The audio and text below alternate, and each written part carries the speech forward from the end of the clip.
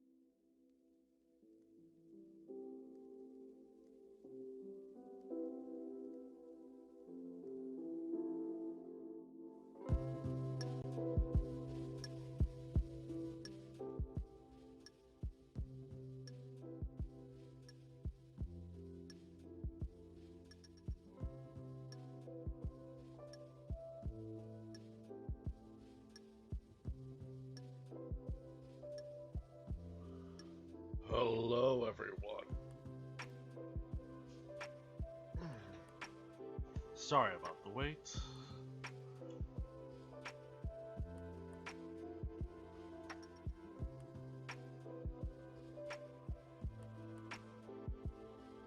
What's this?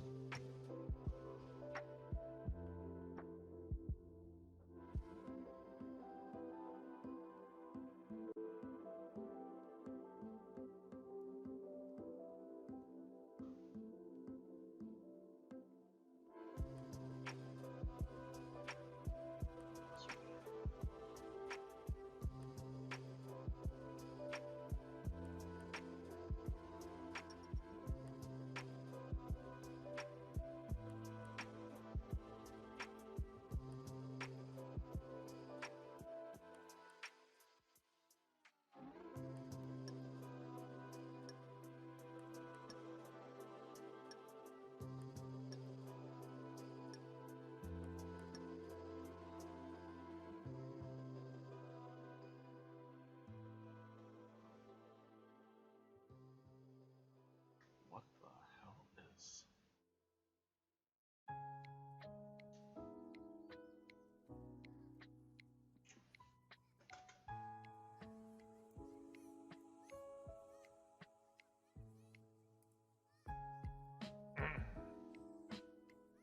Alright, there seems to be a mild problem with our goal setting. That's weird.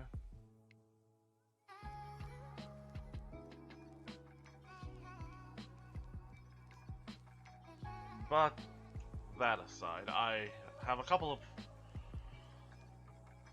announcements that I never got around to.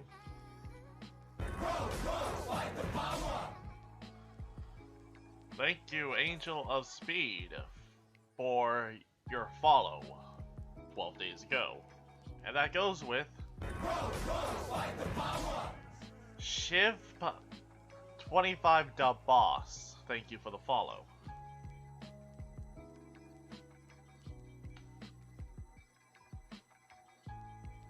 I'm not sure if it's actually showing, which is odd.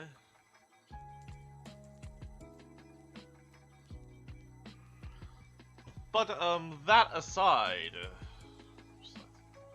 my site seems to be, my entire page seems to be falling apart. Today we are playing a game not for broadcast. And I am going in blind with this, so this is going to be a first for everyone. I do not know how this is going to turn out.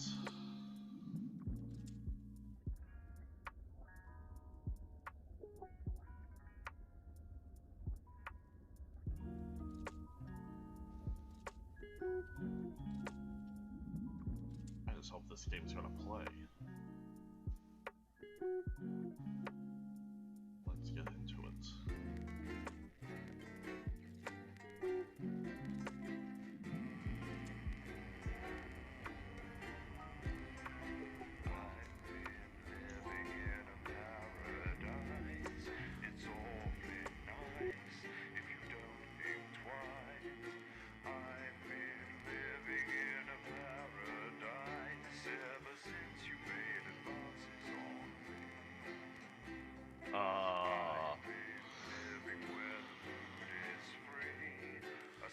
That is interesting. Good evening, I'm Megan Wolf. And I'm Jeremy Dawes. Our main headlines tonight. Daddy, it's starting! Yeah, every single one of you's a bit Jesus. What a wild ride this has been. Well, that's a very blunt question. But France is lying to you. Okay. Friends and neighbours, and have confidence that the team will keep you safe. But now you start to see, yes, the people never happy. It's never enough. I cannot believe you, man. I'll be right back. Are you saying that Advance have cured death? Jog off! We're still vassal slaves, we're just in prettier cages. Oh, Megan. We're only getting started. Good evening, I'm Megan Wolf. And I'm Jeremy Dawes. Our main headlines tonight. Daddy, it's starting! Get every single one of you's a bit Jesus. What a wild ride! Well, that's a very blunt question. Advance is lying to you. Friends and neighbours, and have confidence that the team will keep you safe. But What? now you start to see, yes, the people never happy. It never enough.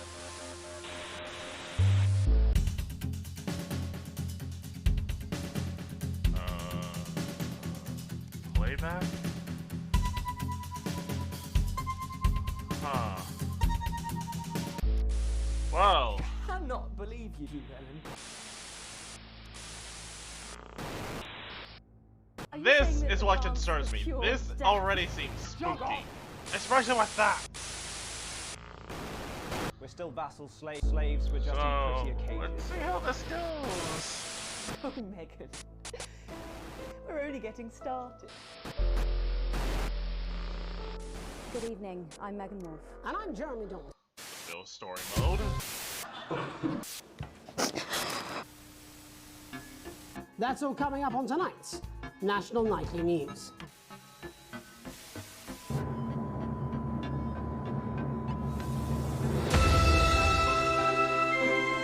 Well, that's loud.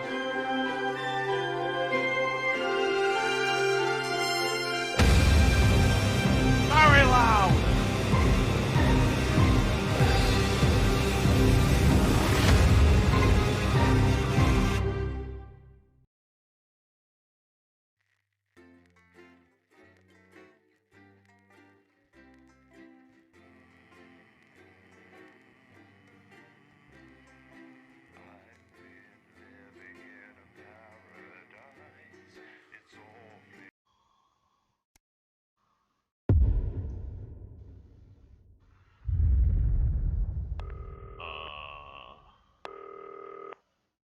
Hello?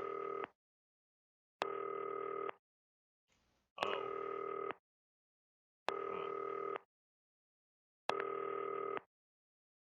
Hi, David, I have a call for you. I'm just putting it through. All right, mate. Dave here. Listen, I know you've only come in to clean up the place, but I've got a bit caught up, so you're going to have to run the news tonight. Now, don't worry. It's not hard, and I'm going to stay on the phone and help you. First, I'm going to give you a quick tour of the broadcast room, so if you're not doing it already, look forwards towards all those screens. Right, look up at the top.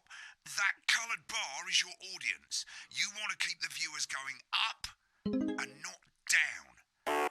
Underneath that, you've got the screens. The one on the right is the broadcast screen. That's what the viewers are seeing at home. It's only a couple of seconds behind the master screen there in the middle. That's the one you control.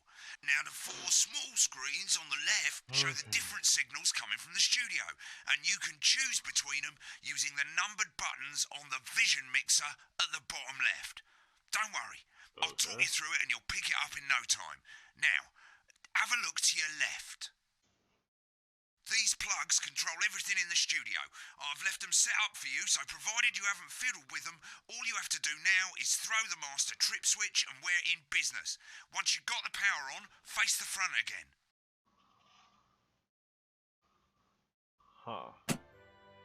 You can see on the broadcast screen that we're in the end titles for the show before us. Fortunately, they go on for fucking ages, so there's plenty of time for me to explain...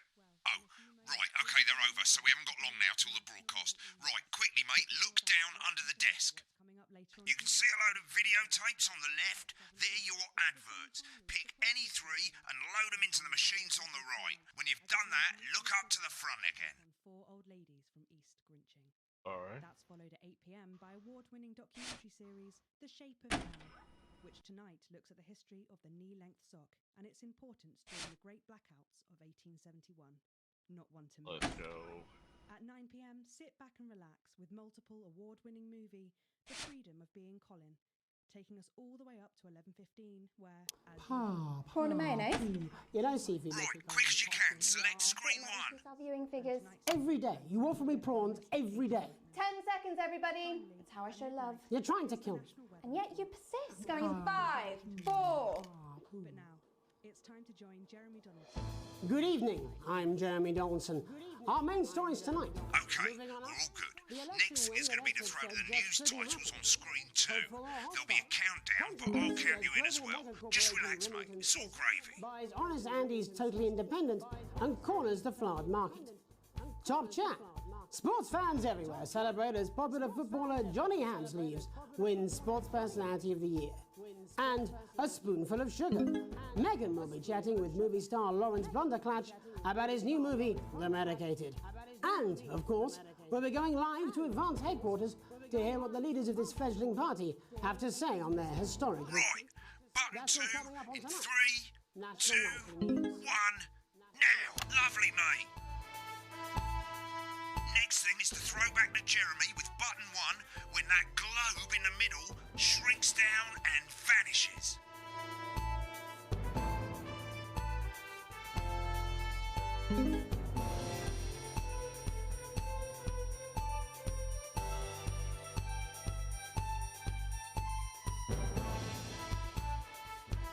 Here it comes. Switch to screen 1. Now, lovely, mate. But first, the votes are in and it's a decisive win for Advance. The landslide victory, with an astonishing 81% of the popular vote, is the biggest election win in living memory. Advance appealed to voters up and down the country with their bold promises of permanent change. But critics have accused him of a severe lack of actual policies and of being deliberately vague. The opposition parties have all conceded defeat to Advance's overwhelming mandate, but have yet to appear publicly. However, former Home Secretary... Right, it's going well. All you've got to do now is play the advert at the end of the segment. Make sure you don't play it too early or we'll all get fired. Now, the clock at the top is counting you down to the advert. When it reaches 0, press one of the 3 play ad buttons over there at the bottom right. I normally play the first one at the first break and so on, but you can play them in any order you want. I'll count you into it as well, but keep your eye on the clock. To hear the co-leader's acceptance speech. And 3, 2, 1, advert. 1 minute back, everybody. Jeremy, I need you to fill after the ads. What? Why? Wanker Snatch is running late. I thought I'd ask him about the election. Personally, I wouldn't try to confuse him with any big words. That's the same policy we use with you. I thought that was our little secret. That's all right, he doesn't remember anything I tell him. I'm deeply uncomfortable with your burgeoning friendship. Love you too. Yeah. Wicked. We've made it to the first ad break. You're doing great, mate. But this is where it starts getting a bit trickier. This next sequence is what we call a multicam sequence, because you're going to be cutting between multiple cameras to keep things interesting. A lot of it's down to personal taste, but here's 3 good rules of thumb. 1, try and keep the shot on whoever is doing the talking. 2, don't stay on the same shot for too long. 10 seconds at the most. So if you're on the person who's talking, try and throw in the odd reaction shot or pull out to the wide shot for a bit just to keep it interesting. 3, don't stay on reaction shots for too long. A couple of seconds is usually enough. Then the audience want to see who's doing the talking, yeah? Stick to these rules and you'll be fine. It's not as complicated as it sounds. You've seen programs on television, haven't you? Make it look like those. Might as well get screen 1 selected now. No need to wait for the broadcast to start. Try and stay ahead, mate. Quiet in the studio. Thank you so much. 10 seconds, everybody. With Johnny Hamsleeves. Going in 5, 4, 3. Welcome back to Screen 1, Jeremy. News. Welcome back. Later, we'll be hearing from shock election winners Advance. But first, Get ready to go to Megan on screen 4. is here with a star of both stage and screen. Megan? Thank you, Jeremy. Megan Wolf, culture correspondent. And today I have a guest who starred in everything from Shakespeare Right, go to Blunderclatch on screen 3 when she says his name. By none other than Lawrence Blunderclatch. Thank you so much for coming on. Oh, my dear, I do hope you believe me when I tell you that being with you here today is among Switch to 2 for the wide now. May I say, having you here with us is among ours. Right, now just try and stay on whoever's talking. Your latest movie, which is called The Medicated. The Medicated, yes. Wow, what was that like? Well, as I said to Peter at the Rat, that's Peter Jensen, the director. Give us a look at Megan's reaction. Lovely. Now back to Thunder Twat. I've worked with him on several movies, all terribly successful. I said to Peter, what a wild ride this has been. And do you know what, Megan? I really meant that. Wow, that is fantastic. And am I right in saying that the character you play in this movie is quite an academic one? Absolutely right. A scientist. Was that a challenge at all? What exactly are you implying? But seriously, yes, you're right. It was a complete departure from my last starring role when I played Sergeant Brock Rockman in Bullet Man. You'll remember that that was the true story of one soldier's fight for a love that surpasses all. A love, of course, for freedom. I think it's grossed over $1 billion, but honestly, who's counting? It's a role that saw you scoop 2 Best Actor awards, if I remember correctly. It's so sweet of you to mention it, but I really am not in it for the awards, although those 3 little statues do take pride of place on my mantelpiece. With all the others, I'm sure. So, if you're not doing it for the awards, what is it then that drives you? Oh, that is a beautiful question, Megan, and not easy to answer. Like you, I'm afraid. Cut me, and I... Been on that shot a bit long. And often, that's how it feels, doesn't it? Doesn't it? Get on the speaker, mate. Giving. Suffering for one's audience. I suppose in the end, I do it for the difference it makes. I do it for the people that I inspire. The little people. But most of all, I think I do it for the positive change that I can bring about in the world. And today, of course, we're in for some real change, it looks like, in the coming few months. What do you make of this historic election result? Oh, well. Well, now you're asking. Historic election result. Indeed. Historic is the word. Well, it's difficult, isn't it? Very difficult. Remember the 10-second rule? I've always been quite clear that when it comes to politics, too long on this, mate. Always strive to not fuck things up. Shit, he swore. Oh, well, don't worry, he won't do it again. Sorry, I said fuck. Shit, he did it again. Okay, don't panic. I'll explain how to deal with swearing at the break. Medicated, which opens next week. Right, they've swapped the shot of Jeremy on screen 1 for a VT of the movie clip. You'll get a countdown on the screen, but I'll just let Megan cue you in. My character, Dr. Lance Hemlock, is faced with a decision that could affect humanity's very survival. Exciting stuff. Let's take a look. Exciting stuff. Looks like Blunderclatch is really losing it in the studio. I'd love to hear what he's saying, but we can't find out now. We'll go to the Russia's room together once the broadcast's over. I don't understand it.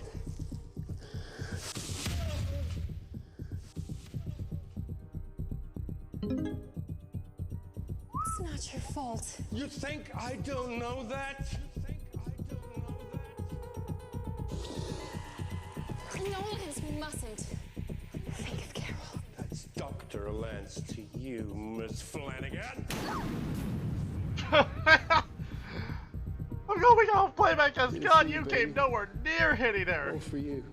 Dr. Hemlock. We're gonna change the world, you remember? If only I listened to you. Dr. Hemlock.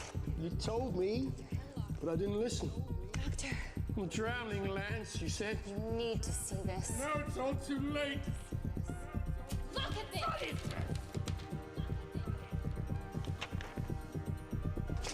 The virus.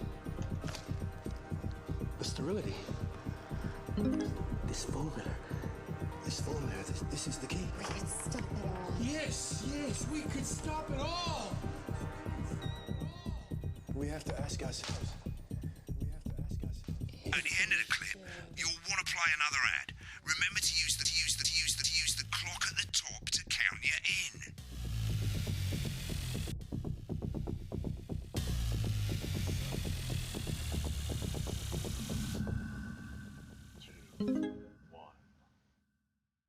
Right, I guess I better explain how to deal with bleeping out swear words. As you've probably noticed, the broadcast screen here is about 2 seconds behind the master screen. Here, when someone says a naughty word, the bleep button lights up, like this. 2 seconds later, you'll hear that swear word going out on the broadcast, and you need to hold down the bleep button or the spacebar on your keyboard for as long as the swear word lasts. It can take a bit of practice getting used to hearing 2 things at once. Just stay calm and you'll get it. And if you can't tell when to bleep, just above the button, you'll literally be able to see the sound scrolling by. All you got to do is hold it down while the red bit is over the red line. Simple. Of course, if you do it by eye, you'll have to take your eye off the screens. That's why real professionals do it by ear. Most people like to have the volume of the broadcast screen a little bit below the master screen. Let's set it now. Loose leaf. As you turn it up, you'll hear the advert getting louder. Plus this exclusive lettuce fridge magnet, all for just $7.97. Good. You're set to start censoring. Like I say, it takes a little practice, but I'll try and help you through it, and soon we'll have you bleeping like a pro. Remember, button lights up, count 1, 2, and hold it down. Remember to select screen 1 now that you've got the feed. Don't wait for the broadcast to go live. That's too late. You can use the number buttons on your keyboard, 1 to 4. 3. Welcome back. And I'm told we can now go live to Advance Headquarters, where the 2 leaders, Peter Clement and Julia Salisbury, are about to make their acceptance address. Cut to the outside broadcast. Oh shit, he's pissed. Get ready to bleep. Well, thank you all for coming, and, well, where do I start? What a day. They said we couldn't do it. They certainly did. They used every dirty, low-down, lying, southern bastard trick they had against us. But you, the people, you saw right through their shite. I'm sorry about the language there. Sorry about that. I've had a couple of celebratory pints. It makes me coarser than the granny's fanny. Memorably put. Nailed it. But to be honest, who can blame Peter for celebrating? They're not the one talking. Throughout the campaign, you've heard us say that Advance are not a political party. A party is what you have when things are going well. When the country is suffering, you don't need a party. You need a team. A team that can change things. But today is day 1 of a new future. A better, fairer future. So perhaps we should all be celebrating. Except for the rich. For them, the party's over. They shouldn't be celebrating.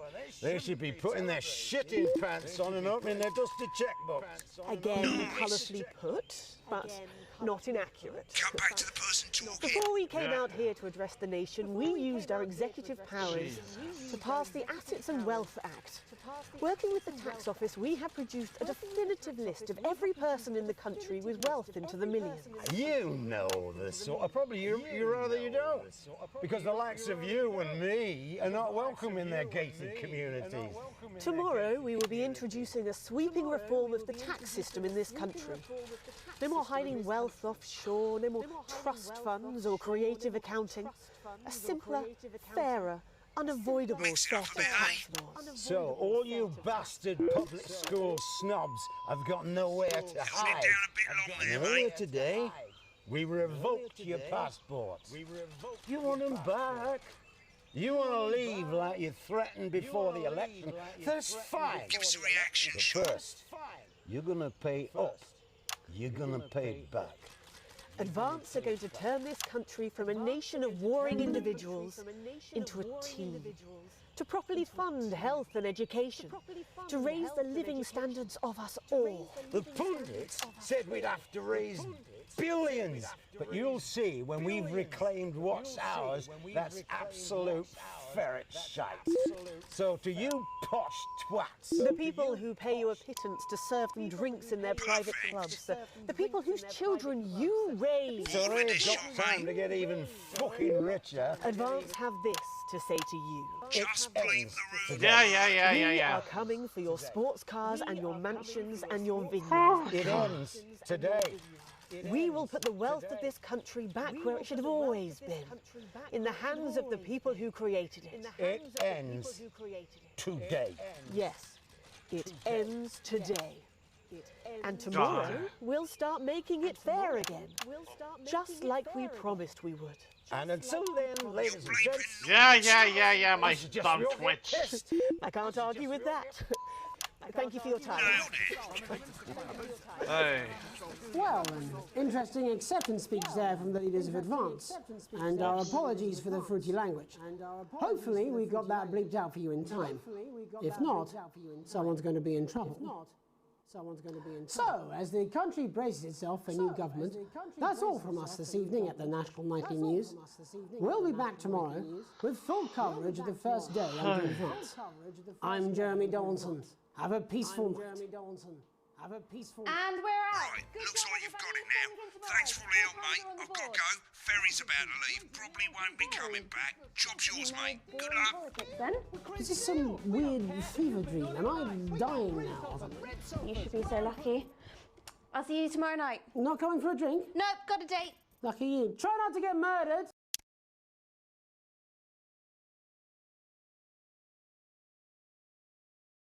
When the programme's finished, you'll get a broadcast report. It's 3 pages. This first page shows you how well the broadcast went. Each sequence and an overall grade. Remember, grades mean bonuses, and they keep the boss happy. If you want to know more about how it went, select more info. If not, select continue to move to the next page. Well, looks like I'm actually a half-decent broadcaster. Who knew? Right, this is the important page. It tells you how much you're going to get paid and how much wealth you have overall. The box at the bottom shows you the financial state of our main advertisers. But you don't own any fucking shares, you're a cleaner for God's sake, so why would you care?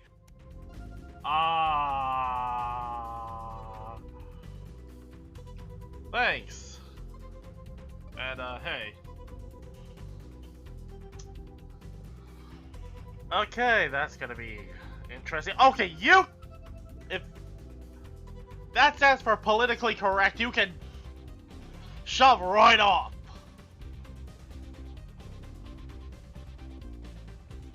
This is the last page and it tells you the state of the world, tells you how well the government's doing, and down the bottom there, this one's important, tells you what Channel 1 currently thinks of you. In other words, what the boss thinks. Oh boy.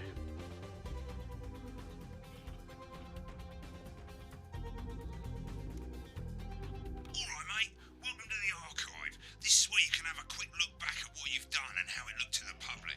There's 3 sections: broadcast, rushes and adverts. Let's start with broadcast. Click on it now. Alrighty. Over on the left, that's all the broadcasts that you've done. Click on any one of them and hit load tape.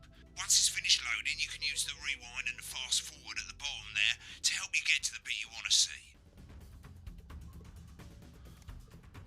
In a few moments, we'll be going live to tonight's National Nightly News.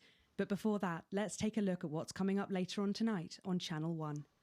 At 7 o'clock, it's the semi-final of the quotation game, and it's a nail-biting quiz tonight as a team of nuclear physicists take on 4 old ladies from East Grinching.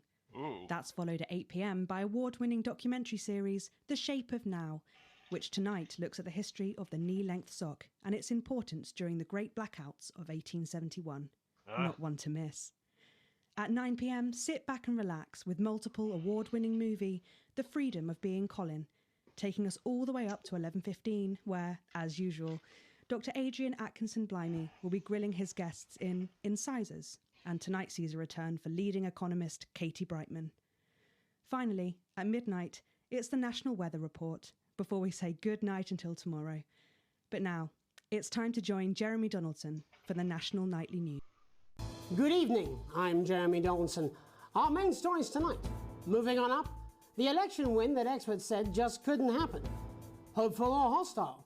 Controversy as global megacorporation Remington's Fist buys Honest Andy's Totally Independent and corners the flowered market. Top chap, Sports fans everywhere celebrate as popular footballer Johnny Hamsleeves wins Sports Personality of the Year. And a spoonful of sugar. Megan will be chatting with movie star Lawrence Blunderclatch about his new movie, The Medicated. And, of course, we'll be going live to Advance headquarters to hear what the leaders of this fledgling party have to say on their historic victory. That's all coming up on tonight's National Nightly News.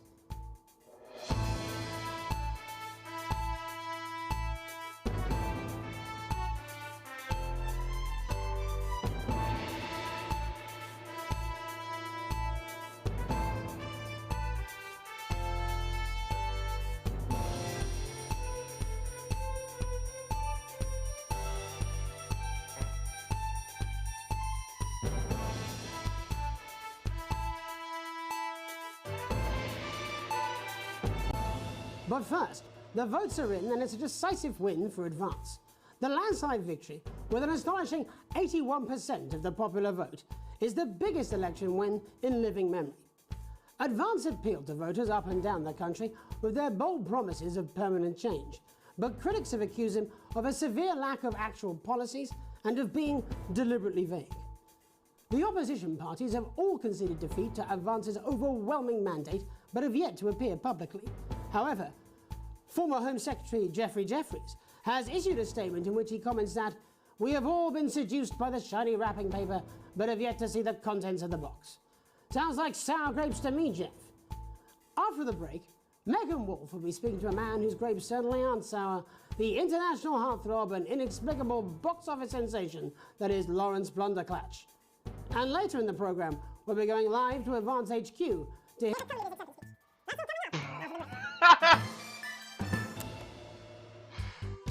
Hi, I'm world-class sporting legend Johnny Hamsleeves. Okay, I want to see how fat, bad this you commercial are. is. Don't worry, ladies. Now you can have me, Johnny Hamsleeves, right there in your lounge. Johnny! Match day, happy day. Me and the lads are playing away. I'll take you through a proper match day workout with my two cracking assistants. Who knows, within a few weeks, you could be as fit as them. What a day, in the coach cruising down the motorway. Match day, Saturday, Nosy. handshakes and we're ready to play.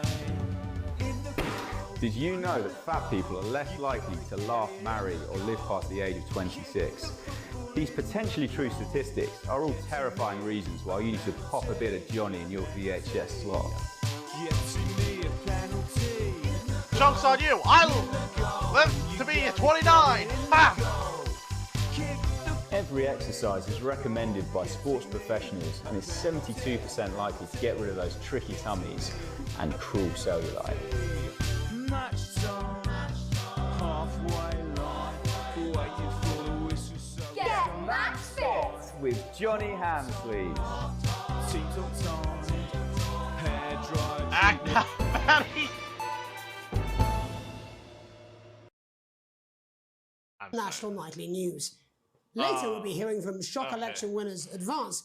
But first, our very own culture reporter, Megan Wolf, is here with a star of both stage and screen. Megan? Thank you, Jeremy. Megan Wolf, culture correspondent. And today I have a guest who starred in everything from Shakespeare to the Shotbot films. I'm very excited to be joined today by none other than Lawrence Blunderclatch. Thank you so much for coming on. Oh, my dear. I do hope you believe me when I tell you that being with you here today is among the greatest joys of my life. May I say, having you here with us is among ours. Bless you. So you've just finished filming your latest movie, which is called The Medicated. The Medicated, yes. Wow, what was that like? Well, as I said to Peter at the Wrap, that's Peter Jensen, the director. Do you know him? He's a wonderful chap, he really is. I've worked with him on several movies, all terribly successful. I said to Peter, what a wild ride this has been. And do you know what, Megan? I really meant that. Wow, that is fantastic. And am I right in saying that the character you play in this movie is quite an academic one? Absolutely right. A scientist. Was that a challenge at all? What exactly are you implying? What the? But seriously, yes, you're right. It was a complete departure from my last starring role when I played Sergeant Brock Rockman in Bullet Man. You'll remember that was the true story of one soldier's fight for a love that surpasses all others. A love, of course, for freedom. I think it's grossed over $1 billion, but obviously who's counting? It's a role that saw you scoop 2 Best Actor awards, if I remember correctly. It's so sweet of you to mention it, but I really am not in it for the awards, although those 3 little statues do take pride of place on my mantelpiece. With all the others, I'm sure. So, if you're not doing it for the awards, what is it then that drives you? Oh, that is a beautiful question, Megan, and not easy to answer. Like you, I'm afraid. Cut me, and I will bleed. And often, that's how it feels, doesn't it? Doesn't it? Bleeding, giving, suffering for one's audience. I suppose in the end, I do it for the difference it makes. I do it for the people that I inspire, the little people. But most of all, I think I do it for the positive change that I can bring about in the world. And today, of course, we're in for some real change, it looks like, in the coming few months. What do you make of this historic election result? Oh, well. Well, now you're asking. Historic election result. Indeed. Historic is the word. Well, it's difficult, isn't it? Very difficult. But I think I've always been quite clear that when it comes to politics, I think I got it fixed. One should always strive to not fuck things up. Yes, well... Sorry, I said fuck. No. I'm apologize. Well, Sorry. Lawrence, I believe you brought in a clip from The Medicated, which opens next week around the country. Lawrence, do tell us what's going on here. I'd be delighted. This is a really pivotal scene where my character, Dr. Lance Hemlock, is faced with a decision that could affect humanity's very survival. Wow, exciting there we stuff. Go. Let's take a look.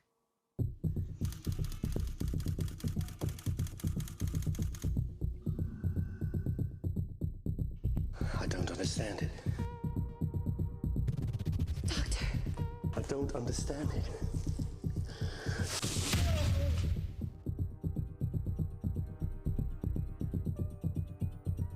It's not your fault. You think I don't know that? Thank you. We mustn't think of Carol. That's Dr. Lance to you, Miss Flanagan. I did it for you, baby. All for you. Dr. Hemlock. We're gonna change the world, do you remember? If only I listened to you. Dr. Hemlock. You told me, but I didn't listen. Doctor. I'm drowning, Lance, you said. You need to see this. No, it's all too late. Look at this!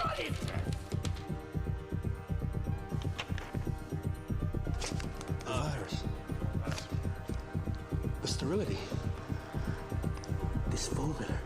I'm guessing with the We can stop it all. Yes, yes. latest update, some things went wonky. We have to ask ourselves If we should.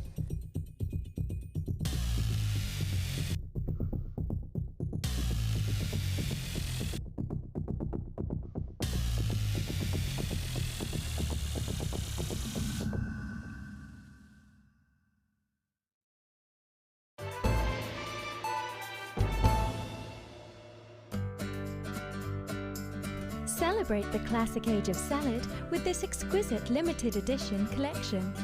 My Salad Weekly. Sign up now and every week we'll send you an authentic, ethically sourced ingredient to add to your salad. Build your collection week by week and very soon you'll have a salad that really gets the lunchroom talking. From tomatoes and oils to leafy greens and lovely grains, this really is the complete collection. Every issue also comes with a companion magazine that explores the history of the art form, from the Great Balsamic Wars of '48 or Edward the Confessor's discovery of the cucumber to the man that changed the very way we see the humble salad. Julius Caesar himself. Start your personal salad collection now, and we'll send you your first 3 issues. Loose leaf, Remain, and Iceberg. Plus this exclusive lettuce fridge magnet, all for just $7.97, with free postage and packing. Order now, and you'll receive this crouton display case, free. That's right, absolutely free. With a retail value of $18.99, your crunchy cubes will look their absolute carby best. But don't delay, this exclusive offer is available for a limited time. How will we get? Ugh.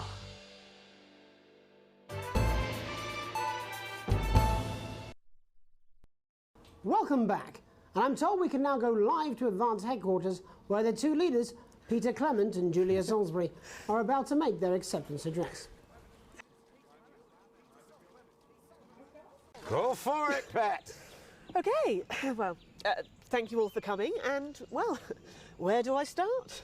What a day. They said we couldn't do it. They certainly did. They used every dirty, low-down, lying southern trick they had against us, but you, the people, you saw right through them.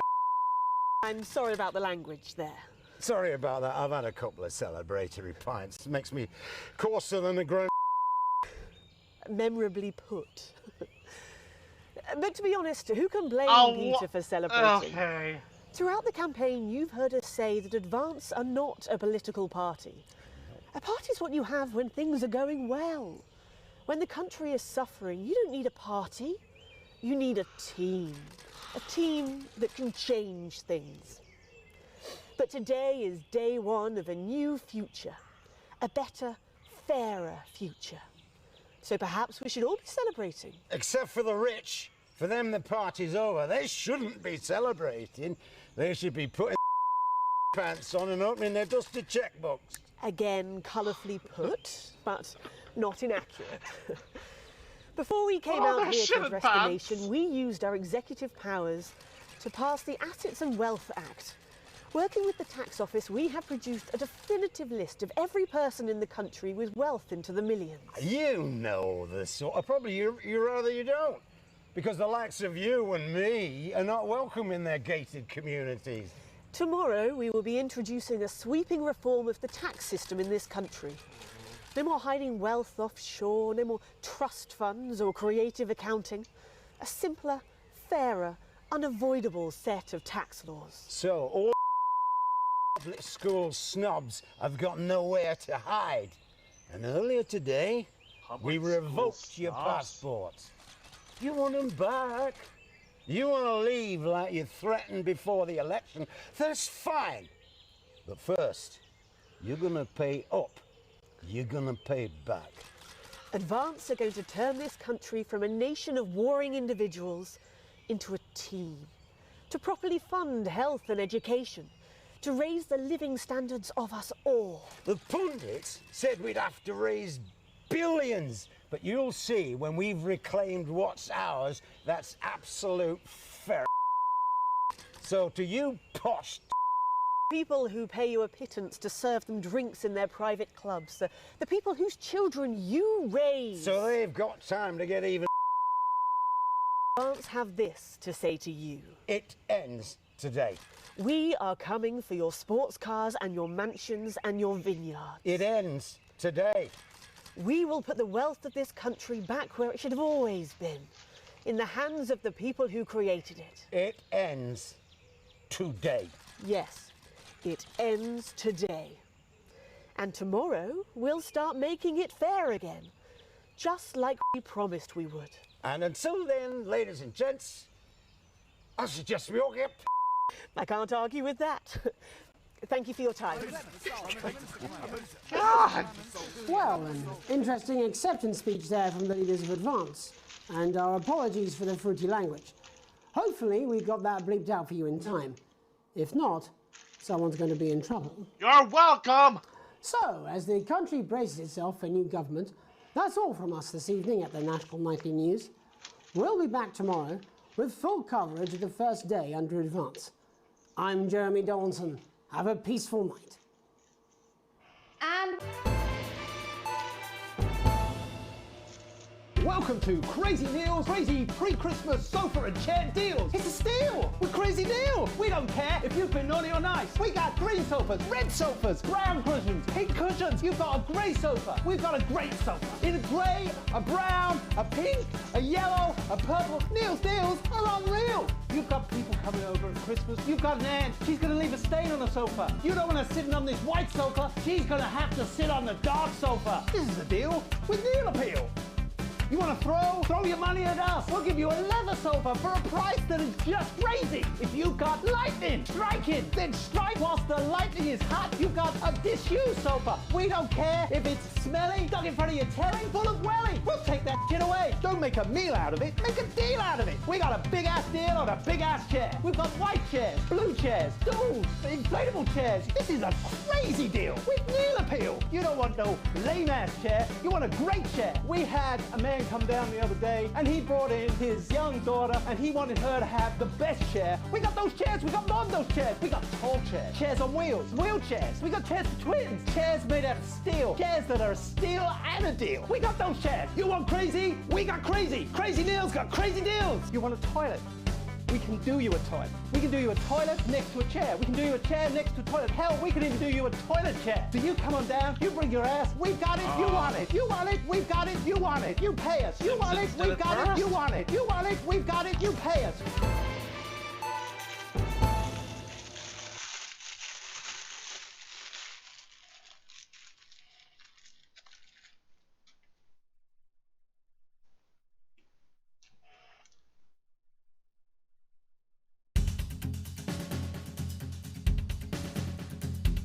Right, click on rushes and let's have a look at those. Right. Hello? This is the rushes room. It's pretty simple. The 4 screens you can see, they're going to show you the 4 signals you got from the studio during the actual broadcast. Difference is you can mute any combination of them so you can have a listen to the stuff you weren't allowed to show. Select the broadcast and give it a go. And when you're done listening to the backstage secrets, hit back.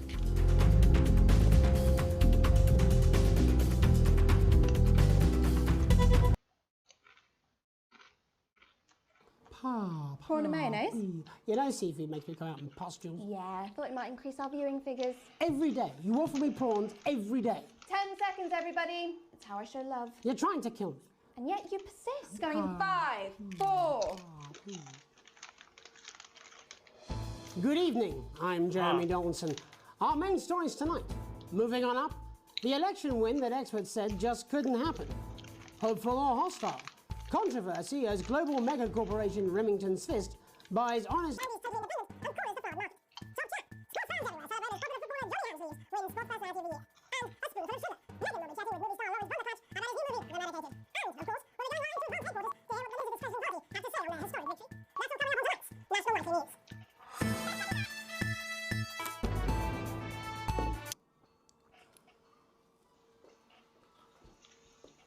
Seriously, that blunder clutch on election night? Yeah, Megan's pretty pissed off too. I'm not surprised. The bloke with no democracy, he's shutting his cornflakes. Yeah, but he's hot though. I suppose so, into oxygen thieves. 10 seconds, everybody. Your fragility is leaking.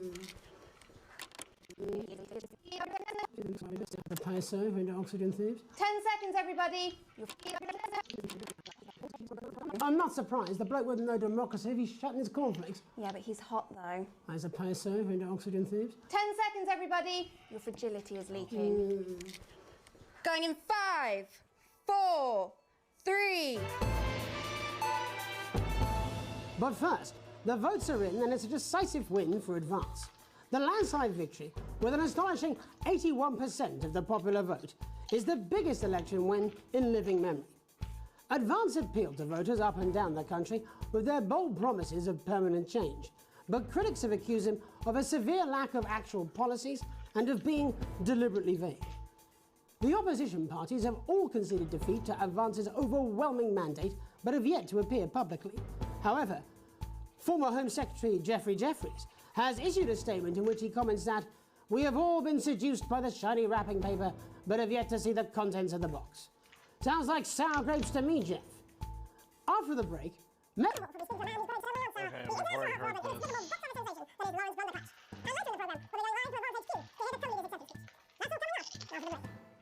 1 minute back, everybody. Jeremy, I need you to fill after the ads. What? Why? Wanker Snatch is running late. Oh. I thought I'd ask him about the election. Personally, I wouldn't try to confuse him with any big words. That's the same policy we use with you. I thought that was our little secret. That's all right, he doesn't remember anything I tell him. I'm deeply uncomfortable with your burgeoning friendship. Love you too. Yeah.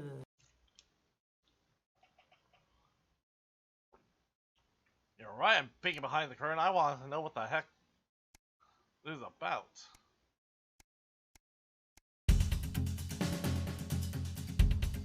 Okay, I want to know what he said.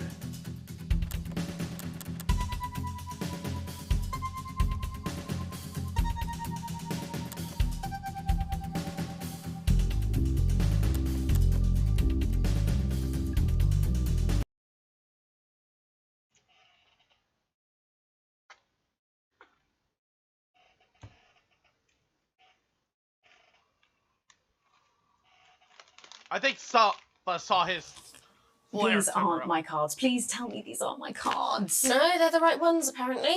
But this gives me nothing, Jenny. They must see that. Oh, no. I think they think he won't have anything to say. Oh, for God's sake, come on. It's a huge day. He's not an... Absolute bonehead. I don't care, Rob. I'm not doing it. I agreed to do one BC interview a day. I made that completely clear when we started. Check my contract. Hi, I'm Megan. Oh, piss off.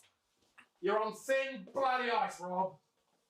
Whole wheat, man. Whole wheat. We're coming back from the break. Quiet in the studio. Well, at least he's a hell of an actor. Thank you so much. 10 seconds, everybody. Going in 5, 4, 3. Welcome back to the National Nightly News. Later we'll be hearing from shock election winners Advance, but first our very own culture reporter Megan Wolf is here with a star of both stage and screen. Megan? Thank you, Jeremy. Megan Wolf, culture correspondent. And today I have a guest who starred in everything from Shakespeare to the Shotbot films. I'm very excited to be joined today by none other than Lawrence Blunderclatch. Thank you so much for coming on. Oh, my dear. I do hope you believe me when I tell you that being with you here today is among the greatest joys of my life. May I say, having you here with us is among ours. Bless you. So you've just finished filming your latest movie. I'm with which him. is I'm called out. Medicaid. Oh, shoot. Like. Well, as I said to Peter at the Wrap, that's Peter Jensen, the director. Do you... He's a wonderful chap, he really is. I've worked with him on several movies, all terribly successful. I said to Peter, what a wild ride this has been. And do you know what, Megan? I really meant that. That is fantastic. Am I right in saying that the character playing this movie is quite an academic one? Absolutely right. A scientist. Was that a challenge at all? What exactly are you going? But seriously, yes, you're right. It was a complete departure from my last starring role when I played Sergeant Brock Rockman in Bullet Man. You'll remember that that was a true story of one soldier's fight for a love that surpasses all others. A love, of course, for freedom. I think it's grossed over $1 billion, but obviously who's counting? It's a role that flees through 2 Best Actor awards, if I remember correctly. It's so sweet of you to mention it, but I really am not in it for the awards, although there's 3...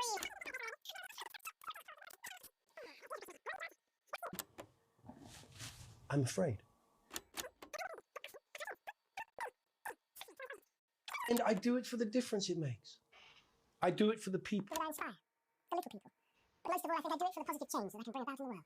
And today, of course, we're in for some real change, it looks like, in the coming few months. What do you make of this historic election result? Oh, well, well, now you're asking. Historic election result, indeed. Historic is the word. Well, difficult, isn't it? Very difficult. But I think I've always been quite clear that when it comes to politics, that one should always... Strive to not fuck things up. Yes, well... Sorry, I said fuck. No. Is that, I'm really apologize. Sorry. Lawrence, I believe you brought in a clip from The Medicated, which opens next week around the country. Lawrence, do tell us what's going on here. I'd be delighted. This is a really pivotal scene where my character, Dr. Lance Hemlock, is faced with a decision that could affect humanity's very survival.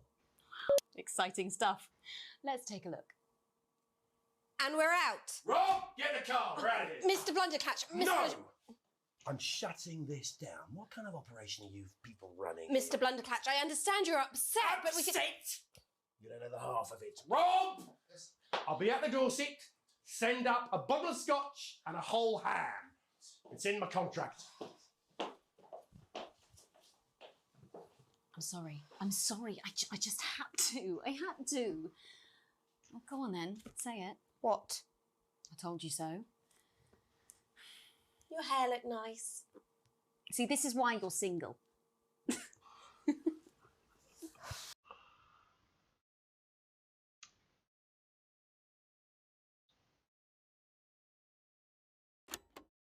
What a prick!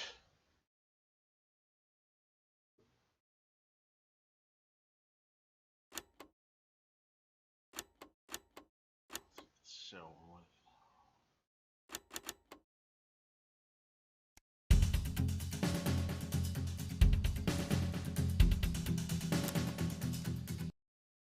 Okay, let's load this real quick.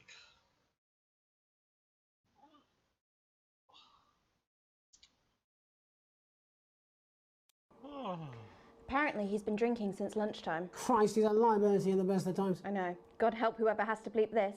10 seconds, everybody. I mean, a lawyer and a TV personality running the country. Seriously? We've had worse. 5, 4, 3. Welcome back. And I'm told we can now go live to Advance Headquarters, where the two leaders, Peter Clement and Julia Salisbury, are about to make their acceptance address. Shall I start? Go for it, Pat. Okay, well, thank you all for coming, and, well, where do I start? What a day! They said we couldn't do it. They certainly did. They used every dirty, low-down, lying, southern bastard trick they had against us, but you, the people, you saw right through their...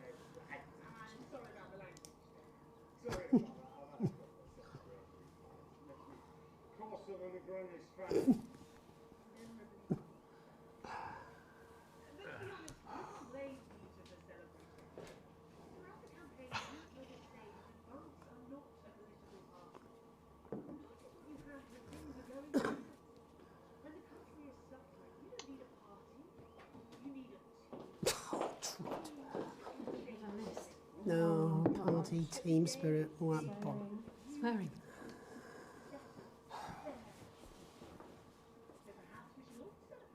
Except for the rich, for them the party's over. They shouldn't be celebrating. They should be putting their shit in pants on and not in their dusty jacket. Yeah, my thoughts exactly, dude. Before we came out here to address the nation, we used our executive powers to pass the Citizen Welfare Act. Working with the tax office, we have produced a definitive list of every person in the country with wealth into the millions. You know, probably you rather you don't. Because the likes of you and me are not welcome in their gated communities. Tomorrow, we will be introducing a sweeping reform of the tax system in this country. No more hiding wealth offshore, no trust funds or creative accounting. A simpler, fairer, unavoidable set of tax. So all you bastards Gonna encourage on personal liberties. have got nowhere to hide. Today, we revoke your passport. Whoa, now that is serious. You want to leave like you threatened They took before away. you left. They're stopping people moving. That is outrageous. Whoever and whatever they are. They can't do that. From a nation of warring individuals into a team. To properly fund health and education. To raise the living standards. Well, this is meta. We're watching people watch the broadcast. You'll see when we Oh wait, isn't this just a React channel? That's absolute ferret shite. So Huh. to you posh twats, The people who pay you a pittance to serve them Yeah. in their private clubs. The people whose children you raise. so Yeah, I'm when with it her. got time to I get want- even fucking richer, Advance have this to say to you. it ends today. We are coming for your sports cars and your mansions and your business. Yes, you're on the other side. We will put the wealth of this country back where it belongs. Well, I thought they actually have a pretty good It ends today. relation or in-work relationship with each other. Just like we promised you. And until then, ladies and gents, I suggest you don't get pissed. I can't argue with that. Yeah. Thank you for your time.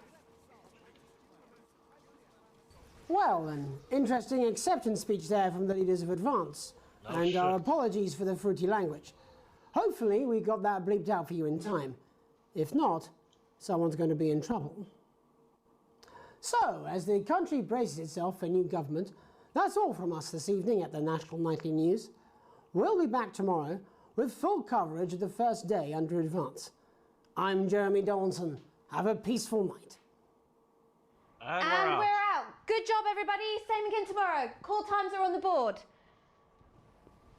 So, same old boring politics then?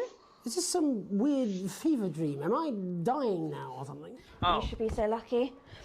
I'll see you tomorrow night. Not coming for a drink? Nope, got a date. Lucky you. Try not to get murdered. Good advice.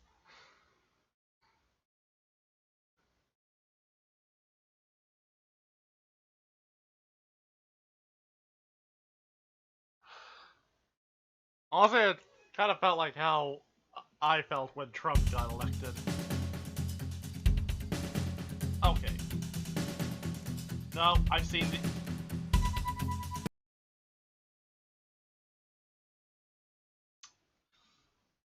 Okay, let's get back to the... grind? Oh, I hope this doesn't become a thing. Otherwise, I am.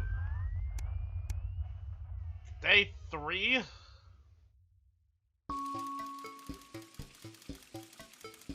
Alright.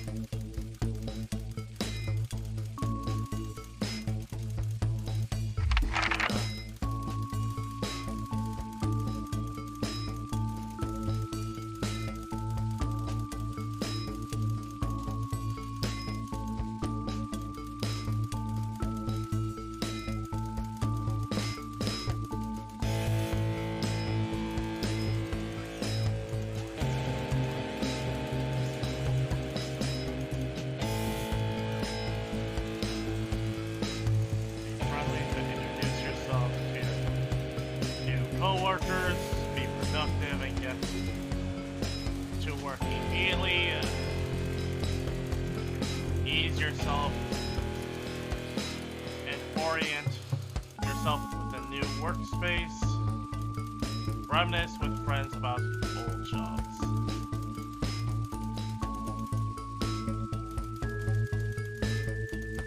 I mean,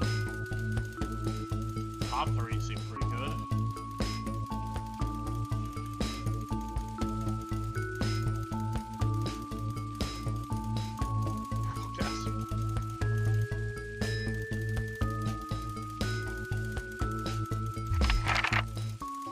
We're getting to work immediately.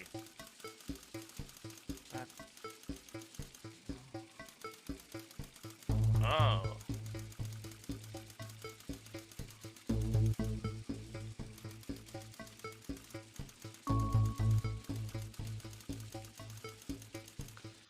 A colleague in a different department has confided in you that they've been taking home confidential information.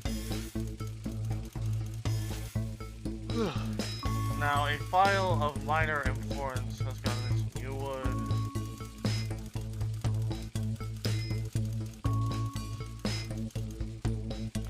Help your colleague cover up their violation, maybe.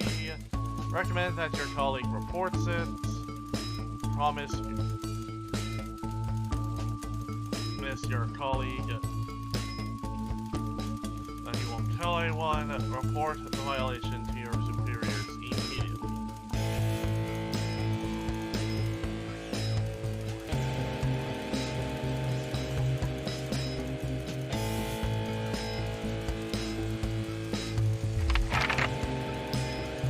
fire department was fired for consistent underperformance your boss has put in place. Targets that are significantly higher than your previous ones.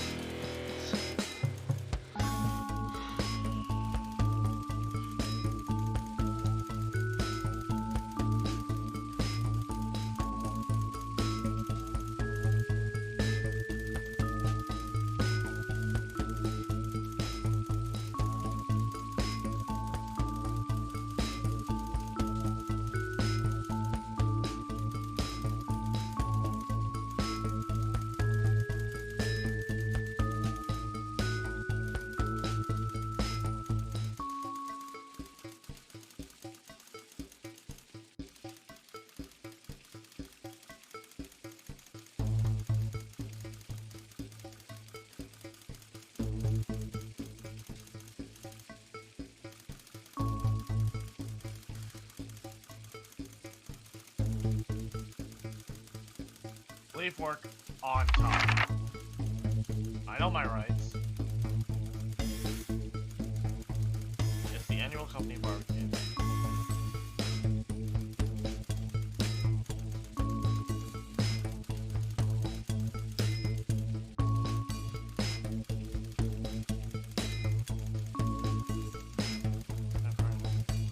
You are looking forward to a nice day with friends and family. You are washing your hair.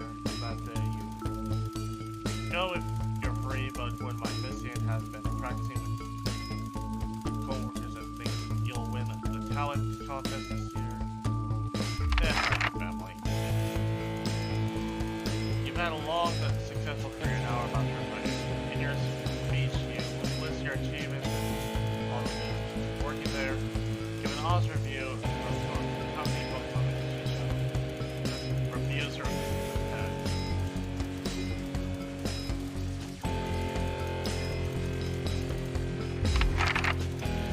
I'm gonna give them an interesting report. In your spare time, you like to relax a lot.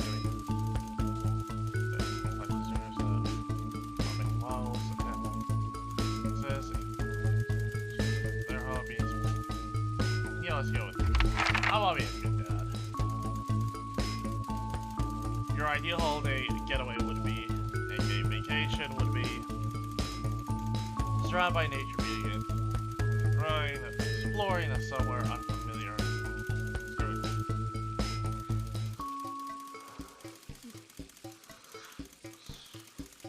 A structured day.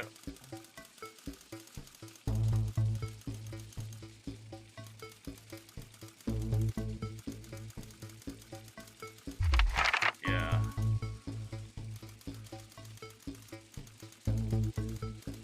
It's most important that the government keeps our government keeps people safe, free, and happy, equal.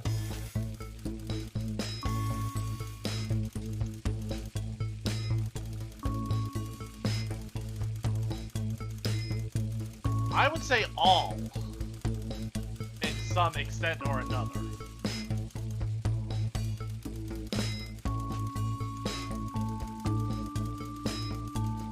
Safe,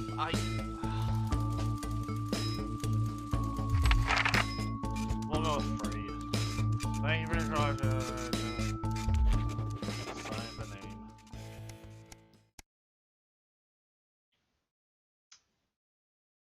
A family member.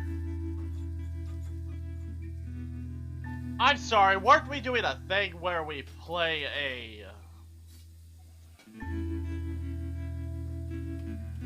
broadcast game or something? Sam and the kids have gone to bed. You're just driving up favorite coffee.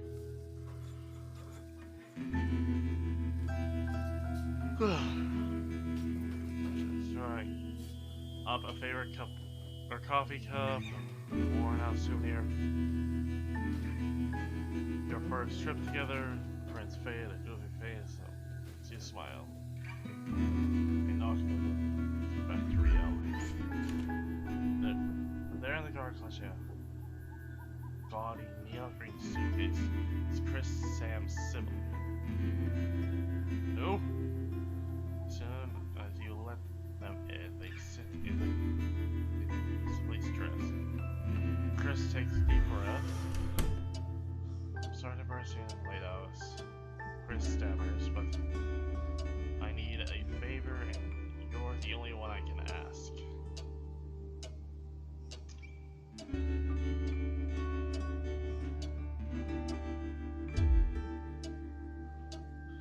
I've seen stuff, assets, wealth act, and calling it. Taking people's hard-earned money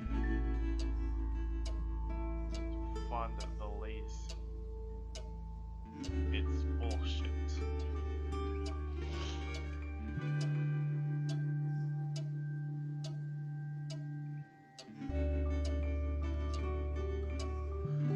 Well, is it the lazy or is it the unemployed, the disabled? Disabled or the mentally handicapped?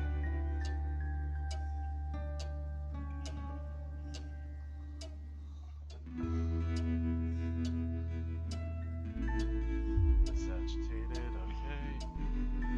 I'm not saying the top 1% or whoever don't have stupid money, Chris adds hastily, but they can't afford it. People like me are going to lose everything.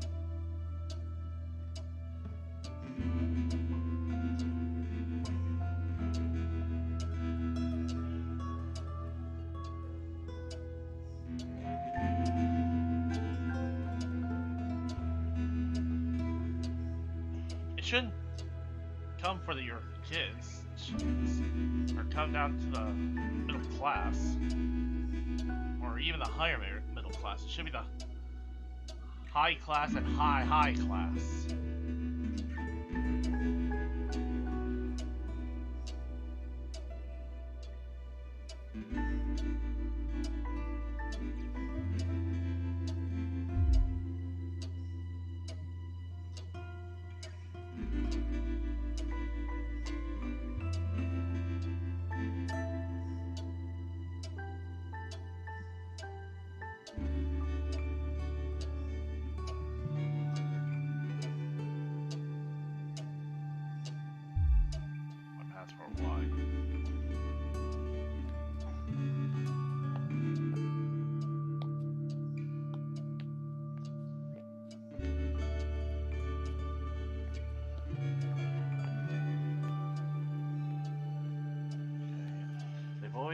They've taken mine and half the bloody countries where people will always say you and I look similar, so Chris is pacing now. I need to leave before it's too late. Once I'm out and my money will be safe, but I need to go now before they freeze my accounts. Well, someone I know, so I hope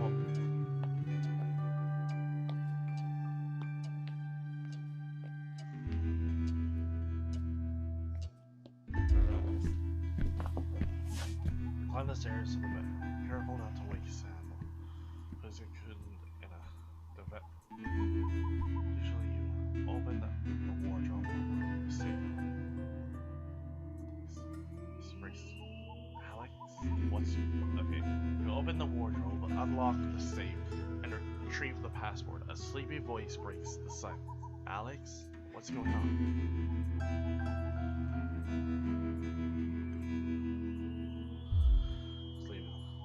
Sam pulls right up.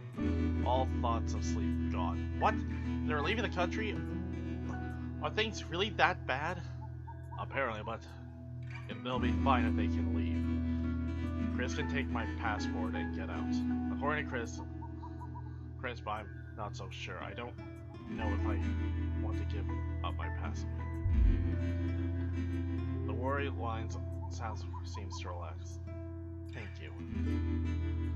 We have to look out for family, and I know my little Chrissy, it's probably all one big overreaction.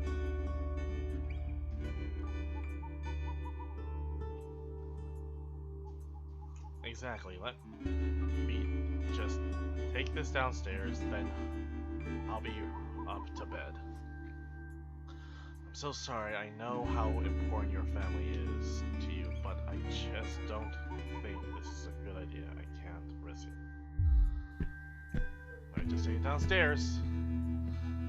You close the safe and head back downstairs and find Chris at the table fidgeting. They jump up as soon as you re-enter the kitchen. So, have you got it?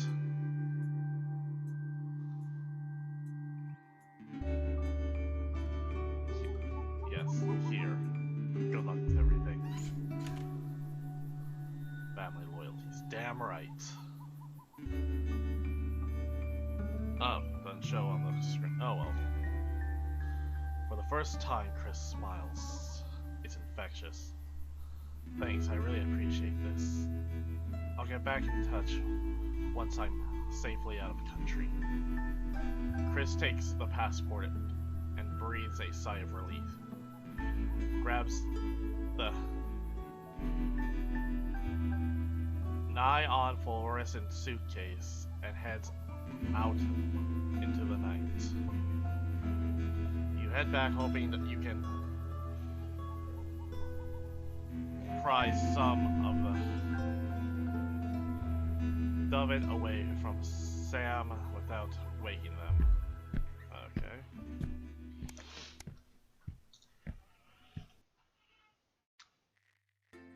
Are we getting back?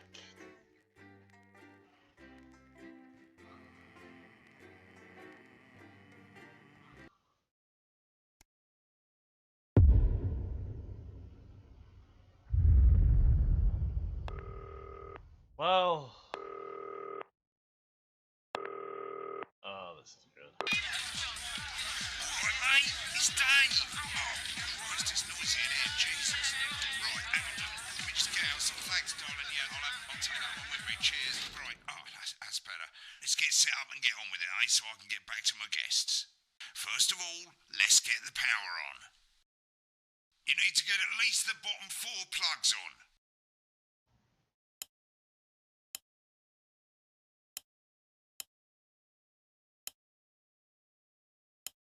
And the trip switch, mate, otherwise nothing's gonna work. Right, let's load up the adverts. You know, load the tapes under the desk. Yeah, give me a moment. You might want to have a bit of a think about it. Your decisions have consequences, don't they? Should we play? Is this choice safe?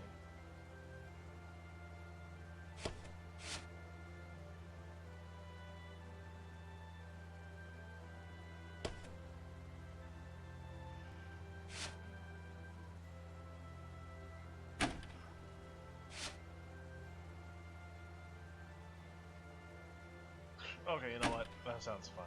Go-getters. Yeah, I'm not...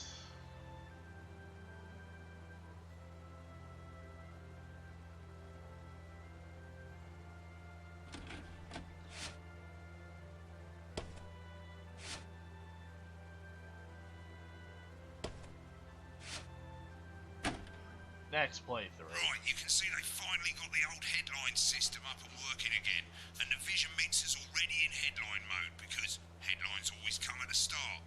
It's really simple, mate. These 2 buttons at the bottom of the vision mixer, you can see they now have A and B on them, and they're to help you pick image A on the left bottom screen here, or image B on the right bottom screen here. It's really simple. This little clock here will count down the number of seconds you have to make your decision. Now, you're in auto headline mode, so if you don't bother to pick a photo before that clock runs out, the machine's just going to pick one at random for you. I just want to say one more thing, mate. The pictures you choose to show of these people, well, that's how the public is going to perceive them, and that's going to affect their lives. So, like with the adverts, choose carefully. And we're off. Good luck, mate. If I get time, I'll call you back in the next break. Yeah, I'm coming, darling. Snuggle hugs? That's the bastard. Yeah, I wouldn't get one of those. My friend Janet says theirs gets really hot. Is this Janet who thinks dogs have their own secret language? Yeah, the one that mistrusts the moon. Everybody! Not the best source of consumer advice, then. Don't blame me when it explodes. Going in 5, 4, 3. Good evening, I'm Jeremy Donaldson. Good evening. Our main headlines tonight. Destination unknown. At the end of Advance's first full week in office, we ask exactly who's leading this charge. Tonight, I'll be discussing what the new future may hold with a leading economist and radical free thinker. With the country's wealth creators in a state of panic and unfavourable rumblings already heard from overseas, I'll be asking my guests whether Advance can deliver on even a fraction of their manifesto promises. Out with the old, Remington's Fist have appointed Sophia Remington as their new CEO. The following photo, taken from our archive, gives us a sense of this influential young firebrand who, at the tender age of 23, becomes the youngest female CEO in history. Sophia Remington has always impressed. She was top of her class at university and graduated with the highest honours, immediately being asked back to lecture. The markets have responded favourably to Sophia's appointment, with stocks rising 30 points in light of the announcement. In her first press conference this afternoon, Sophia announced a children's toy named Mr. Snugglehouse. Sophia promises it'll be all the rage this Christmas, but concerns have been raised about the product's safety. Making a splash. Intrepid scientist Dr. David Moore and marine biologist Ingrid Swarsborg-Horgensford have today set off to explore Dante's taint.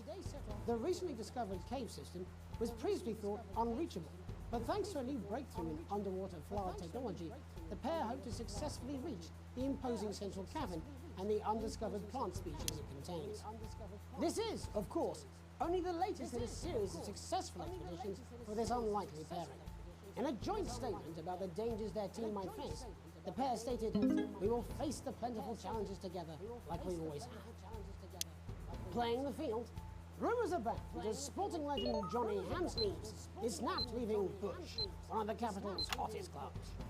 The footballer was caught while out celebrating being named Sports Personality of the Year last week, as reported by this very programme. Johnny is seen here with socialite and performance artiste Tiffany Lamore, whose recent show, Snatched Inside My Snatch, has kept her firmly in the public eye. Could romance be on the cards for these two budding A-listers? And grievous bodily charm. With Advance promising a radical new position on crime, how afraid should we actually be? I'll be going live around the country to talk with people who've seen the criminal justice system from every perspective. With more and more powers passing to the police, and less oversight, are we using an Advance-shaped sledgehammer to crack a nut? All that, and Megan Wolf with a group of young actors already experiencing the positive side of the new Assets and Wealth Act firsthand.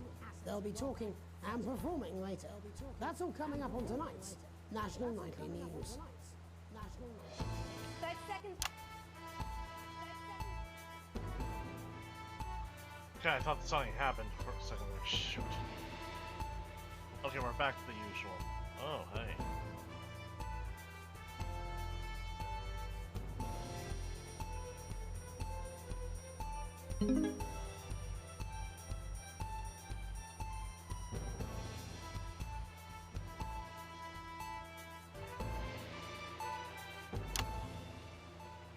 In the wake of the government's swift enactment of the Assets and Wealth Act, we're talking about Advance's first week in office and what the new future holds.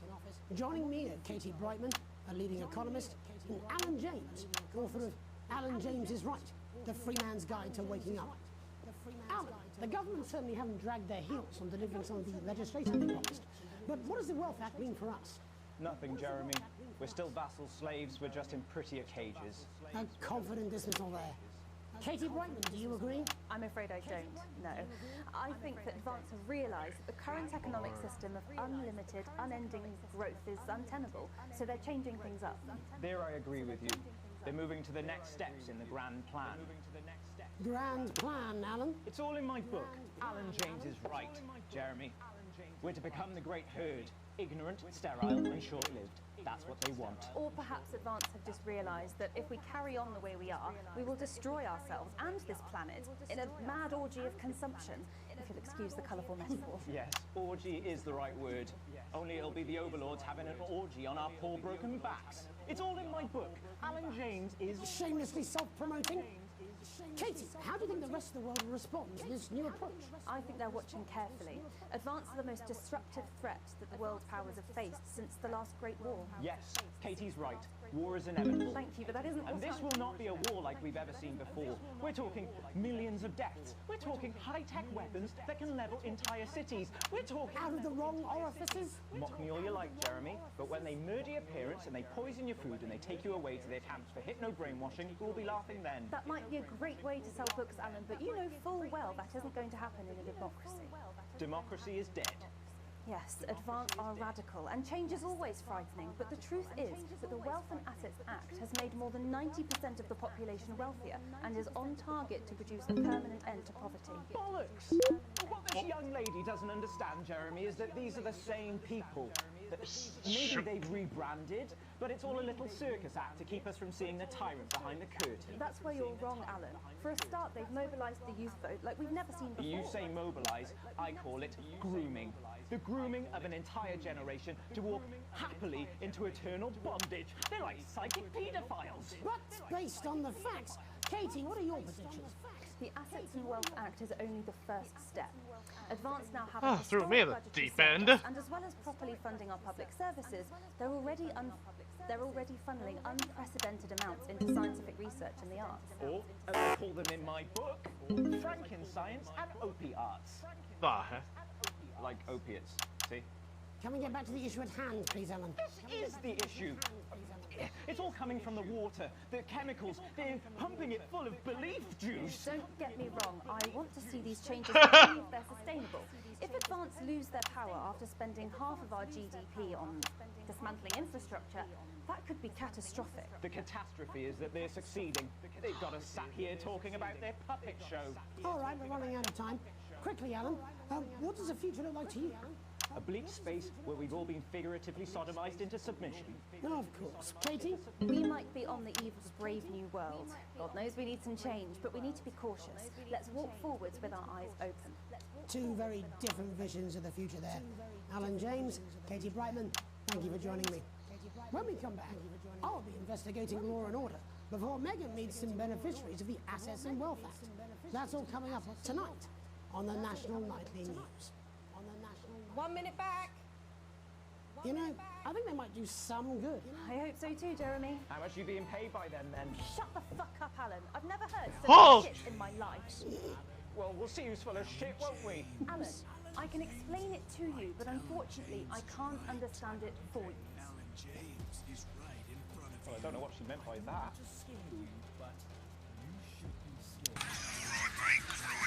Absolutely fucking fine, I tell you.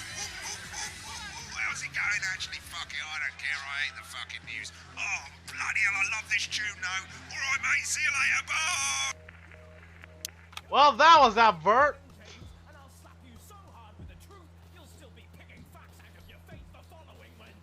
Holy shit, it's Black Alex Jones.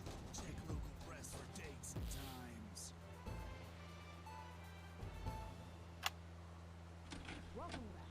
In our second segment, we're going to be taking a deep dive into the state of law and order in our country.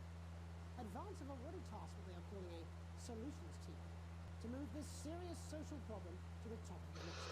Tonight, we go behind the headlines to meet the people who live with the criminal justice system every day of their lives. First up, we have Gregory Judge, a lawyer who sees the problems close up on the front line. Can you hear me, Gregory? Yes, I've got you, Jeremy. Thanks for having me. What's it like on the front line of the hard face of the cold hand of justice? Well, as you can imagine, Jeremy, we are massively understaffed in this country. We're working every hour we can just to try and cope with the caseloads on our desks. Which must affect the quality of support you can offer. Well, we can barely keep up with demand, Jeremy. Wait, There isn't enough being done at a systemic level to relieve the problem. We need more support from ministers.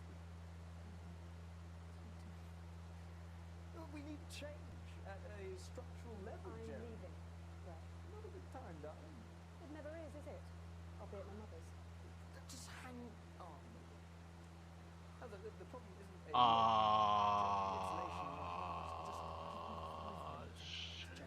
I cut the commercial. Well, the affairs of the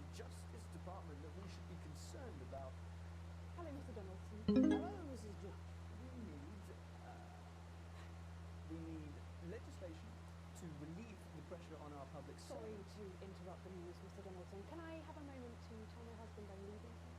Yes, I totally understand. Quite the picture of a burdened legal sector there. Gregory Judge, thank you for joining us. Next I'm joined by Police Chief Constable... Oh, shoot! How different perspective on our nation's crime. Well, the news is gonna get it!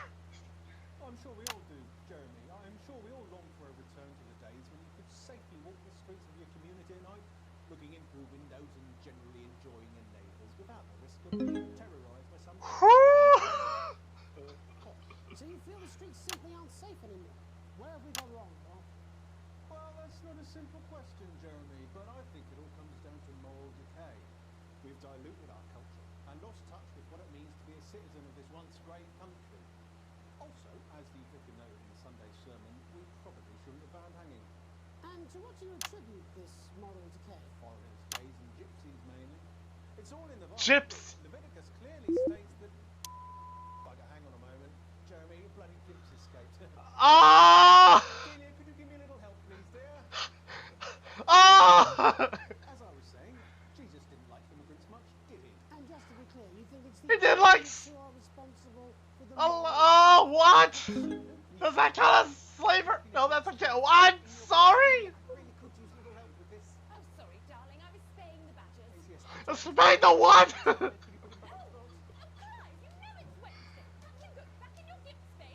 Ah! Well, it is certainly not the responsibility of the decent, good, white people of this... hold on just a moment. Ah! Clive, I am not having this again. Ah! As I was saying, Jeremy, moral decay. Crime is the responsibility of the criminal, no one else. Ah! Look, everyone has a sob story, but we don't all end up as barbarians, do we? Look, when our daughter Alice comes home with A minus, does she go on a killing spree? No, she takes 3 of the pills and hides under the stairs like a normal child. Thank you, Bob. Bob Hill there, really locking down the police's position on morality facts. What the hell is this? Hopefully uninterrupted. It's time to get to the heart of the matter. Absolutely fine to see these 3 prisoners. After serving 3 years for aggravated assault, burglary, and menacing the school. He's agreed to talk to us today, which is also, I believe, his birthday. Many happy returns, Tony. Cheers, Jez. Call me Titwank, Tony. Everybody else does. Shut. No, I'm not going to be doing that. Can you tell us what it's like in prison, Tony? Prison's a mixed bag. Structure's quite nice, but... Wait, that's a prison? It's a battle against institutionalization, as you can imagine. And obviously, quite hard to come by. I'm picking up the dilemma home there, Tony. Yeah, sorry, my friends are throwing me a surprise party. Good bunch of lads. Okay, well, we're trying to get back to that party as soon as possible. First, let me ask you this. Do you feel that your time spent in prison helped to rehabilitate you in any way, Tony? Tony! I don't think it's as easy as that, Jez. I think asking that is an oversimplification. It sounds like it's getting quite busy there, Tony, but let's try and soldier on. Since leaving custody, have you been able to find a new job? Yeah, all the boys are here. Big Chris, Little Chris, and Vampire Chris. Vampire Chris? This one's, yeah? One sec, love. One of these. Rehabilitation's difficult with the current system, Jez. Inherently unjust. So, do you feel tempted to... I'm sorry, who's this guy? You are joking. Chrissy only got Mr. Fancy on. Not now, fellas. I'm on move.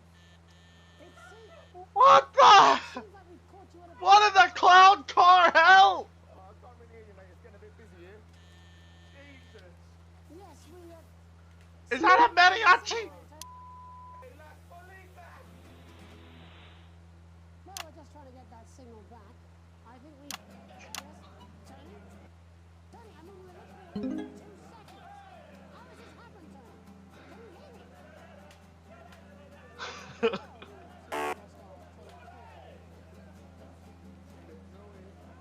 Ah!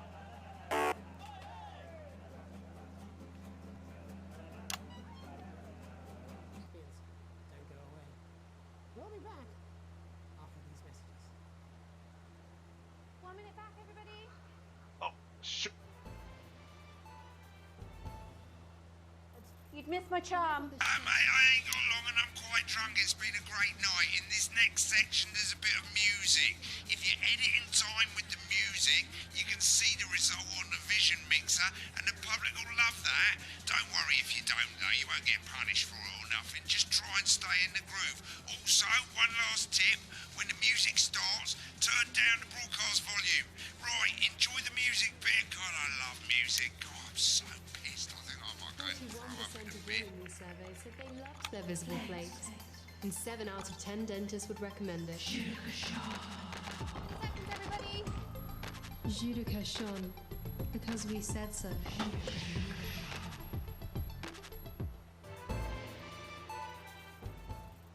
I'm Megan Wolf, and on tonight's Culture Spot, I'll be chatting with one of the first beneficiaries of the Assets and Wealth Act, a team of inspiring young people from Scritchford Sixth Form College who today Why the hell received is a it? grant from Advance to take their play, Hey, Friendship, on a tour of local secondary schools. Welcome to you all. Well, let's start with you two, Harriet and Charlotte Winstanley-Hamilton. Girls, you must be thrilled. We are, Megan. We're overwhelmed, to be honest. And I believe you two are sisters, is that right? Yes, Charlotte's my oldest. I'm the older, more popular one. Only joking. Harriet and Trey were really the ones who came up with the whole idea. So, Harry and I were shooting the breeze in the cafeteria, and I said, hey, let's actually do something.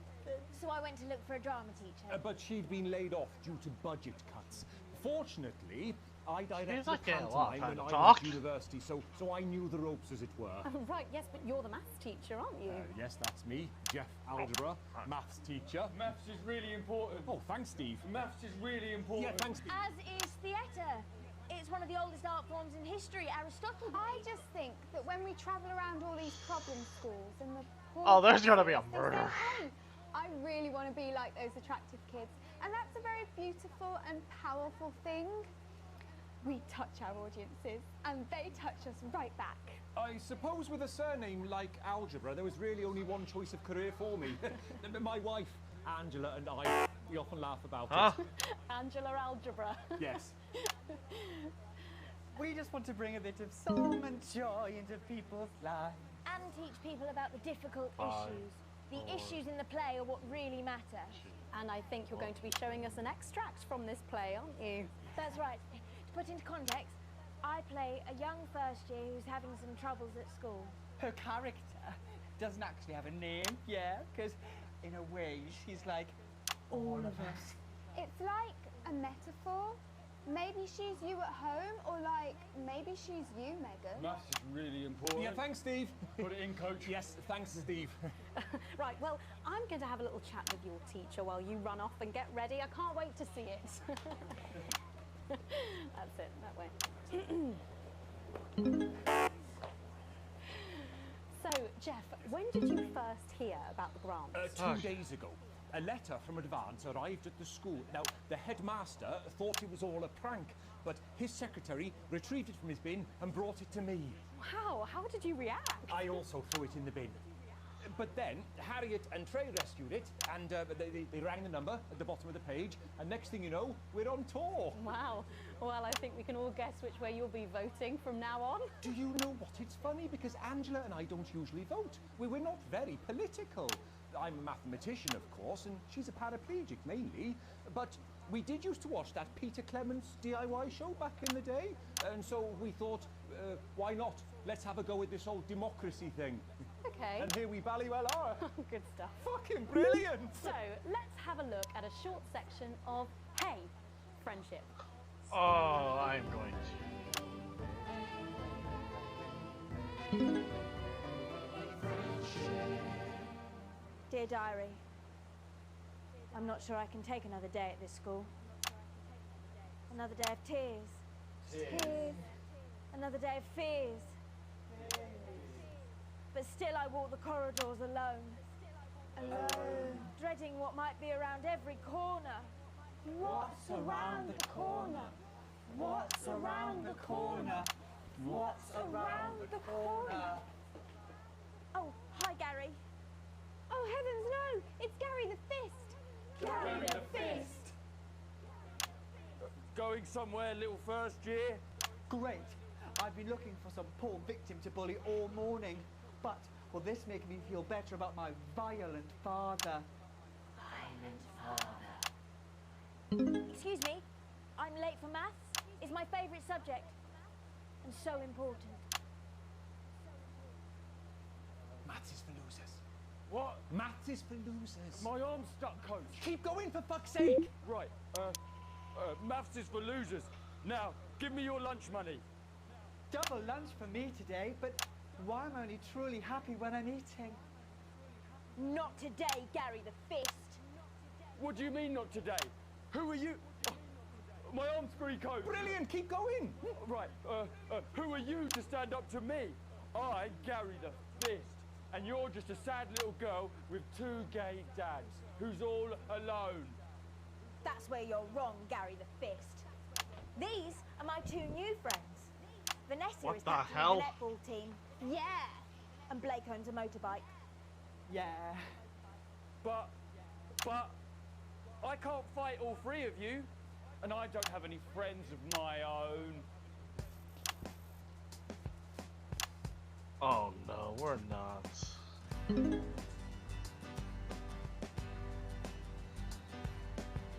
Take a look at me.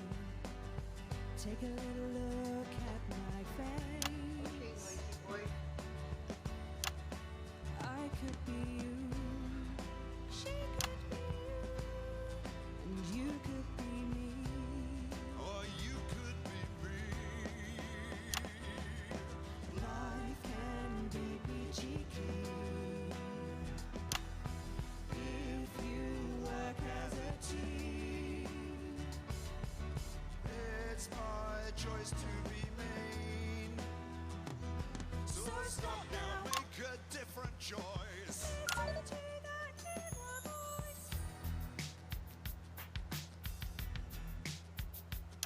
Hey, listen up, I won't take no crap. Oh no!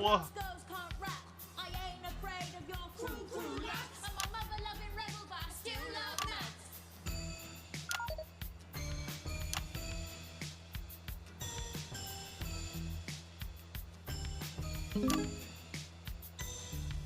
Hey, kids, I'm Gary the Fist. People think that folks like me probably shouldn't exist. But that's just prejudice, and I'd do better if you knew the way that I became Gary the Fist. Right now. I grew up on a council estate. The park was hip, but the flats weren't great. My dad used to come home drunk and late, and he'd hit my mum, and for dinner he had to wait. Oh, where's my dinner? It's not ready. Oh, where's my dinner, woman? Don't make me ask you again. Hitting women is wrong. I guess life's pretty hard on a council estate. Life's pretty hard on a council estate. Life's pretty hard on a council estate.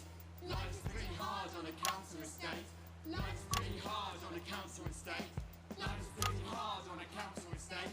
Life's pretty hard on a council estate. It's so damn hard on a council estate. Life can be peachy keen. Yeah.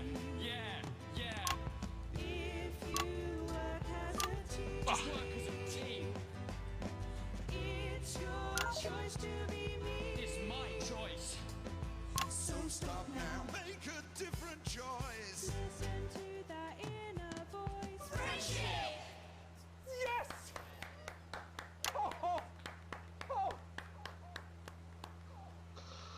Well, thankfully that's all we have time for tonight on the National Nightly News. Join us tomorrow night for all the headlines from across the country. My name's Jeremy Dalton. Have a peaceful night. And we're out. Oh, that was brilliant! What the literal fuck was that? I believe that was art. Advanced I knows believe I've this, got a 14-inch and we're cock, here but it doesn't to make it help. so. I have a The similar new belief Advanced about Go-Getters adequate initiative paycheck. will ensure that every young person enjoys the abundance of benefits that only a true community can provide, while keeping us informed. What the absolute was that?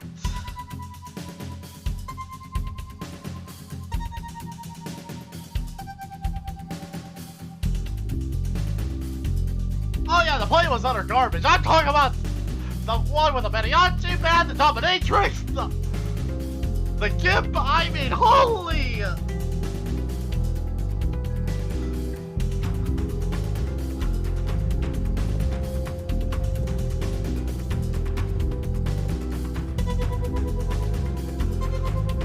Oh shit! Yeah, broadcast. Worrying dead, yay! I think.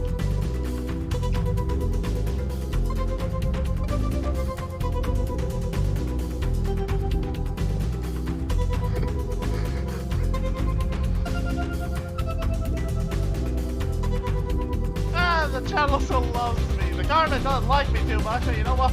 Come.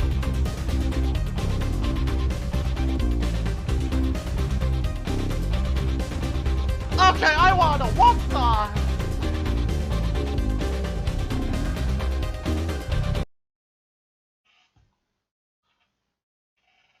It's just. No, for my sister's kid. So much happened. Hugs or something. Snuggle hugs? That's the bastard. Yeah, I wouldn't get one of those. My friend Janet says theirs gets really hot. Is this Janet who thinks dogs have their own secret language? Yeah, the one that mistrusts the moon. 10 seconds, everybody! Not the best source of consumer advice, then. Don't blame me when it explodes. Going in 5, 4, 3.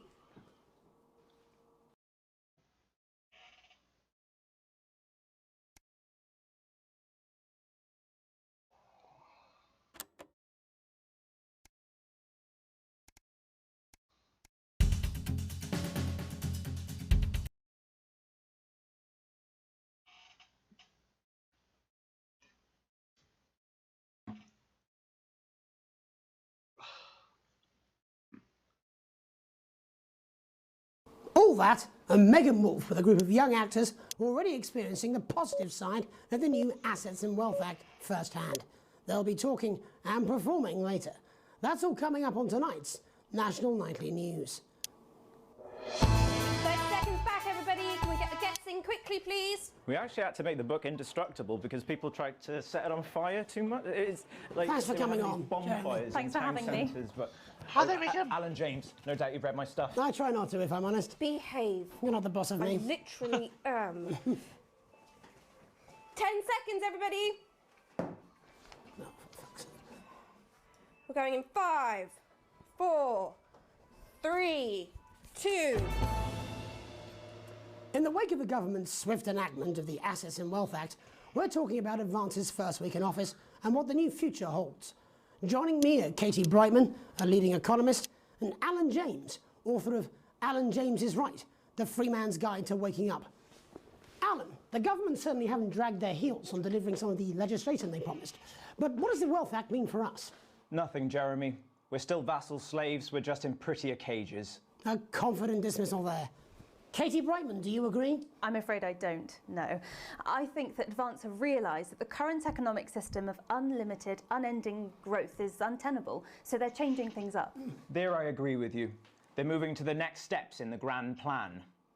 Grand plan, Alan? It's all in my book. Alan James is Right, Jeremy. We're to become the great herd, ignorant, sterile and short-lived. That's what they want. Or perhaps Advance have just realised... Before I listen to this, so I want to listen to the fallout.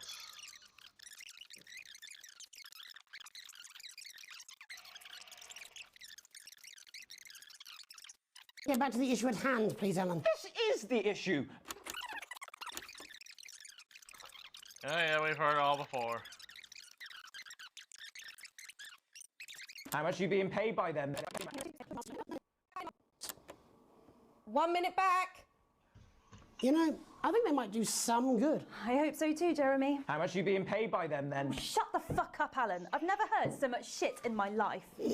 Well, we'll see who's full of shit, won't we? Alan, I can explain it to you, but unfortunately, I can't understand it for you. Well, I don't know what she meant by that.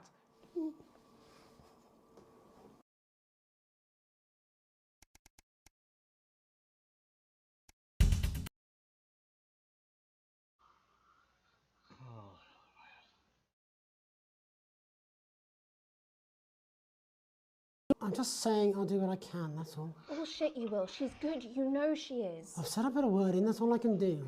10 seconds, everybody. Is little JD scared of the big bad culture with water? If that sticks, I'll destroy you. 5, 4, 3. Welcome back. In our second segment, we're going to be taking a deep dive into the state of law and order in our country. Advance have already tasked what they are calling a solutions team to move this serious social problem to the top of the list. Tonight, we go behind the headlines to meet the people who live with the criminal justice system every day of their lives.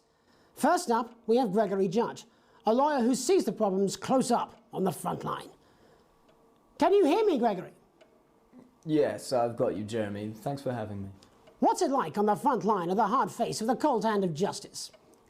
Well, as you can imagine, Jeremy, we are massively understaffed in this country. We're working every hour we can just to try and cope with the caseloads on our desks. Which must affect the quality of support you can offer. Well, we can barely keep up with demand, Jeremy. There just simply isn't enough being done at a systemic level to relieve the problem. Greg? We need more support from ministers. Helen, what are you doing? We need change at a structural level, I'm Jeremy. leaving, Greg. Not a good time, darling. It never is it? I'll be at my mother's. Just hang on. The problem isn't a local one, Jeremy. It's nationwide. Just give me 5 minutes. I'm talking to Jeremy Donaldson. Oh, have you mentioned your affairs? No. Well, Son of a... I'll be right back. affairs of the Justice Department that we should... Every time we make toast, I swear! Made toast? Yeah. Yeah. Every time! Ugh. How long has it been since a smoke detector actually detected smoke and not remnants of steam? Be concerned about... Hello, Mr. Donaldson. Hello, Mrs. Judge. We need legislation to relieve the pressure on our public Sorry servants. to interrupt the news, Mr. Donaldson. Can I have a moment to tell my husband I'm leaving him? Yes, I totally understand. Quite the picture of a burdened legal sector there. Gregory Judge, thank you for joining us. Next, I'm joined by Police Chief Constable Bob Peel, a man with a very different perspective on our nation's I would have crime. expected this from your sister. Do you think there's a problem with the system, When are Bob? you going to realise I'm sure we all do, not Jeremy. her, I'm Greg? sure we all long for a Trust return me, to the between the days when you could drinking and the safely walk the arse, streets I'm of very aware. Drinking and the arse, I'm very aware. I'm not her, Greg. Wait, what?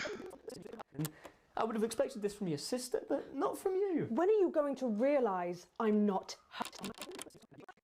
Yes. This entire thing is... I cannot believe you, Helen. I would have expected this from your sister, but not from you. When are you going to realise I'm not her, Greg? Oh, trust me, between the drinking and the arse, I'm very aware. Smooth as butter! by some thug with a knife. Or kosh. So you feel the streets simply aren't safe anymore? Where have we gone wrong, Bob? Well, that's not a simple question, Jeremy, but I think it all comes down to moral decay. We've diluted our culture and lost touch with what it means to be a citizen of this once great country. Also, as the vicar noted in Sunday's sermon, we probably shouldn't have banned hanging. And to what do you attribute this moral decay? Foreigners, gays and gypsies mainly. It's all in the What? Bible. Look, Leviticus clearly states... Leviticus. Oh, bugger, hang on a moment. Jeremy, your bloody gimp's escaped. Delia, could you give me a little help, please, dear? That long As I was saying, Jesus didn't like immigrants much, did he? And just to be clear, you think Yeah, it's he the did. immigrants who are responsible for the moral yes. decay? Absolutely, Jeremy. Back in your box, Clive. Back in your box. Delia, I really could use a little help with this. Oh, sorry, darling. I was spaying the badgers. Yes, I'm talking to Jeremy Hey, Donaldson. the Clive, badger. can you put him back in his box? Oh, Clive, you know it's Wednesday. Back you go. Back in your gimp space. And Off you go. whose responsibility is it to make a change, Bob? Well, it is certainly not the responsibility of the decent, good, white people Darling, of this... where's the padlock? White? Oh, hold on just a moment. Oh, Clive, this simply won't do. Naughty, naughty, naughty boy. Oh, Mummy hell. said... Clive, I am not having this again. Mummy said, get back in your gimp space. No! Run out the whip! As I was saying, Jeremy, moral decay. Crime is the responsibility of the criminal, no one else. As a sob story, but we don't all end up as barbarians, do we? Look, when our daughter Alice comes home with an A-, does she go on a killing spree? No, she takes 3 of her pills and hides under the stairs like a normal child. What? Bob Hill there, really locking down the police's position on morality force. And finally tonight, I spoke to Mallory at the Bridge it's Club. time to get to the heart of the matter. She says the hall is absolutely fine for Sunday. Oh, marvellous. After Now, I serving booked your 3 mother years in for for a aggravated- hearing test. Oh, did you? Yes, I did. Now, how's your IBS been? Oh, marvellous. Now, I booked your mother in for... You are. Good boy. Look, I spoke to Mallory at the Bridge Club. No, naughty boy. She says the hall is absolutely fine for Sunday. Oh, marvellous. Now, I booked your mother in for a hearing test. Oh, did you? Yes, I did. Now, how's your IBS been?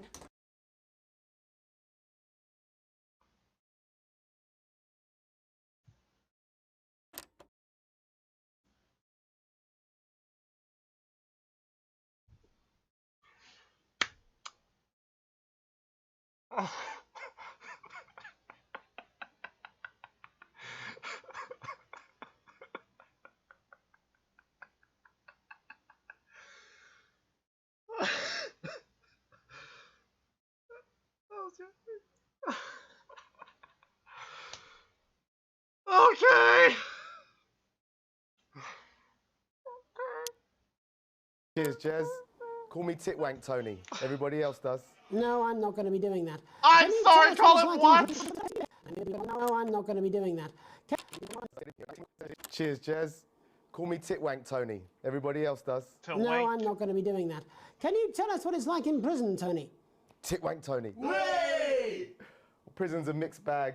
Structure's quite nice, but it's a constant battle against institutionalisation, as you can imagine.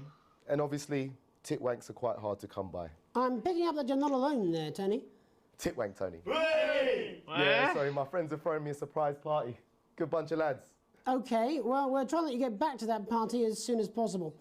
First, let me ask you this. Do you feel that your time spent in prison helped to rehabilitate you in any way, Tony? Titwank Tony. Way! I don't think it's as easy as that, Jez. Sopen!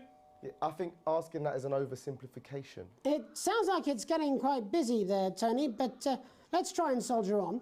Since leaving custody, have you been able to find a new job? Yeah, all the boys are here. There's Big Chris, Oi, oi. Little Chris, Oi, oi. and Vampire Chris. Vampire. This one's, yeah? Yep. One sec, love. Titwank Tony's on the news. Rehabilitation's difficult with the current system, Jez. It's just not set up for it, you know? It's inherently unjust. Sopen! So, do you feel tempted to... I'm sorry, who's this guy? Sopen! You are joking. Chrissy Free Bollocks has only got There's Mr. a- Fancy, oh. A cloud, a Not now, fellas. barbershop cookie. It seems like we've caught you at a bad time. For the little boy. Oh, I can't really hear you, mate. It's getting a bit busy here. Jesus. Yes. Are you?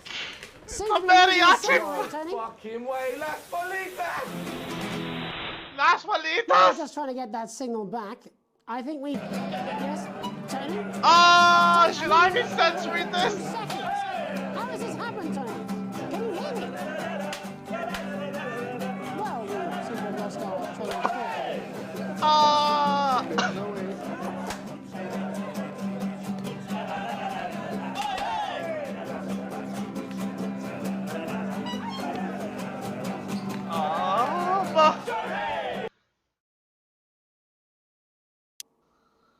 One minute back, everybody.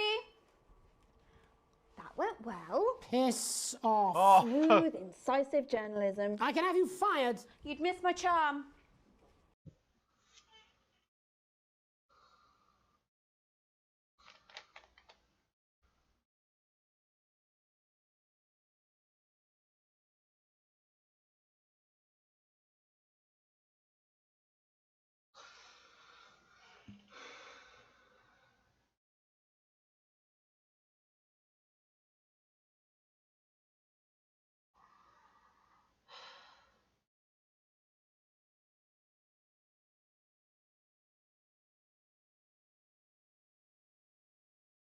This...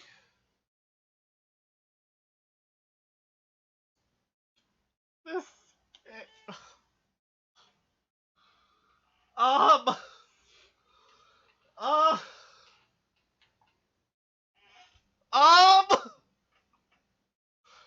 Let's just move on to the next.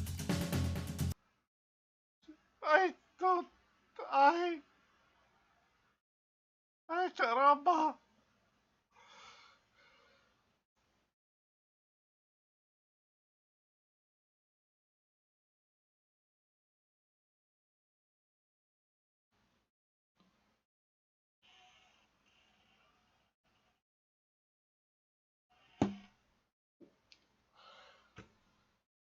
Well, where is he? In his dressing room, probably banging his head against the wall. Look, it's all right, I've got this. I'm sure he's on his way. Come on, it's welcome back. How hard can it be? This is on you. 10 seconds, everybody. We're going to open on Megan, camera 2. Going in 5, 4, 3. Welcome's Black. I'm Megan Wolfe, and on tonight's Culture Spot, I'll be chatting with one of the first beneficiaries of the Assets and Wealth Act, a team of inspiring young people from Scritchford Sixth Form College who today received a grant from Advance to take their play, Hey, Friendship, on a tour of local secondary schools. Welcome to you all.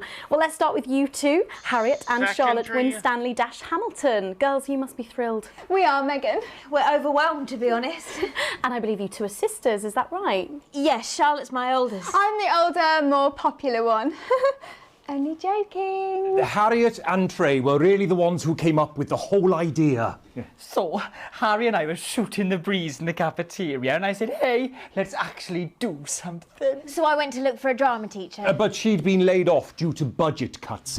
Fortunately, I directed a pantomime when I was at university, so I knew the ropes, as it were. Right, yes, but you're the maths teacher, aren't you? Yes, that's me, Jeff Algebra, maths teacher. Maths is really important. Oh, thanks, Steve. Maths is really important. Yeah, thanks, Steve. As is theatre.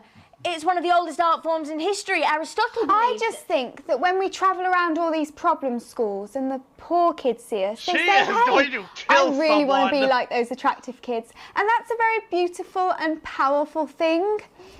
We touch our audiences and they touch us right back. I suppose with a surname like Algebra, there was really only one choice of career for me. My wife, Angela, and I, we often laugh about it. Angela Algebra. Yes. We just want to bring a bit of song and joy into people's lives. And teach people about the difficult issues. The issues in the play are what really matter. And I think you're going to be showing us an extract from this play, aren't you? Yeah. That's right. To put into context, I play a young first year who's having some troubles at school. Her character doesn't actually have a name, because in a way she's like all of us. It's like a metaphor. Maybe she's you at home, or like, maybe she's you, Megan. Maths is really important. Yeah, thanks, Steve. Put it in, coach. Yes, thanks, Steve. Right, well, I'm going to have a little chat with your teacher while you run off and get ready. I can't wait to see it. That's it, that way. So, Jeff, when did you first hear about the grant? 2 days ago. A letter from Advance arrived at the school. Now, the headmaster thought it was all a prank, but his secretary retrieved it from his bin and brought it to me. Wow, how did you react? I also threw it in the bin. But then Harriet and Trey rescued it, and they rang the number at the bottom of the page, and next thing you know, we're on tour. Wow. Well, I think we can all guess which way you'll be voting from now on. Do you know what? It's funny, because Angela and I don't usually vote. We're not very political. I'm a mathematician, of course, and she's a paraplegic, mainly, but we did used to watch that Peter Clements DIY show back in the day, and so we thought, why not? Let's have a go at this old democracy thing. Okay. And here we bally-well are. Good stuff. Fucking brilliant! So, let's have a look at a short section of Hey, Friendship.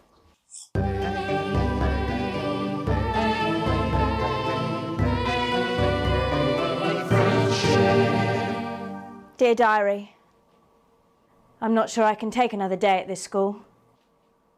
Another day of tears. Tears. Another day of fears. Fears. But still I walk the corridors alone. Alone. Dreading what might be around every corner. What's around the corner? What's around the corner? What's around the corner? Oh, hi, Gary. Oh, heavens, no! It's Gary the Fist! Gary the Fist! Going somewhere, little first year? Great.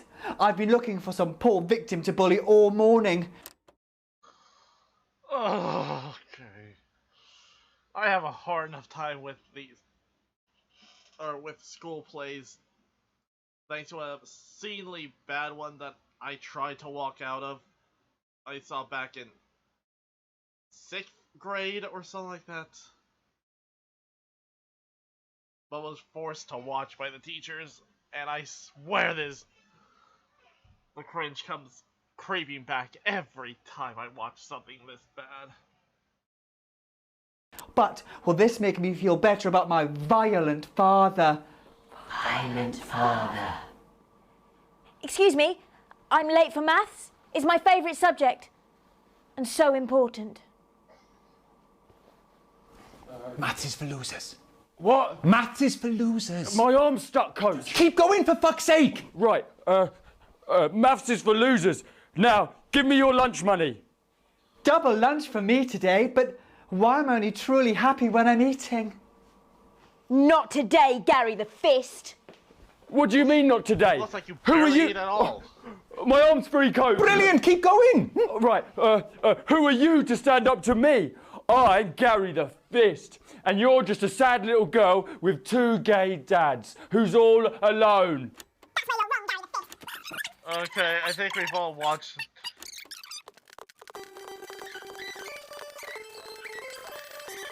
You know, it's not there when you fast forward through it.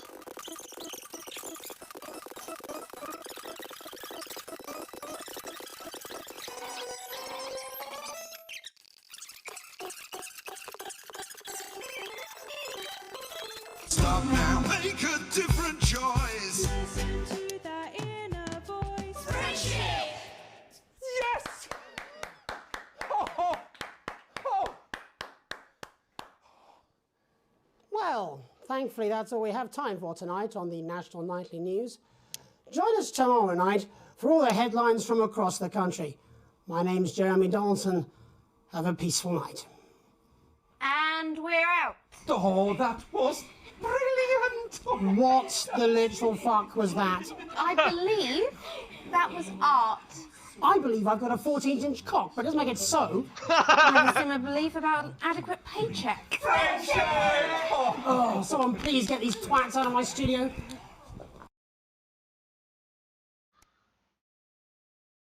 Get these twats out of my studio. Oh, that's when she takes off. Okay.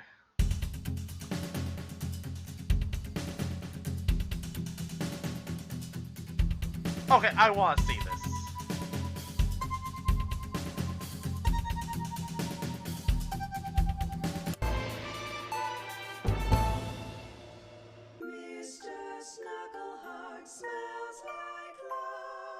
Kids, you love them, we love them, and they just love Mr.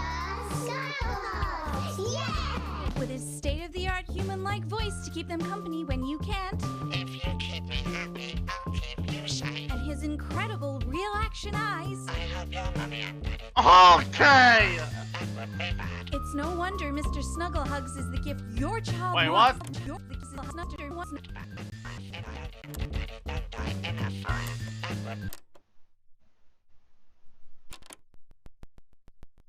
Real-action eyes. I hope your mummy and daddy don't die in a fire. That would be bad. It's no wonder Mr.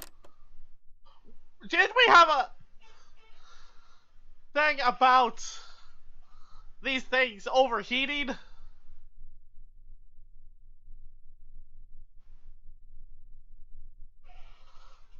And God, this thing makes a Furby look like a teddy bear. Snugglehugs is the gift your child wants this Christmas. All the other kids have got one. You That's don't right, want little one. You don't want to be left out. No! Be like people that have me as their friend. Oh, Mr. Snugglehugs, you're so silly. Please.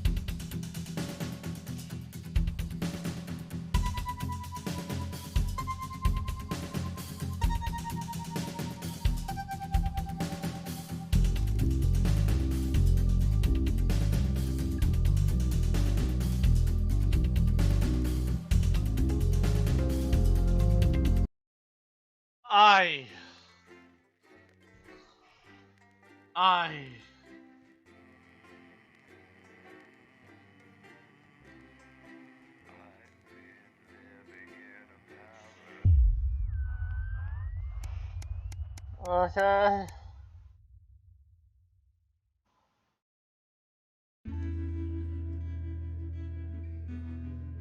Okay.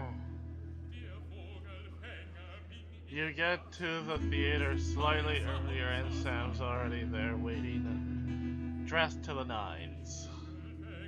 Okay.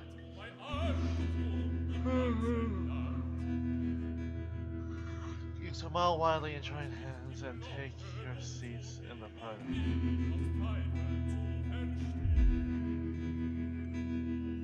Tickets arrived on your doormat. Okay, thank you from Chris. Aw, thanks, Chris. You'll get your passport back soon enough, apparently.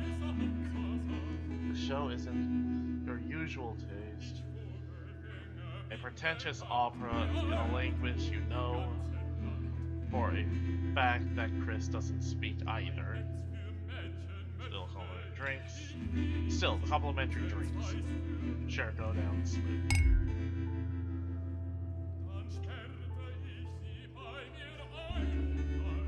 When the show finally ends, how many bows do these people need?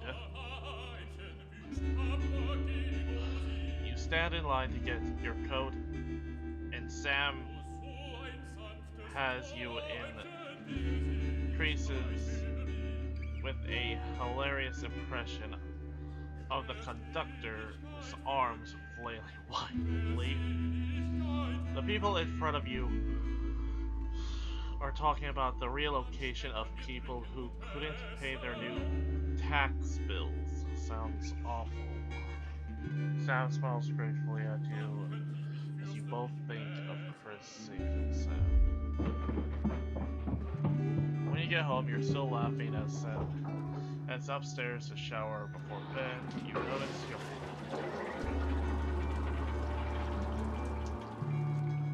Was that supposed to be the shower? It sounds like someone just took a B-51 dump in the porcelain.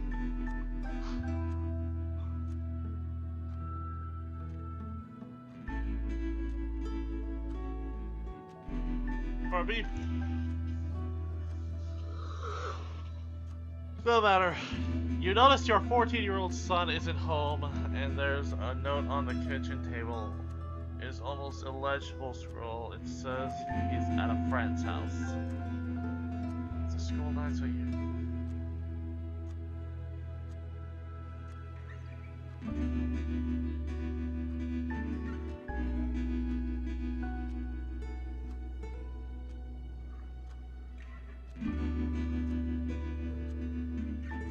Yeah, I'm gonna go get him. It's a school night. By the time you reach your temper is boiling.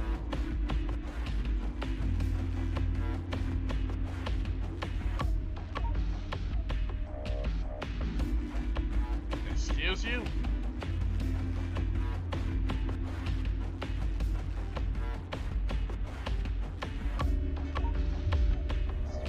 Car, yeah.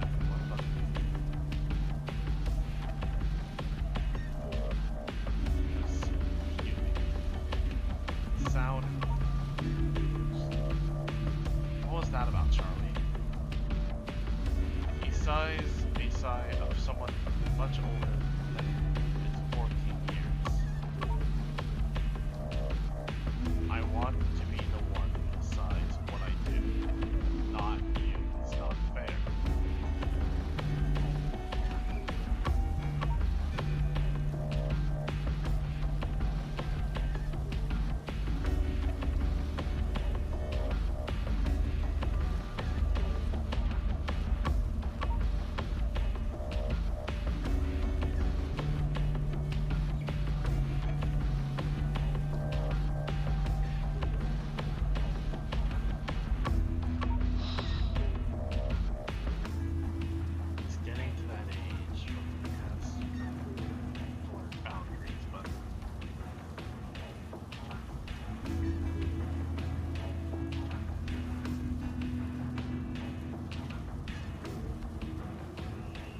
We'll go easy on him tonight. Yeah, he's a good kid. He's grumbling. Yeah. Just... Okay! We're fast forwarding!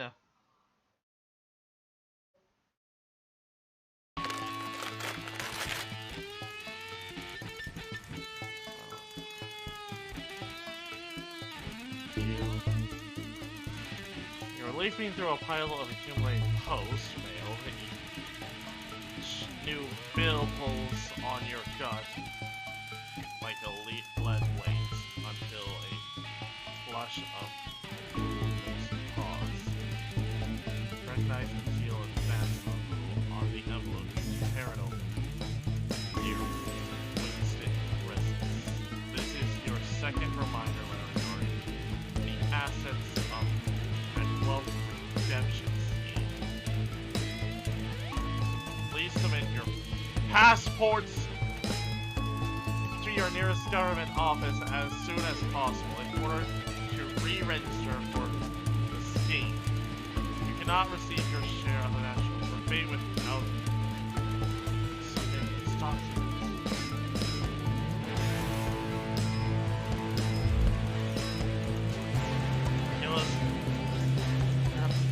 I knew something was going to come up. We work as a team and we are rewarded as a more together. Yeah.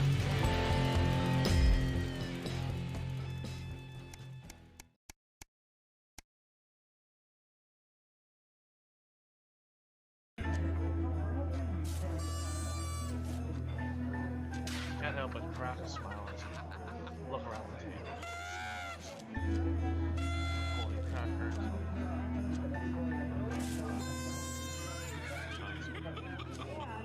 You didn't always have a soft spot for Christmas. You're sitting at the table with your dad's. Across from you, Chris, is an empty seat. Probably on a tropical beach somewhere. They catch Sam's eye. You know, without Chris, the food has had to be stretched a little thinner this year. But no one seems to notice. Christmas really can't be a wonder this time. Look around.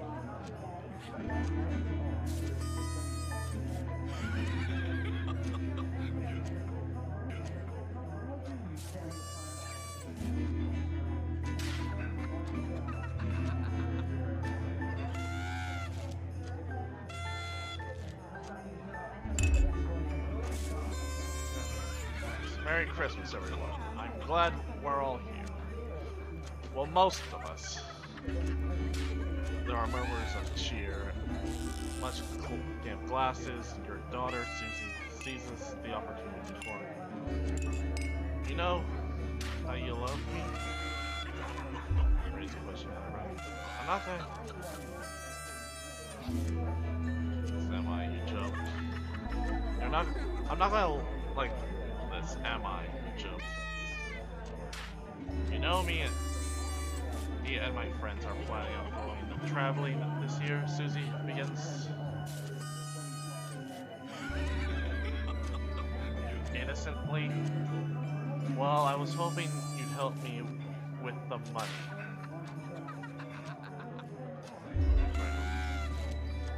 You sigh and Susie's face drops. You know money's tight at the moment. Especially now. Grandma's staying. You may have to say no to the kids. That's how much are we talking here? Only a few hundred. She fumbles and pushes a stray pea around the plate.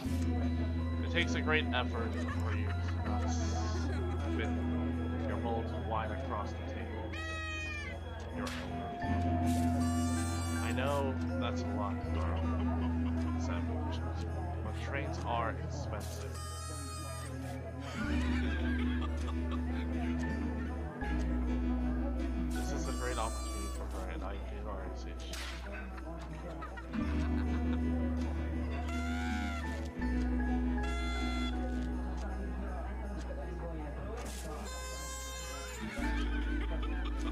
Well, bad job.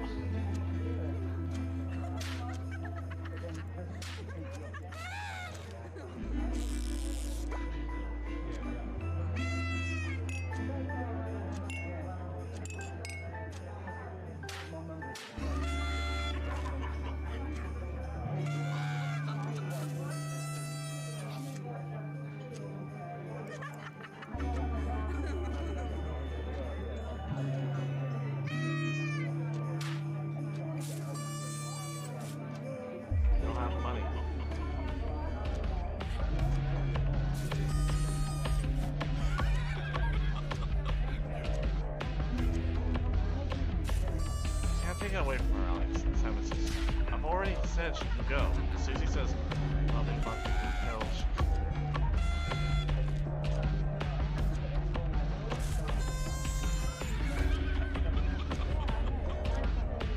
Fine, we'll make them life happy.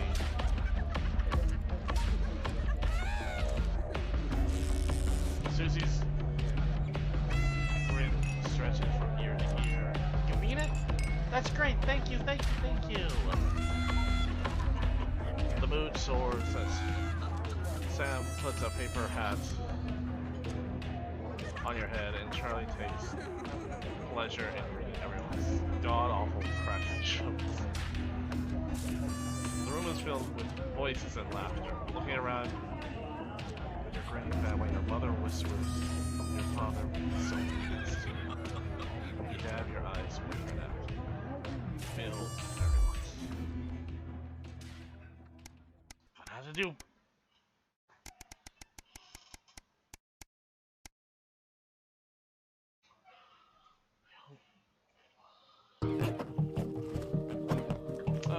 Come on, need more money. Why does the zip from this damn case ever close? It's your anniversary.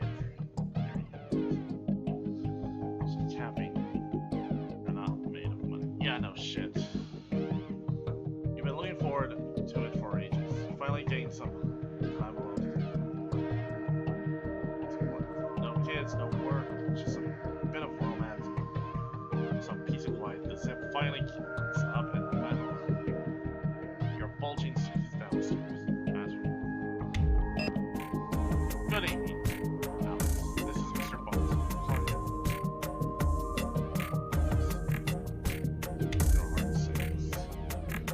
Information has come to light concerning the rising tension between our nation and foreign powers. National nightly news team will get around this long finish. Needless to say, I will expect you to your attendance tomorrow morning, 8 a.m. sharp. Have a pleasant evening.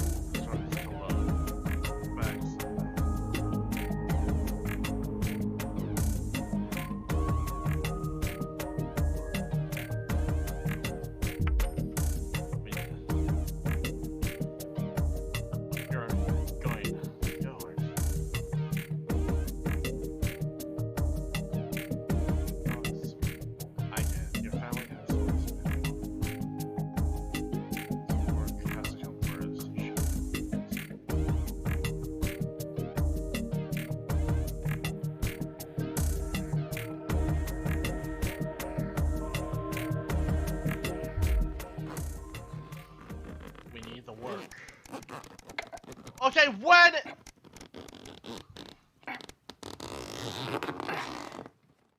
Okay, how long are we gonna? Selling a kidney!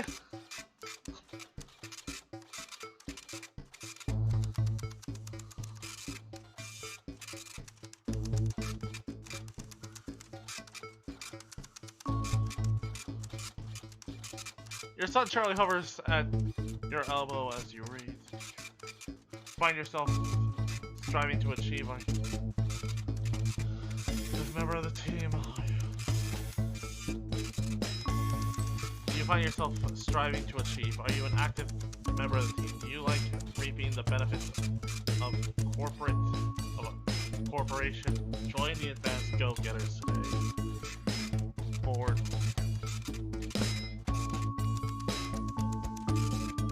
This doesn't sound like a youth club. Charlie grabs the flyer from the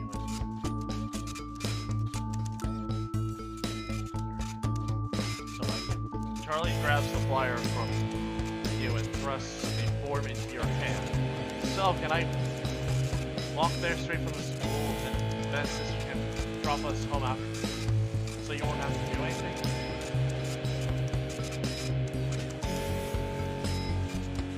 Okay, it could be good for his future. Your son is thrilled. It's hard for me to see him so passionate about becoming an active member of the community. This can only be a good thing. I hope this is a good thing.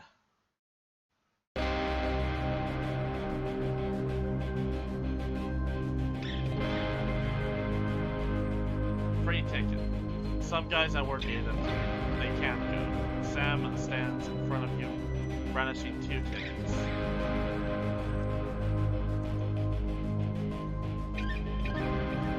See the title in bold letters. Alan James is right. I'm really think shall we go?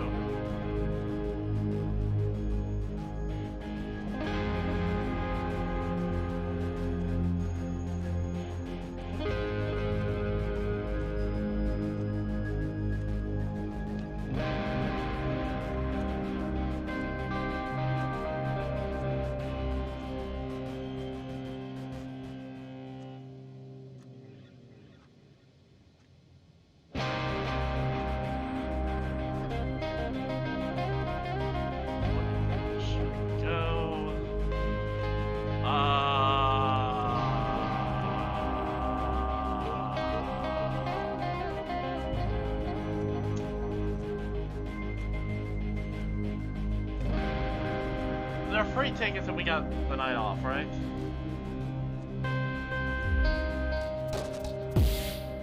The show is entertaining, but much less funny than you thought. He's a powerful public speaker and thinking about it sticks in your mind. Lying in bed at night. It was the crowd. Not laughing, but bored.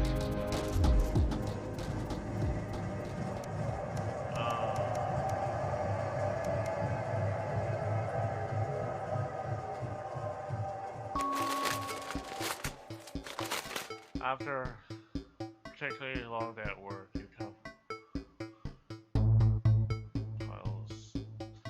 After a particular long day at work, you come home to find the posts sorted into piles, as Sam has taken to doing recently.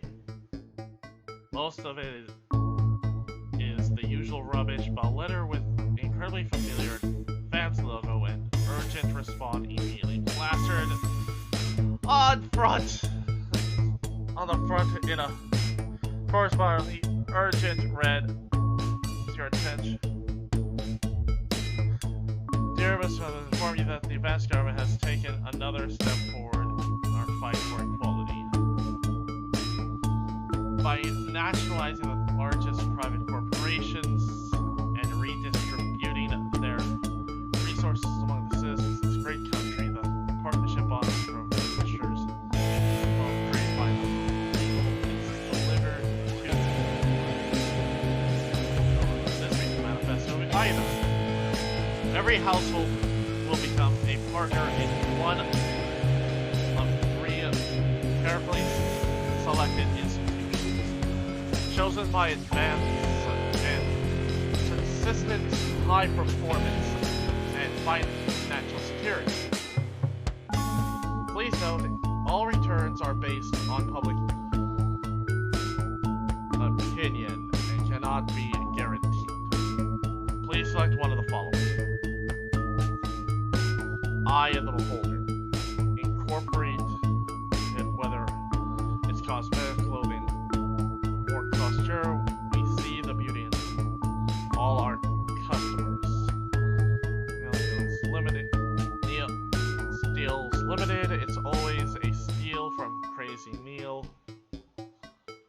Pleasure Corp. Our business is your pleasure. From sports to travel to even just some you time. You say pleasure, or can't say pleasure without leisure.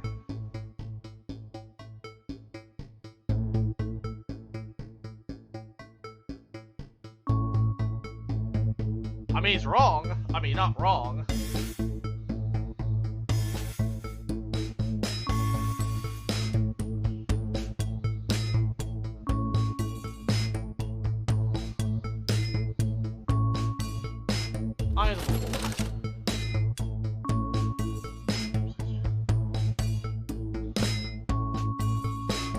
Thank you for making your selection. Please return this form. Provided you will receive a report from the partnership in 3 to 6 working months. It seems even in advance and the quagmire of governmental bureaucracy. The future of this is in the partnership, or is in partnership. Forward together. Julia Salisbury and Peter Lyman. God, this music is loud! Just how... I can't! Wait! I can at least turn it down for you guys.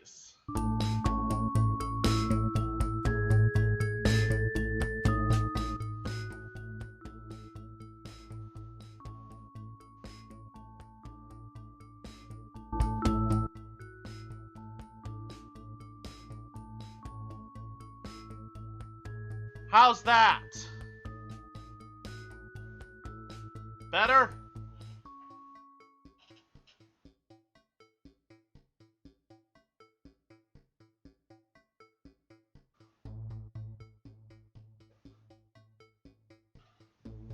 Yay, nay?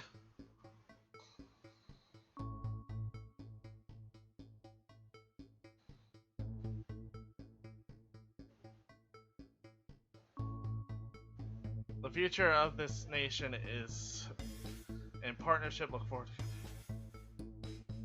Okay.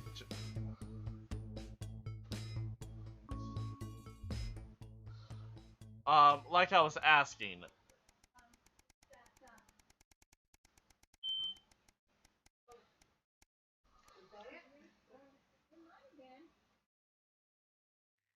I'll be right back.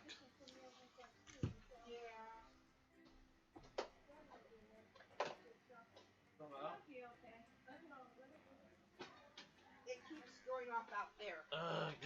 So.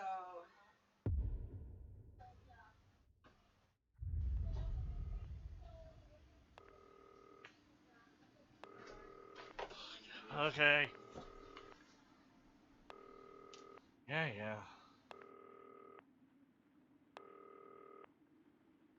You're gonna hold the phone.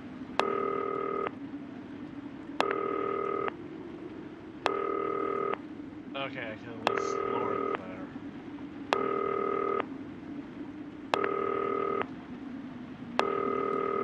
Oh. Good evening, Alex. It's Bozeman here, your boss. While you're powering up and getting the adverts loaded, I thought I should just tell you that we've had one of those public information films from the government, and it's mandatory that you play it. You still have a free choice for the other two, so read those tape labels carefully, but make sure you play the advance advert, preferably at the second break.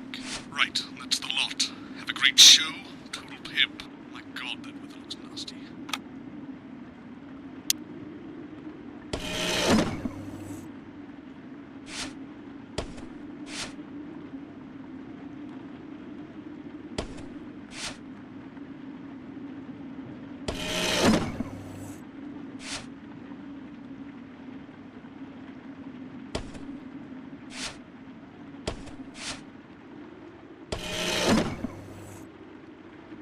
Hey.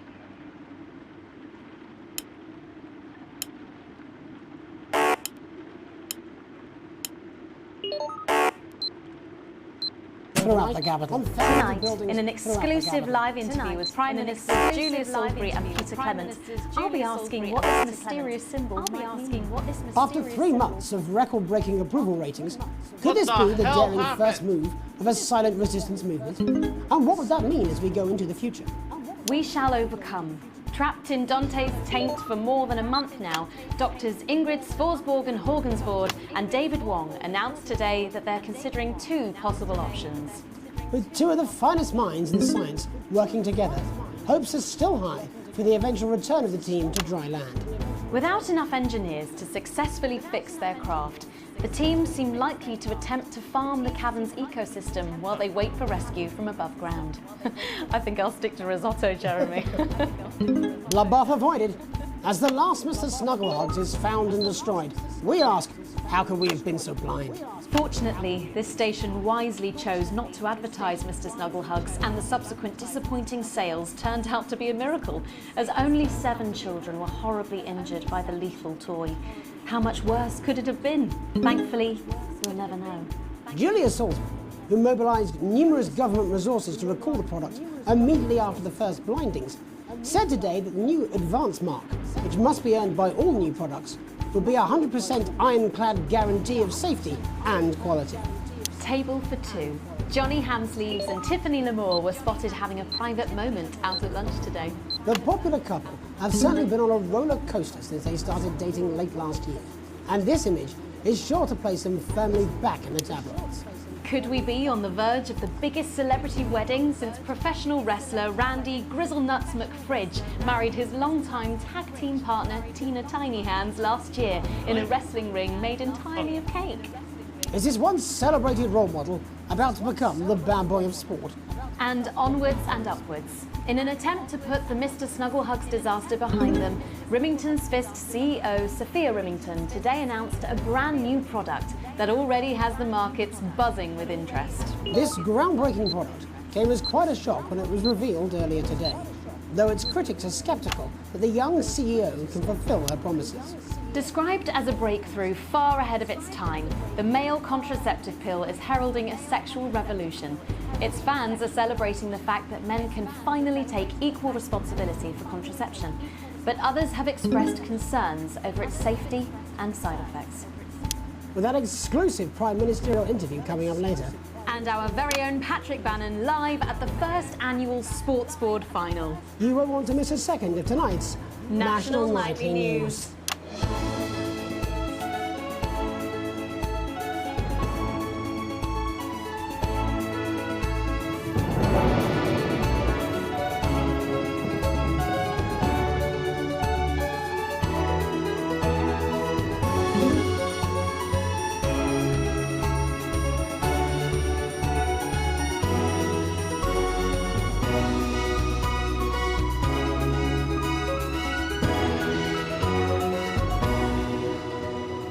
But first tonight, while Advance is certainly proving popular with the majority of the country, who've seen their wealth and standards of living increase considerably, for some, the transition has not been as pleasant. That's right, Megan.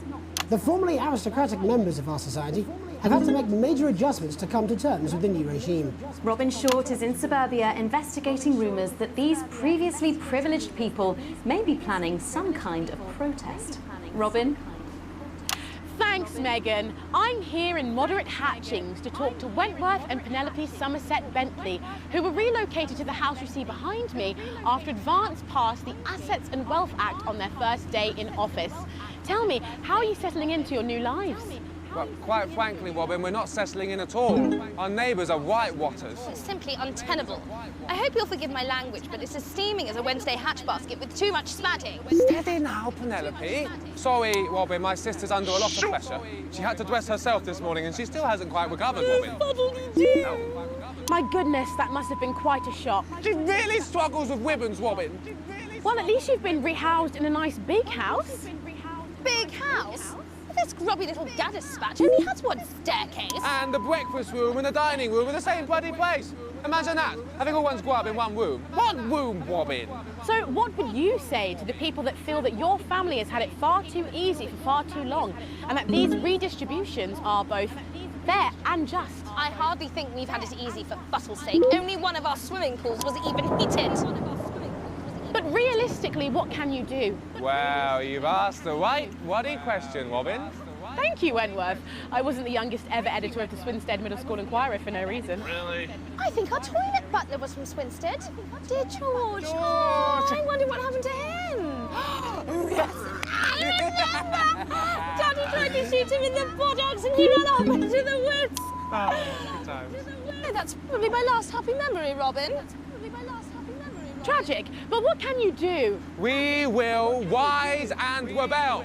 We wage war on our revolting rulers with righteous words and rebellious writings. Our best guess in our quest for redress is to divest our breast in an undressed bare chest protest. Oh, what's that? Daddy! Daddy, it's Daddy! something! Please don't do that. We can't show this on the news. Right, you buggers! Carry home! Tilly! Get the dog! Tilly's our mummy. She's...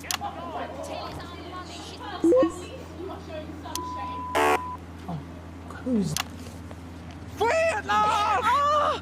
Somerset Bentley, glad to meet you. See, the protest has started already. Nice sharp work, boy. Thanks, Daddy. He gets that from me, you know. And forgive me, What what are you trying to doing? achieve here? We just want to be thudding well heard, that's all. Oh, language, Penelope. We are nude, not rude. Sorry, Daddy. We want the world to realise we won't roll over and run away. We will revolt. We will rise again. Yes, we bloody well will. Spaff and piff pop. Are you okay? Daddy, how could you? Shut up and get your Well, Jeremy, Megan, as this embryonic protest movement takes one in the top legs, it's back here in the studio. I'm Robin Short, struggling surreptitiously in moderate hatchings. Thanks, Robin. Let's be keeping an eye on them, eh, Megan? Yeah, speak for yourself there, Jeremy, but I've seen enough shaft work to last me a lifetime. I'm sure you have. But can a naked protest movement ever really catch on?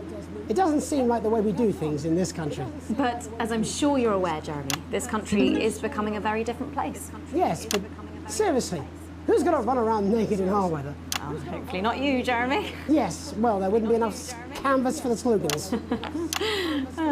When we come back, our very own Patrick Bannon will be live from the Sports Board Finals. Stick around, you won't want to miss it. We'll be back after these messages. 1 minute back. Oh, sorry, I'm busting. Oh! She's funny. Yes, I know. I think it's very endearing. She wants your job. What the hell? Why is it raining on my desk? This is Crazy Neil's extra exciting bed and crazy cushion Easter extravaganza. We're going to give you crazy bed prices. You want just a mattress? We're going to ship them their water damage, and we don't mean a little. What the hell was that? They're taking up space. This has got the crazy feel. Alex, Bozeman, we're getting reports in that naked protesters might try and spoil the sports board final by waving their fleshy bits about. Try and make sure you don't broadcast it. It's 6 p.m. for God's sake. No one wants to see fannies on the news. Bozeman out. That's what you think, old man. Wait, that's what... No, wait, this is the 80s. We've got flower beds. We have even got shrubbery. You want to sling a hammer? We'll throw in the trees for free. You need a sleeping bag? We've got men's sleeping bags, boys' sleeping bags, couples' sleeping bags. Sleeping bags, you could sleep it upside down with just your feet out. We got beds you could sleep on your back. Well, that's what it says. Yes, I understand that, but I always say welcome back. I think we should just keep it as it is. Well, of course you do. I've got one packed line. Because he couldn't afford a bed. And we say, we're going to come down on prices so hard. 10 seconds. Oh, I just felt a drip again. Have they not fixed? Good for the ratings. 5, 4.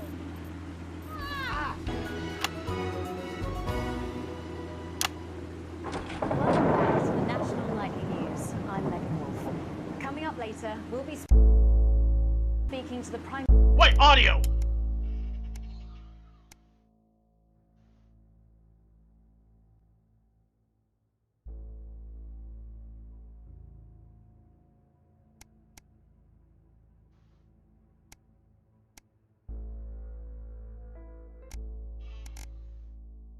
Ministers about their exciting new healthcare facilities, transition centres.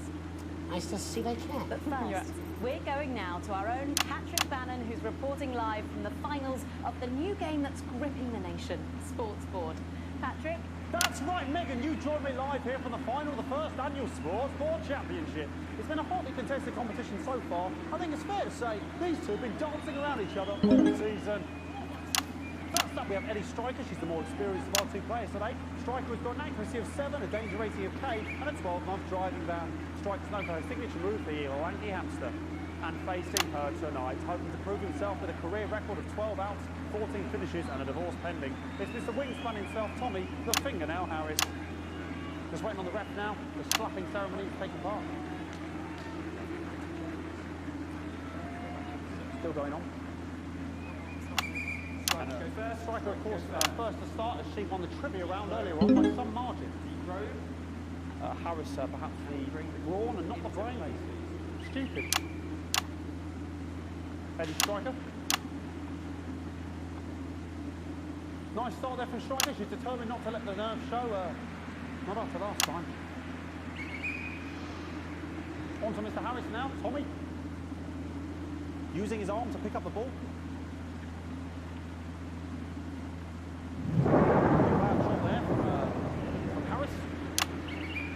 Back to Striker for shots number 3. All right. She's gone to sort of throwing under her legs. Not bad if you ask me. Go away. Are we allowed to show that? Business with the ref, but it got sorted out. Back to Harris now. A ball in the hand is worth 2 in the bush. Football. Move back. I'd say that's fair, but what do I know? Oh no, and Harris is not going to be happy with that. So really not a good start there for Tommy Harris in round 1. We can only hope that round 2 treats him a bit better. But first, of course, after the argument with the ref section, it's time to change ends. Now we have the ceremonial changing of the ends.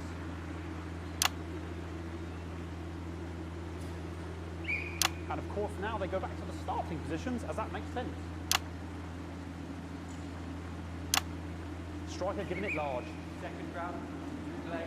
Harris. Winter round 2 now with Harris. Okay, we seem to have some sort of streak on the pitch. I apologise if we broadcast any of that stuff. We appear to have slogans across her breasts and arse. Try and ignore all of that. Security, I'm sure we're going to take them out as soon as possible. Apologise if we broadcast any of that. As I said, we're going to get the situation resolved as soon as possible. They're trying to carry on play, but it's proving a bit difficult. I'm struggling to follow. Because it's quite an eyesore, and women's body, yeah. All right, great. Okay, so back into round 2 now, and Harry's absolutely determined to close that gap. Eddie Striker. No, it's just some of the tightest play I've seen ever. What? Harris. And was that offensive thumb screw? We haven't seen out of the heat. What a brilliant move. Back to Striker. And we know what that means, ladies and gentlemen. That is, of course, the ground sound. I'm sorry. Excellent bit of play here on both sides of the bucket. I don't know about you at home, but I'm finding the technical mastering display here absolutely blooming, jaw-dropping. The ref has spotted something in Harris's neck or head. And Harris is having an absolute shocker. What a miserable start there for Tommy Harris. But he is a late bloomer, of course, always said that. And after all, it is a game of 2 halves. 4 rounds and 7 subtopics. But now, of course, it's time for the half-time show.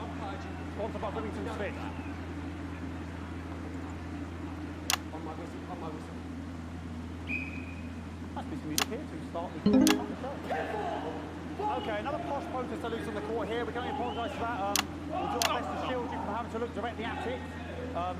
Is running around here with his genitals on display for all to see. And ruining what was shaping up to be quite the dance interlude there. Now he's thrusting himself in Harris's face. Security's on it. And the bucket has been knocked over! Okay, one place. The bucket is knocked over. Hopefully he'll get taken out now. Oh, come on! Genitals flying around for all to see. No! No! Really, if you ask me, not Sunday morning television. And out of there, hopefully taken away, never to be seen again. Final poses. Oh boy, can they be in the final pose? And a lovely finish there on both sides of the bucket. I wouldn't like to call that one. And as we head into round 3, I'd love to know what's going on in these two players' heads. But unfortunately, because of science, we can't. Thank you.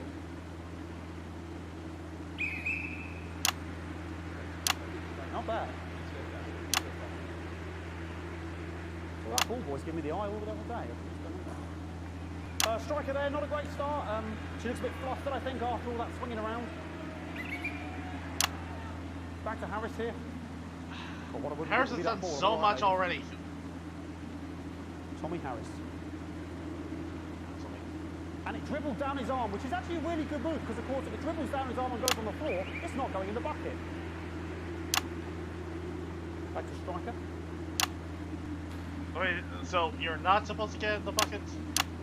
Striker's gone for the animal bonus there, but of course perhaps...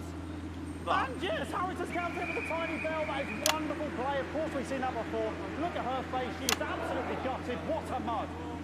That could have been the clincher. What a massive shame. Harris receives possession now. Harris to serve now. Harris, of course, undefeated by Kestrel. There we go. Tommy Harris. That's all right. Not bad there. He threw it quite far away from him, which is quite a good idea. Very clever there. Perhaps a little contact. Caution from the referee, who's being, if you ask me, a little bit harsh. Eddie Striker. And she's let the nerves get to her. What the hell was that? You hate to see it, don't you? You cannot believe it. Oh, for God's sake. Okay, like, mess to mess now. I don't know what I can be doing about this. I mean, there's sort of breasts and genitals for all to see. I mean, there's only so much to do. They're sort of everywhere, aren't they? Oh, shit! I'll try and carry on. The players are trying to carry on, but of course it's difficult because these protesters hopefully we can get them taken off soon so we can carry on with the match. What's going on here? Yes. We want our money. Yes, very good. Take them away. Bloody wasters. Absolute wasters.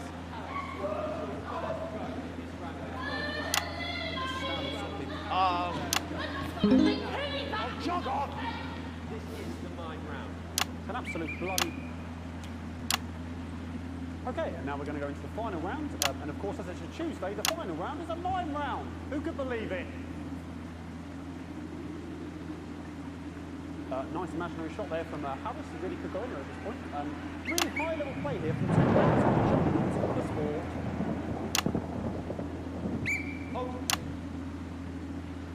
The bucket getting moved back to its proper place. About time, if you ask me. She's juggling it around from her hands.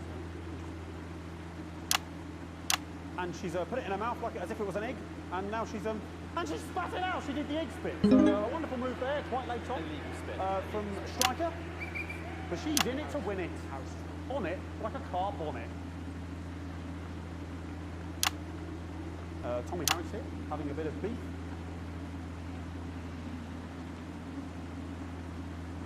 And he's peeling it as if it were a banana, which is an interesting move. Not sure if you have any potassium or what's going on today. And he's throwing it, and the banana was the ball! What a fantastic move there from Harris. Unfortunately, that is the end. What a pathetic, there we go, Jeremy, that is over. How can he look his 8-year-old son in the face tonight? What a lump. We just have to wait for the referee now to announce it to make sure it is all official. Contestants in, please.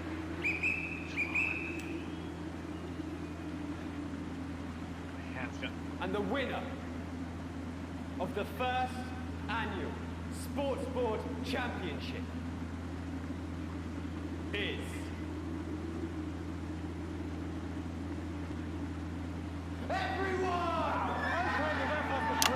Again, a win for everyone, including me as my 15th win in the Sports Board Championship. I'm going to be celebrating tonight with my wife and children. Another wonderful victory for me. Here come the on-site security to collect their medals, their 6th and 7th respectively. And thanks again for watching the Sports Board Championships. What more is there to say? I'm Patrick Bannon. Looking forward to celebrating tonight. And all I always have to say, Jeremy, is back to you in the studio. Patrick Bannon had an extraordinary final. Historic sports board, Jeremy. I didn't know you were a fan. Oh, yeah, I can wrench a doubler with the best of them, I'll have you know. I certainly wouldn't bet against you. When we come back, live with Jesus! Julia Salisbury and Peter Clement, who apparently have a big announcement you wouldn't want to miss. That's coming up after these messages. 1 minute back. Fucking microphone struck me. What? Fucking microphone just struck me. Where's that sound guy?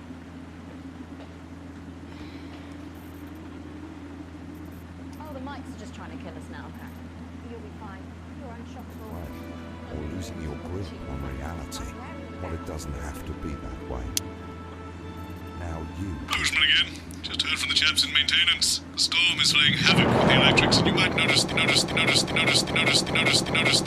odd spark. Nothing to worry about. Happens all the time. Dave got shocked into a coma last year, but he was up and at 'em the next day. Anyway, our compensation package is parallel to none. Good luck. Bozeman out. At the end of your stay, you'll pass on painlessly, surrounded by those you love, in comfort and luxury. Isn't that what we all deserve at the end of a life well lived?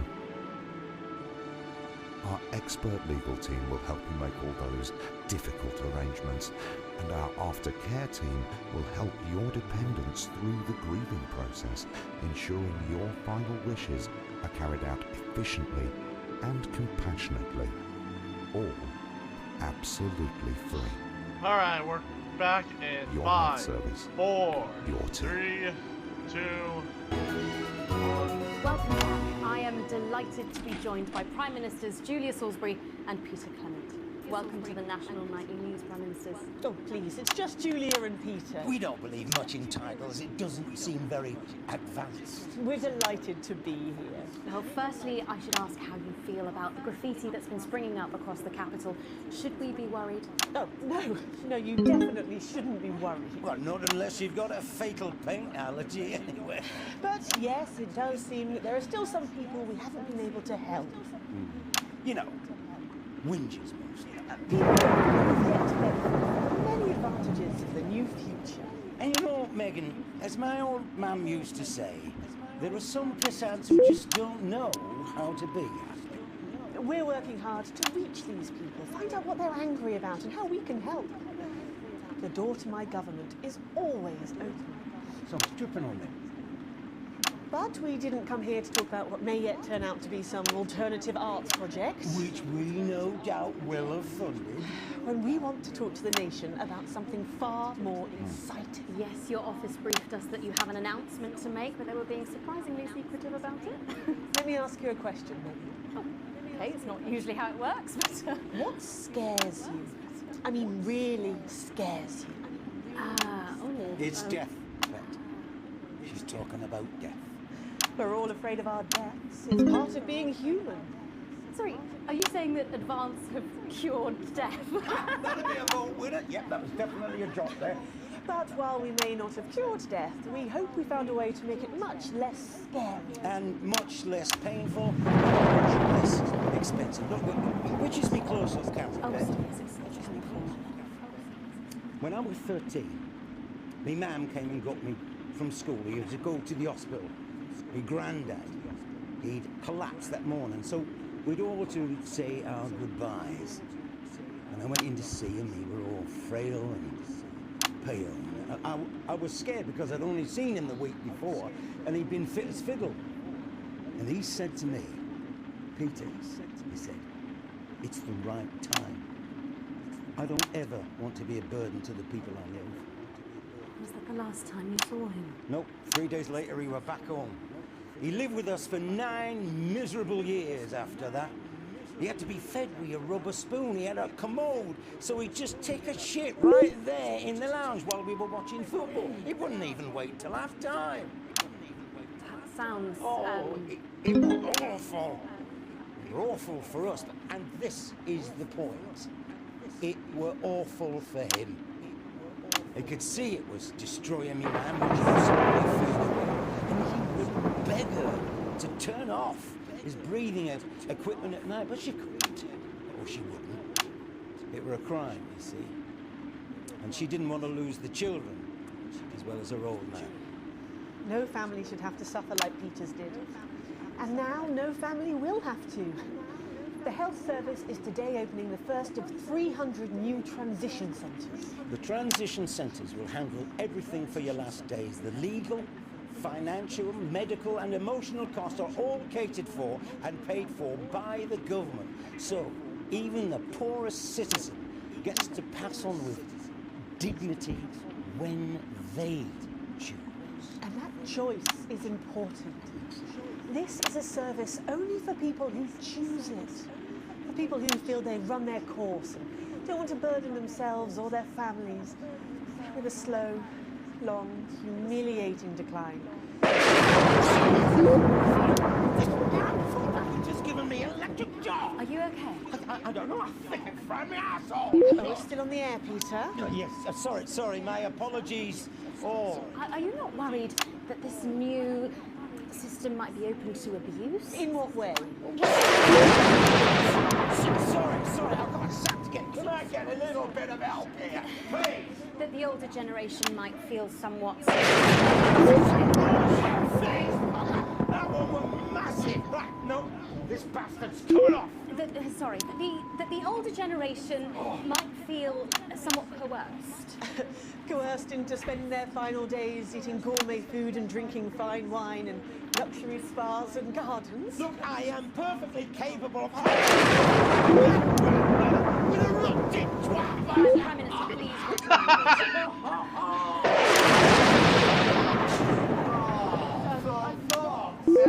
Don't get yourself sorted out. Right. We're launching a government information film tonight. It should tell your viewers everything they need to God! know. You really do move at a breathless pace. It's hard to believe you've yet to be in office a year. Oh, Megan, we're only getting started. And on that note, thank you so much for being here. Jeremy. Right, yes, that's all we have time for tonight. Jesus Christ! Go out to our guests. Congratulations to all the winners at the Sports Board final, and we'll see you tomorrow night at the same time. My name's Jeremy Donaldson. If you can, have a peaceful night. And we're out. Good job, everybody. Why bother So they just... It seems so. when you can I don't suppose there's any way this could be a good thing. It's for my nephew, so he transitioned the moment I stopped the leak. Jesus.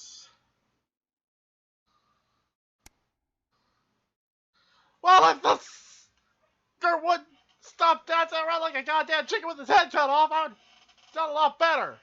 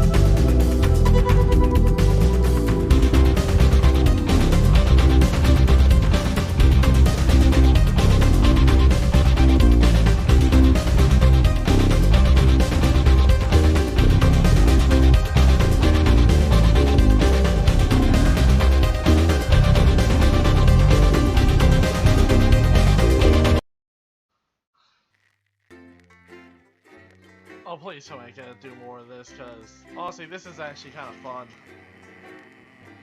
I don't want to do more.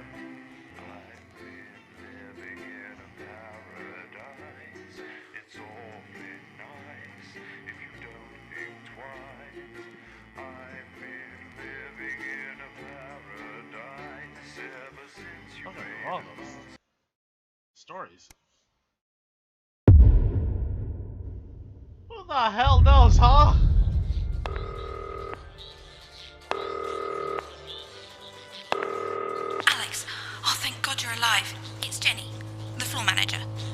you okay? Alex, you need to get it together. Look at the broadcast screen. Just look at it. That's all we've been putting out since you went down. You have to fix it, now. Look left, Alex, out the window. See? They're all over it, the little bastards. Turn on the Snuggles app by pushing the big red button and it'll deal with them for you.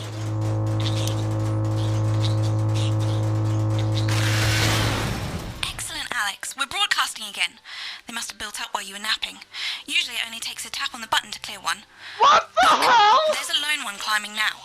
Zap it off before it starts to mess up the signal again. I think he did himself in. Great. That seems to be the last of them. For now. Right. We're about a minute out. Get the adverts loaded up. I've got to deal with my pet idiot. No. Well, in a few moments, we'll be going live to the National Nightly News. But before that, let's take a look at what's coming up later on. This has no credibility, Jenny. On Channel 1 at 7 o'clock. No professionalism. What's wrong with this picture? It's not a mess. Everything is where it should be. It's ramshackle and characterful, and I expect you to know the difference. That's followed at 8 p.m. by a... Of course Megan's place looked lovely, but I can't see it, can I? Thanks, Jenny. How's lock-in with the boyfriend going? Decided to take his chances on the wild streets, eh? Rather than endure another romantic comedy. Jeremy, Jenny says your hair looks stupid. Yes, I can hear her. She says she's not talking to you. Yes, I know, I can hear her. Shall I count us in? Make it so. Okay, 10 seconds. Break a leg, everyone. Preferably a furry one. 5, 4, 3. It's time to join Jeremy Donaldson. Good evening, I'm Jeremy Donaldson. And I'm Megan Wolf. Our main stories tonight. Snugglefucked? It's been almost 5 weeks since all the Mrs. Snugglehugs toys woke up simultaneously in factories worldwide and began searching for their husbands. The Mr. Snugglehugs we had so short-sightedly destroyed. And now, as this photograph suggests, they may be changing tactics. Built to surprisingly traditional gender stereotypes, the Mrs. Snugglehugs have been arming themselves with a variety of household implements.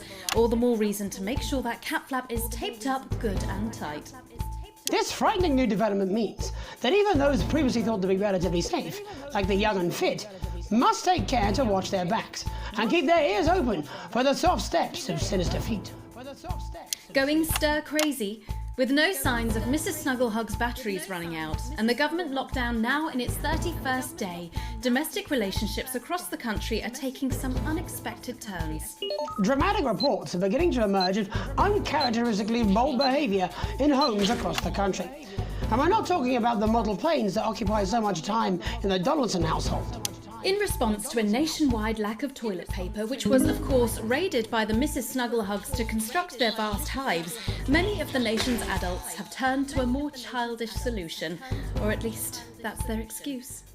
Going it alone. Popular crustacean Johnny Hamsleeves is back in the news today as his astonishing photograph that he leaked himself shows exactly how he's been spending his lockdown. It seems that when the lockdown was announced, Johnny's long-term partner, Tiffany Lamour, was busy in the capital preparing her new show, Chocolate Clit Bombs, for its now postponed grand opening. Let's hope the exhibits don't melt. Being locked in alone seems to have made poor Johnny realise the empty pointlessness of the professional sportsman's existence. Oh! That, while no longer bringing great wealth, still offers vacuous conversation, narcissistic wives, and an utter lack of social importance. Let's hope he doesn't run out of toilet paper for those tears. The shape of things to come? In their own version of a lockdown for more than 45 years now, the descendants of Doctors David Wong and Ingrid Sporsborgen-Horgensvoord and their unfortunate team today managed to get a personal statement to the surface using flagellized imaging equipment. Many of the Sporsborgen-Horgensbrood, as they've come to be known, have certainly captured the public imagination, with a recent vote naming Helvetica Sporsborgen-Wongensvoord the most likely to survive a massive electric shock. Greetings from Sporsborgen-Horgensvoord. We've got the generators up and running again, and not a peep from the boys' side in days now.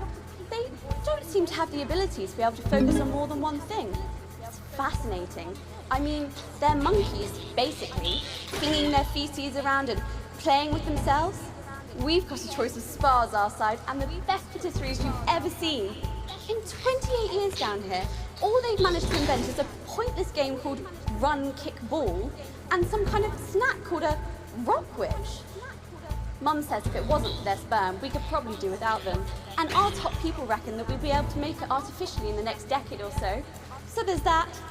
Hell, better get out. It's hard to believe they've been down there so long now. But everyone knows time moves differently underwater, Jeremy. That's why baths take so long. That's right. And as anyone will tell you, to do with a bath. The quicker the relativistic forces of temporal causality will have a measurable effect upon the fixed dimensional parameters of your environment. Yes, I've said that many times. Papers, please. With the lockdown becoming ever more rigorously enforced, having a passport is becoming increasingly important, Alex. The government caused controversy today by announcing a fresh charge of passport fraud with an imaginative form of punishment for those found guilty of this brand new but incredibly serious crime. In what's being called a draconian measure, the government has reinstated the ancient right of trial by custard. Just like in the old days, if you float, you're executed on the spot. But if you sink, well, you'll go well with profiteroles, Jeremy. And Advance speaks out. With the snuggle struggle proving a test to governments around the world, Advance HQ released a curious statement this afternoon. In the accompanying release, they asked us to stress that they have been listening and that this should be taken as a response to how the people really feel. We've certainly done our bit on this show to contribute to the political climate. But let's not forget, how we behave in our home lives is what really matters. Let's hope it's not just me who filled out that questionnaire, Jeremy, or we're all in trouble. Let's play that statement. Good evening. One of the many new jobs I have in this current crisis is to liaise on a daily basis with the Department of Perambulation, and they have made me aware of these. Now, these are genuine requests from citizens for permission to go outside. Now, I would like to share a few of these with you tonight under the loose heading of what the fuck is wrong with you people? How difficult is this to grasp? I'd like to start with James from Angerhampton, who says he needs to go out because there's a duck in the park that I like to try and feed on a Friday. I call him Mr. Quackington, and I think we're really starting to bond. No, James, they make their hives in parks. And then Katie, from Self-Righteous-on-Sea, wants to go out so she can deliver homemade meals to the elderly. No, Katie, stay at home. Your casserole's dire, and Shirley can get by with tins of creamed rice from the 1950s. And you, Lewis, from Bamblebury, those screams you heard in the alley last night behind your house are best left to the police. Now, I want to make as clear as I can. Think first, stop sending me stupid, sodding requests, and stay inside. Pretend it's not happening until we tell you it's all over. Thank you. Delectable stuff. Later tonight, Jeremy will be catching up with roving reporter Patrick Bannon, while I check in with two friends of the programme who find themselves stranded at opposite ends of the country. And then, in part 3, there's going to be a quiz. Presumably because there's nothing more important going on that you might like to report on if you were, say, a news programme. And in a moment, we'll both be asking Sophia Rimington how such a trusted brand can have made such a terrible manufacturing mistake. With what it describes here as help from popular psychic scientist Delia Lywell. Oh, I like her. You don't. Why do you do that? That's all coming up on tonight's National Nightly News.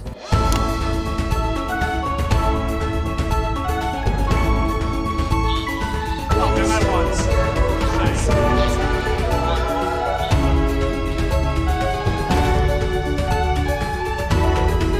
Oh, those are the snuggles!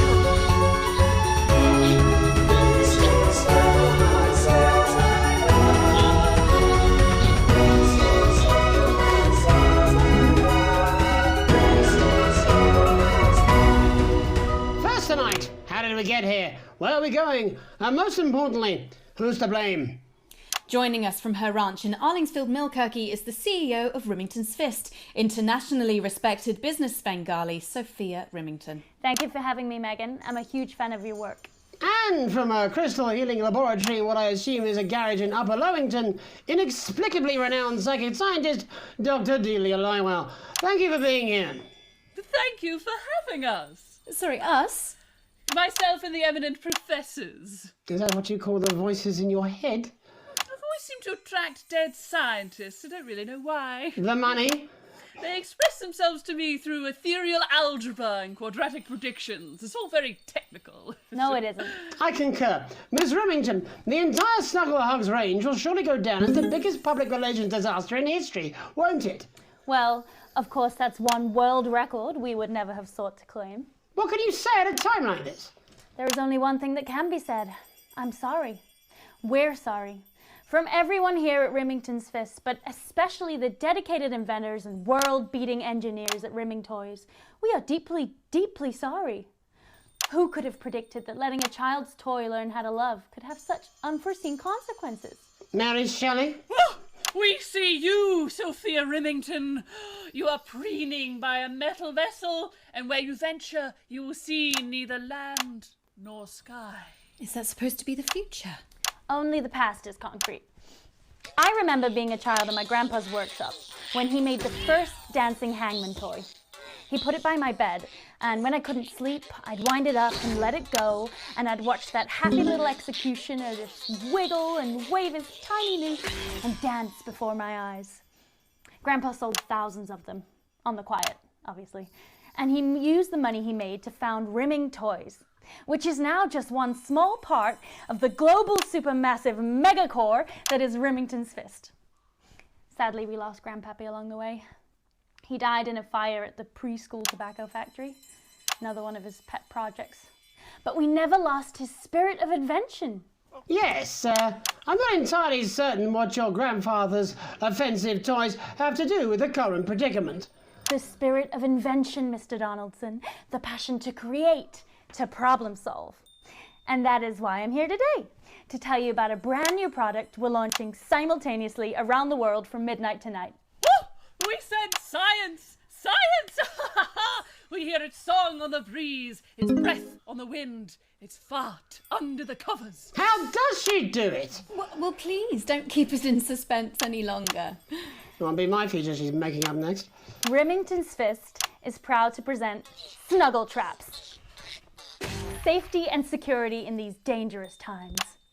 Each box of Snuggle Traps contains 8 devices, all guaranteed to stop a Mrs. Snugglehugs in its tracks. That's enough for a small lawn or 4 window boxes. And you want to know the best thing? They're only $129.99 a box. Now that is affordable peace of mind. We see you, Jeremy Donaldson. Not now, honey, I'm mid-pitch. The best thing about Snuggle Traps is they're powered by next generation Flardinium batteries. So, however long the enemy lasts, these traps will outlast them. We see you, Mr. Donaldson. You are screaming and yelling. Your friends are crying. They fear you. And then you're gone. Oh my god, I just got chills. Did anyone else just get chills then? I think I did. I think it's more concerned. I think I'd be more concerned about these traps. Quickly, before we go to the break, these appear to be attractively repackaged landmines. Aren't they dangerous, say, to children? Oh, hell yeah. These are not toys, but they're explosive fun. Sophia Remington, Dr. Delia Lywell, thank you for joining us. When we come back, we'll be taking a look at the situation across the country tonight. Don't go away. We'll be back after these bandages. Was that all right? Oh, yes, Doctor, that was exactly what we... She seems very nice, that young Miss Remington. I think she'd make an interesting dinner guest. Do you think so? I think I'd rather spend the evening shoving Delia's sacred crystals up my sceptical arsehole. Hello, mate. It's Dave. You're not going to believe this, but I've decided to come home. Listen, I'll call you back at the next break and we can talk about how I get me job back. Cheers, Alex. See you, mate. Oh, you... No, I need the money. You... God. The healthcare heroes and the lockdown lovers. We say... Oh, God, not this asshole again. Aging. Possibly more so.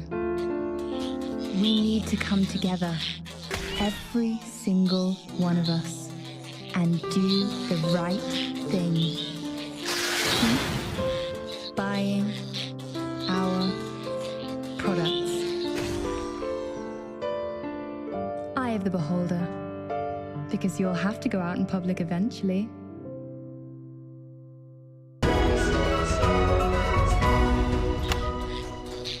Welcome back to the National Nightly News. I'm Megan Ruth. Now it's time to take a trip around and impact the nation from some friendly places. Joining me are respected academic Katie Brightman and author of Alan James's Kites, Alan James. Thank you for joining me. It's a pleasure. Thanks for having me, Megan. Thanks, Megan.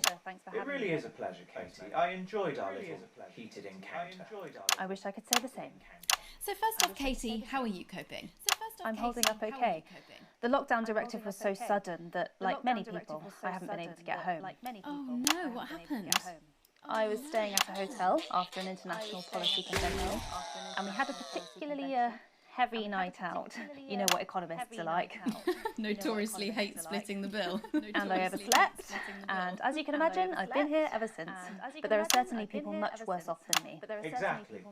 My tour has been cancelled indefinitely, and I've had to refund every single ticket, even the cheap seats. Oh, Alan, I'm so sorry to hear that. Yeah. People are being quite rude about it. They don't seem to realise I've already spent it filling the beach house with beef. The crisis claims yet another victim. So, this is just a reminder that my book, Alan James's Reich, is now available in paperback. Unbelievable. What was that? Unbelievable. You're unbelievable. You. So, Katie, how do you think this might affect the economy? Should we be worried? Very, Megan. Not to sound dramatic, but this could be catastrophic.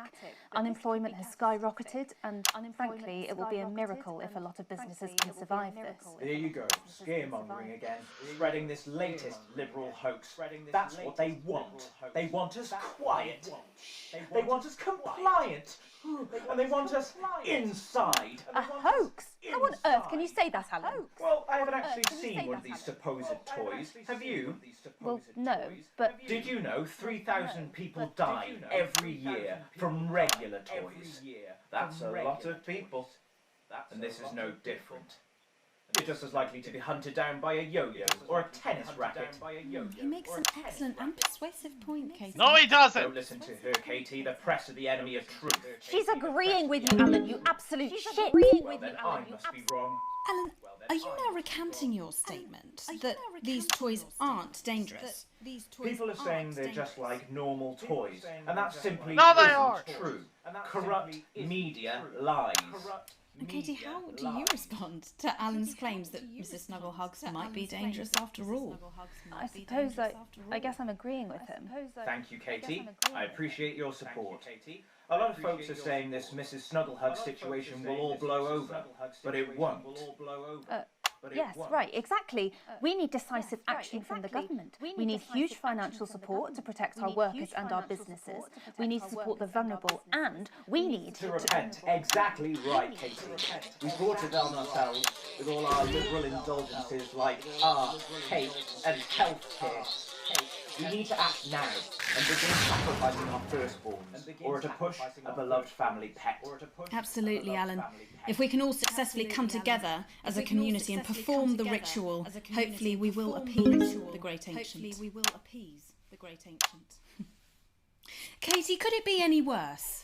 Luckily, over the past few years under Advance, they've invested heavily into health, so the system can actually bear the strain. Is it lucky that the Llama Lords have unleashed a horde of man-made monsters on its own people to conceal the enemy within? Will you just stop for 5 fucking seconds? The Global Alliance of Fish People are amassing an army amassing an army to kidnap.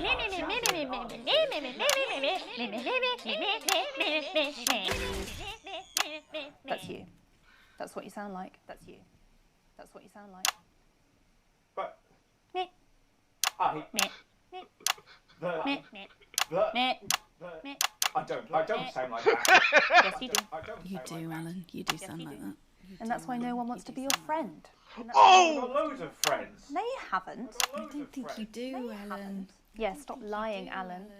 Yes, I'm not lying. You are. Oh, good one. Lying. You are. Oh, good one. Well, I'm telling.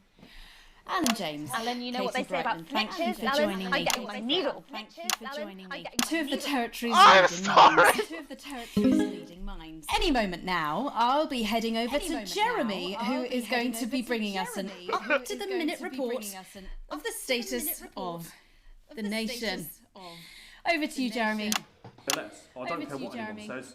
My way works, and also you're going to invoice me. I want to get paid back for the gaffer tape, for the cost of the... It's Patrick Brennan! Are you there, Patrick? Hello, Jeremy. Yes, hello, I'm here. I'm here live. Apologies for the quality of the broadcast. Let's try that again.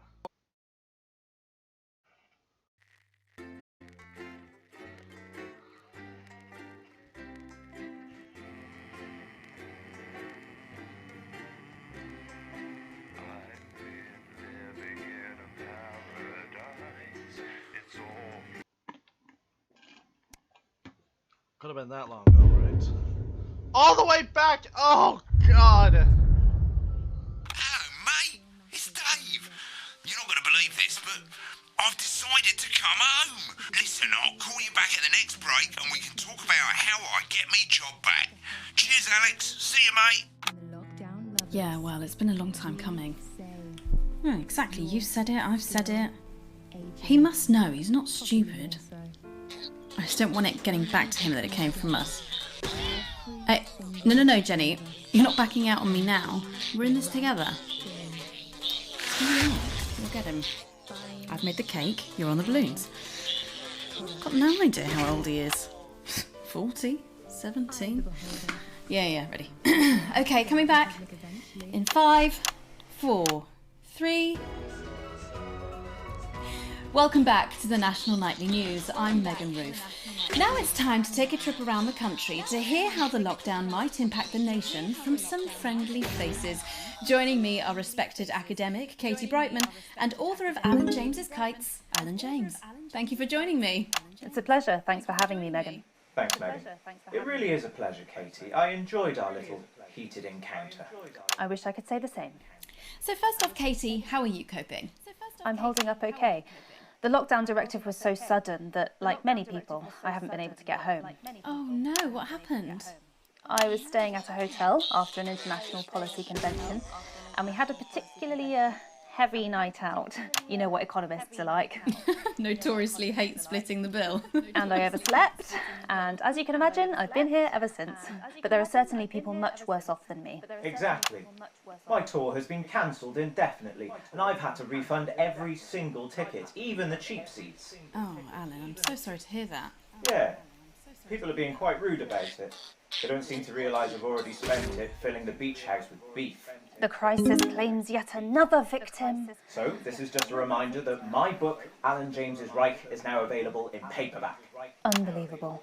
What was that? You're unbelievable.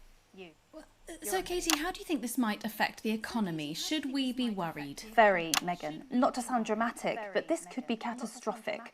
Unemployment has skyrocketed, and frankly, it will be a miracle if a lot of businesses can survive this. There you go, scaremongering again, spreading this latest liberal hoax. That's what they want. They want us quiet. They want us compliant.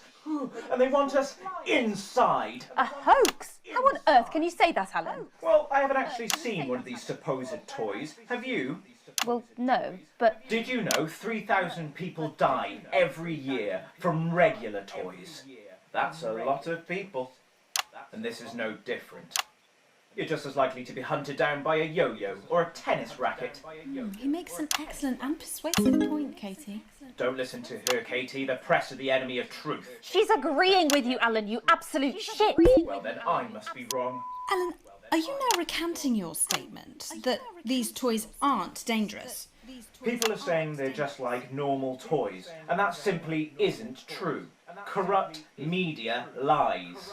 And Katie, how do you respond to Alan's claims that Mrs. Snugglehugs might be dangerous after all? I suppose I guess I'm agreeing with him. Thank you, Katie. I appreciate your support. A lot of folks are saying this Mrs. Snugglehug situation will all blow over, but it won't.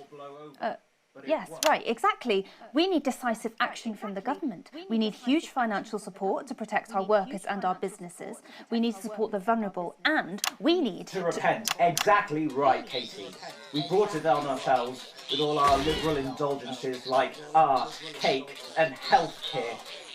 We need to act now and begin sacrificing our firstborns, or to push a beloved family pet. Absolutely, Alan. If we can all successfully come together as a community and perform the ritual, hopefully we will appease the great ancient. Katie, could it be any worse?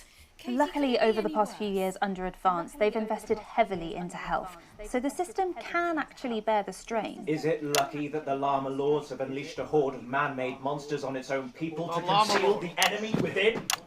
Will you just stop for 5 fucking seconds? The Global Alliance of Fish People are amassing an army. Amassing an army to kidnap us.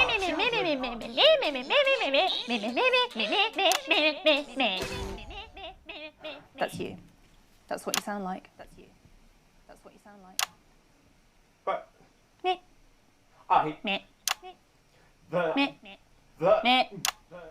I don't sound like that. Yes, you do. You do, Alan. You do sound like that. And that's why no one wants to be your friend.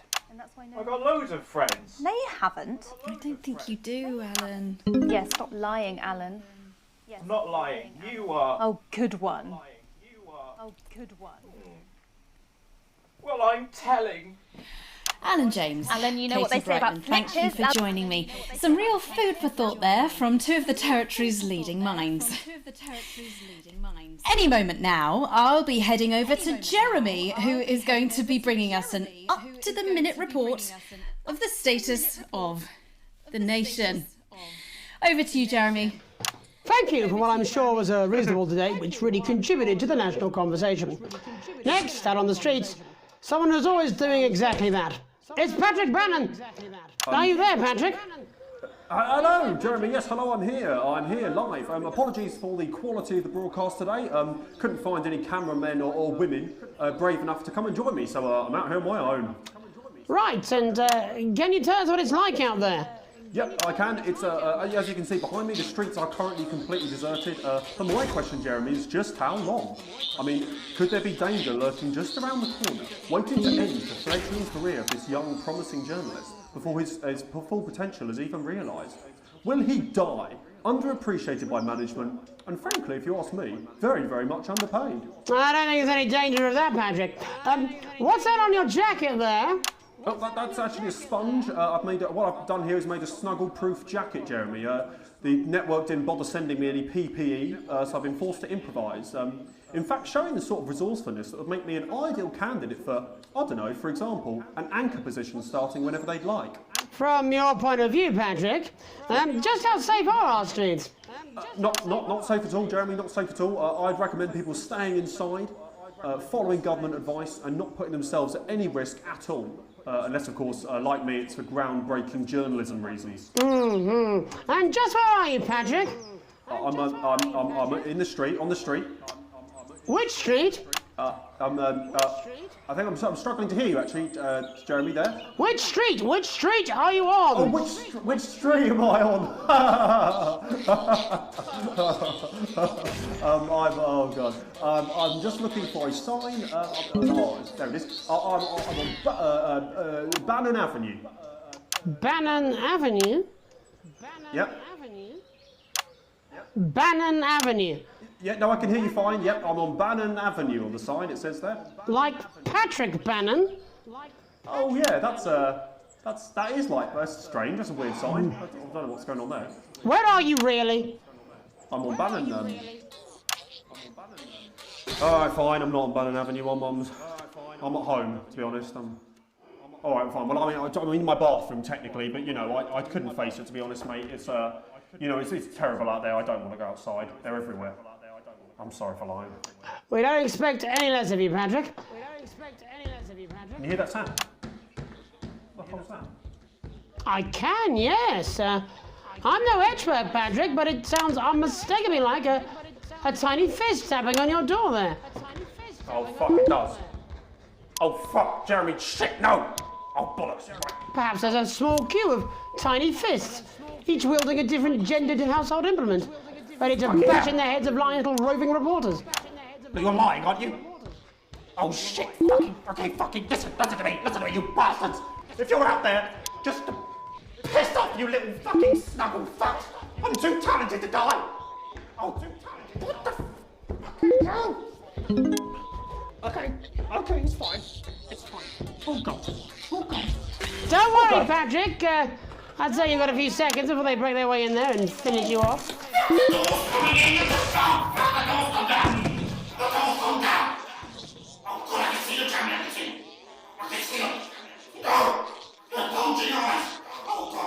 What do you see, Patrick? I see only the devil. I see only Satan. Oh God, no. They're coming to me. They're coming after me. No, you fucking little shit.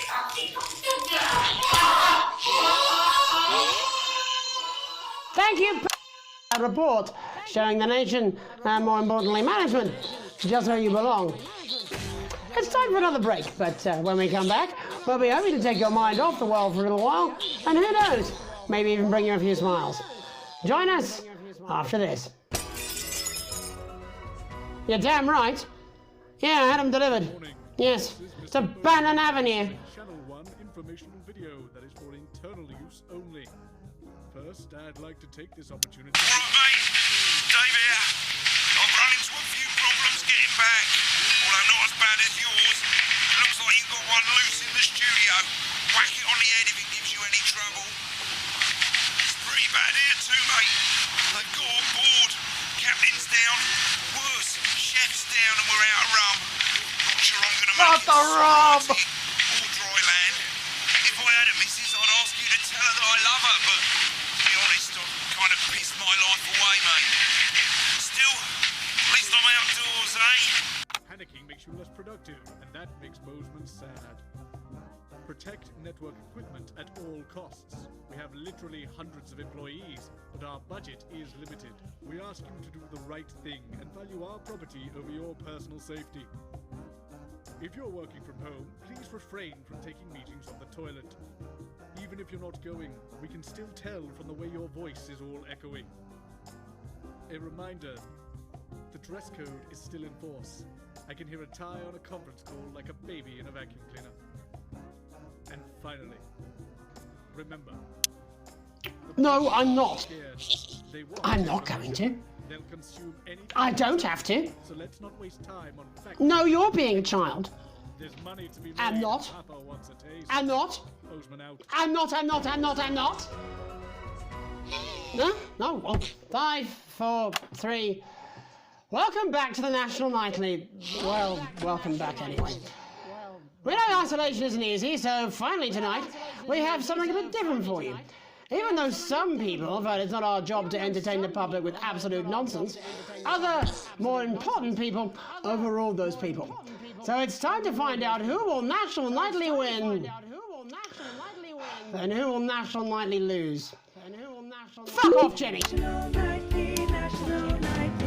So, how do we play? Well, it's all about playing. It's Tommy Harris. Hello, Tommy. All right, Johnny.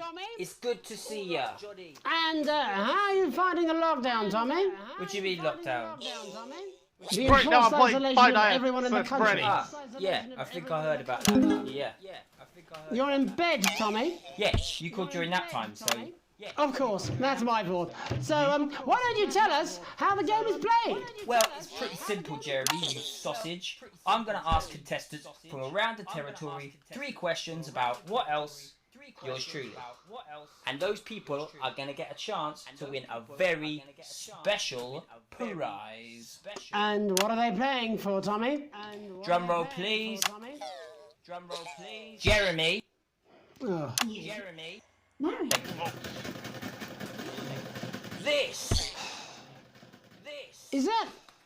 What is that? It's my athletic support, Jeremy. Oh. But I've signed it, So... Oh, well then, what a fantastic prize. Have we got anybody waiting to win this once-in-a-lifetime prize, Jimmy? I believe we have Angie on the line. How do you feel about winning this man's old pants, Angie? I've never been so excited, Jeremy. And can I just say, I love you. Both of you. Well, you've said it now, haven't you? Oh, Angie, I love you. In a way. Tell us about yourself, Angie. Well, what can I say? My name is Angie. Always has been. I'm a human woman. What the hell is up with this game? It's starting off as acceptable. Broadcast Brilliant! Right, well, shall we get this shambles underway? Absolutely, John. Can I get 30 seconds on the clock, please? We haven't got a clock. Yeah, I did ask for a clock.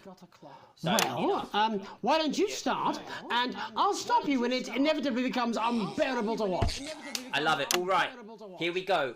Time starts. Now. Question 1. When is my birthday? The 13th of August at 7:19 a.m. That is absolutely correct. Question 2. What? I said, what is my favourite colour? Crushed praline 4. Correct, the colour of my nipples. And finally, Angie dear, what is my star sign? That's a trick question. You were born outside of the human understanding of the cosmos. Unbelievable, that is correct. Stop the clock. Wow, that really was tough to watch. How did you do, Tommy? Well, Angie, my love, you got every single question right. Which of course means you lose and win absolutely nothing. Thanks for playing, Angie. Bye. Do we have another contestant on the line at Jelly Bean? We do indeed. We should have Sonia Artleach. Are you there, Sonia? Of course I am, Jamie, darling. Thank you for being here, Sonia. Oh, there you are, Tommy. Mwah. Let me guess, you work in theatre, don't you? Is it that or... What gave it away? Was it the glamour or poise? It certainly wasn't your inherent sense of humility. Tell us about yourself, Sonia. Oh, well, why the hell is the sun so happy? This game. I am a theatrical agent. I represent the likes of Rudy Beefman, Samuel Coffee Cup, and Jodie Carpetburn, amongst others. And how's the lockdown affected you, Sonia? I've closed the theatres, shut the studios, and boarded the cinemas, but they won't get me that easily. How are you managing without any work? Due to a savvy clause in all of my artists' contracts, I am able to claim my 15% from their unemployment benefit. Wow, that certainly is sharp. Standard stuff, standard stuff. And can I ask, where are you speaking to us from? Well, I work from home, you know, to keep costs down. And who's this? Oh, well, you know, when they gave the order, I was actually mid-meeting with a client, so we've been isolated together. No fucking way! What the fucking fuck? Is that Tommy Harris? I'm a huge fan. Can I just tell you how bloody brilliant you are? Actually, Jeff, we're about to play a game, aren't we, Tommy? We've got time. Well, if it's not too bold, I think I am in love with you, Mr. Harris. No, it's not too bold. That's all right, don't worry. Hey, I'd love to show you some of my stuff. I've been working on some new shit. Well, at least you're already aware. During lockdown, we've been workshopping some of Jeff's ideas for much younger children, haven't we? Oh, here you little. People still let you do their children, do they? Yeah, that's right. Yeah. I've been developing some shows for younger children. Well, we'd love to see it, wouldn't we, Gerbil? Absolutely dying to. Right, so, what do kids love? Timely child support payments from their absent fathers. Shallow and overproduced musical numbers? That's right. Animals! So, I'm trying to address the things that kids need to know, but through a medium that they'll understand. Do you understand? I think, yes. I think so, yes. Jeff's one of my best clients, aren't you? I am, yeah. So, the first one we've been working on is called The King of the Jungle's Mortgage Repayments. It's about a lion who's having problems with his interest rates. problems with his... I see. Does he have a broker? He does, yes. He's a porcupine. How did you know that? Well, your work is universal, darling. It speaks to people. I'm going to say something to you, mate. I think you're onto something here. Oh, the bear, Oh, yes, right. This one is much better. So, this one tells the tale of Mr. Bear. Now, Mr. Bear is a very sad bear, because all of the other bears don't think that he'll amount to much, and they tell him that his plays are lazy and derivative. I think you're onto something there. Now, Mr. Bear is a tragic figure. Picture this. He's at his lowest ebb. The trees are closing in. He can't even face his salmon, can he? But then he meets someone that will change his life forever. This is fucking gripping. That's right. He meets a wise old octopus who takes him under his wing and says, "No, Mr. Bear, don't be sad. You're not like all the other bears. You have this ambition and these dreams." Such fucking dreams. I think I love you, Jeff. And what you need to do, Mr. Bear, says the octopus, probably doing an 8-armed gesture or something. What you need to do to find happiness in this crazy old forest is you need to set yourself more realistic goals. It's called Mr. Bear Lowers His Expectations. Wow, you really have taken yourself to new depths. And what do you want children to take away from this? Oh, fuck shit. What? I said a more realistic worldview. Are you all right, Jamboree? It's Jeffrey. My name is Jeffrey Donington. No, stop. How does it end? We need to know how it ends. Well, all the animals learn a thing or two about inevitable mediocrity. And Mr. Bear settles down near to his parents' cave, stops trying to make his band happen, and he goes into bear telemarketing. Becomes a bear maths teacher. Oh, and we end... We end on a big musical number. Oh, there's dancing. It's very repetitive, so it's catchy but not too challenging. Well, if you like, I could go and get my boombox. Yeah, I might be able to... Hang on, can we get Angie back? Why not? The more the merrier, as they say at orgies. Right, I'll just fill then, shall I? Coming up in a moment, it's the world premiere that nobody saw coming. Lights! Or wanted. At all. I can only apologise in advance for what we're all about to endure. To turn this shitting thing up. Well, there's all sorts of creatures down on Dangly Doodle Farm.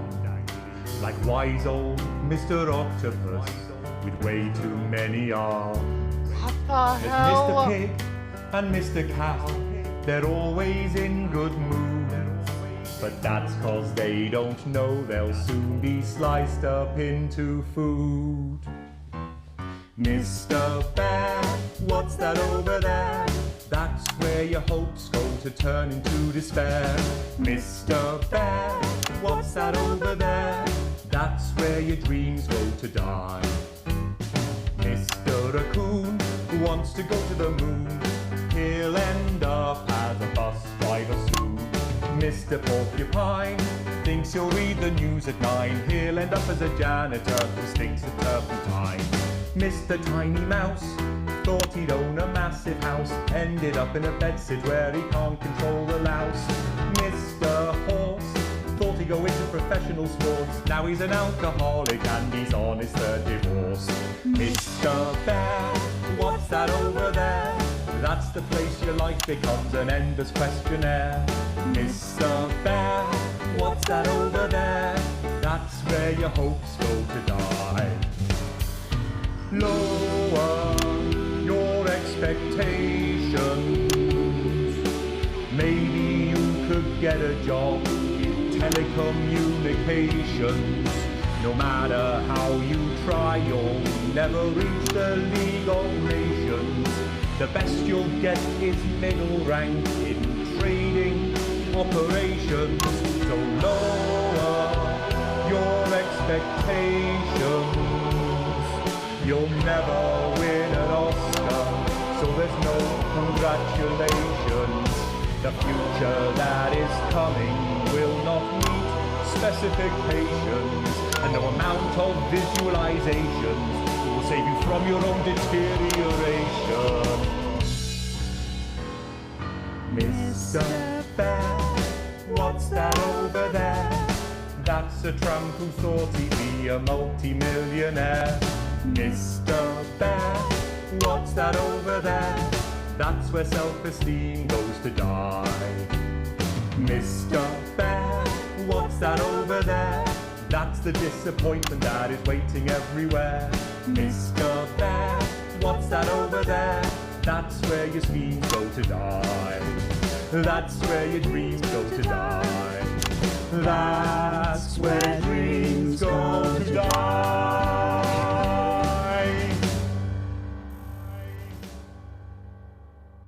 Of course, that's all we have time for tonight. But before we go, I just wanted to leave you with this final thought. And by you, I actually mean you, Alex. Up in the broadcast room, making sure we all look our best and keeping the signal strong and the language mild. And Alex is damn good at it. Alex is our invisible foundation. You at home can't see them, but they're always there, keeping us afloat. Of course we can see you, Alex. I saw you the other day in the corridor. Do you remember? I tried to catch your eye, but I think you must have been deep in thought because you just sort of walked past me like I wasn't there. I try and sit in your eye line in the canteen some days. Every day, if I'm honest. No, it's wrong. I know you're married. I've done some digging.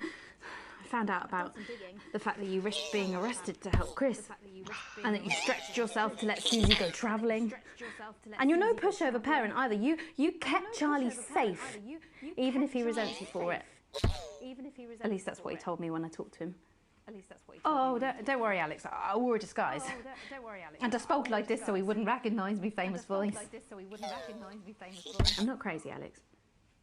I don't want you to think I would ever do anything to hurt Charlie or Susie.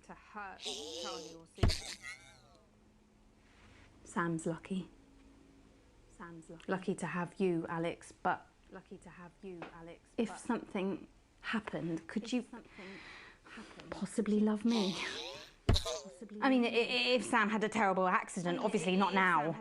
I know you love your family, but if something happened, say Sam took a massive electric shock and went into some sort of coma, could you love me then? Could you? Would you, please? My name's Megan Wolf.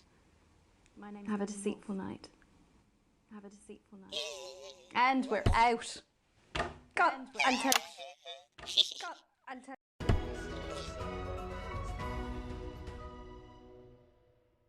Push yourself to your absolute limit with Occupational Hazards, the exclusive new collection. Subscribe today, and every week we'll send you a workplace accident you'll never forget. From the classic trip and fall to the unparalleled heights of gross negligence, this limited edition set really does have it all.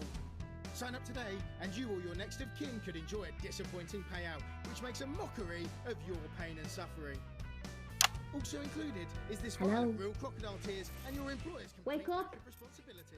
Every issue comes from magazine containing the impotent wishes of your colleagues. Alex, wake up! Wake up! Wake up, Alex! Alex! Wake up! Wake up! Wake up! What's a fever dream?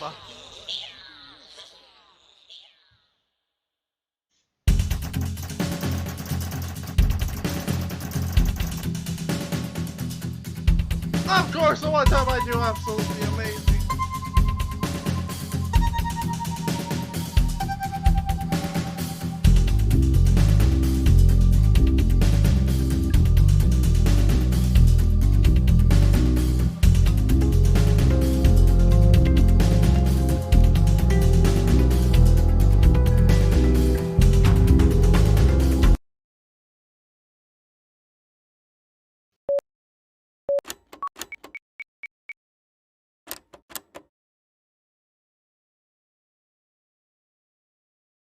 Well, that seems to have pretty much run its course. That's all we have time for tonight. But before we go, I just wanted to leave you with this final thought.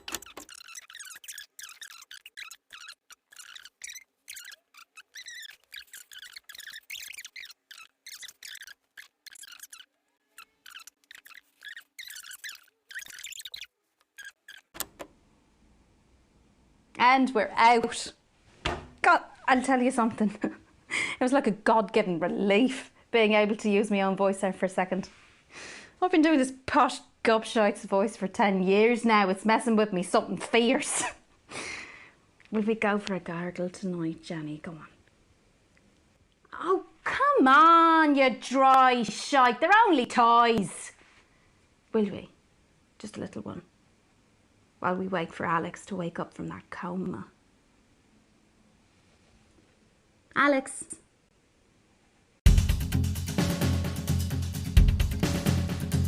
I'm sorry, what?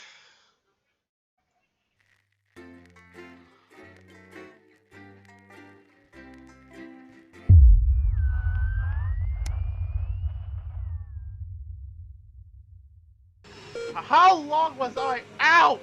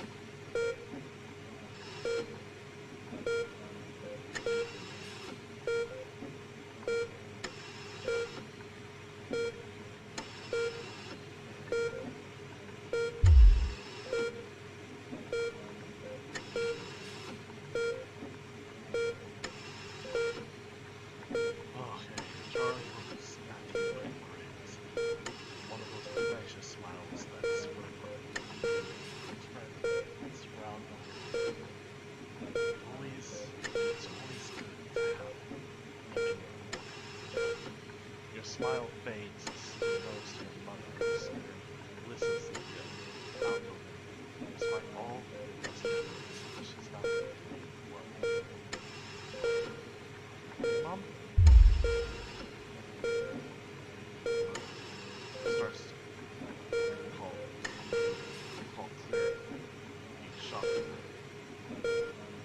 Your mother starts to call clearly, shocking her out of reverie. She turns to you and smiles. Anger greetings, truthfully brown, recognition in her eyes. Oh God, come on! Yes, of course. How are you feeling? You smile warmly and nod, but before you can respond, a doctor bustles in and ushers everyone out. She asks you, well, what feels like 100 times how you feel. Surprisingly well, all things considered. Exactly, there's no sign of any real damage, but a bit of a shock to the old system part of the puzzle. She smiles. Not that we recommend that you do anything like that again, of course. After a couple of days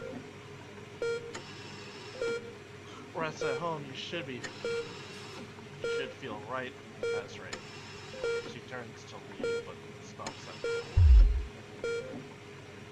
Oh, in the private room and care, the doctor gestures to your room, which you notice looks rather expensive. Has all been paid for by Mr. Postman. He left those flowers and said not to worry. Take the rest of the week off. He'll see you Monday. Seems like the least he can do. Yeah, after that literal shock.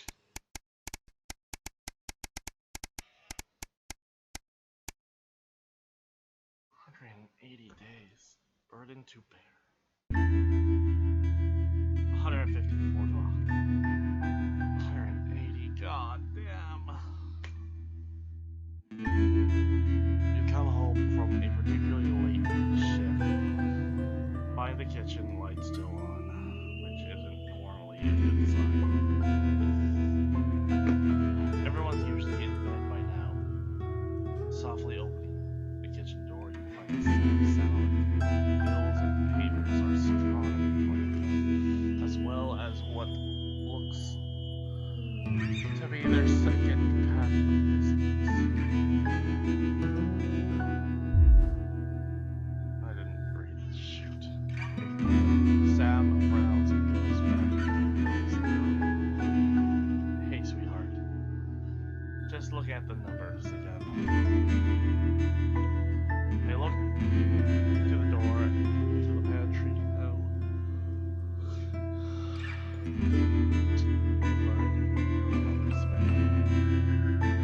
We've been doing our best, but I think Cassandra really needs the nurse to look after her now. I've been staring at the numbers all night. Tears in her eyes. Takes your head. There's just no way we can afford it. I'm so sorry.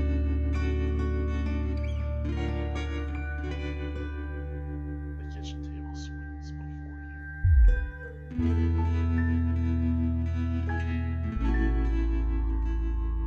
Sam stands up and pulls you into a firm embrace. And all you can think of is your mother. How you can't afford to help her. What your dad did. Is this the utopia advanced promised? You start staring at the door to your mother's makeshift room. Tomorrow you'll need to tell the kids. Book an appointment at the transition center.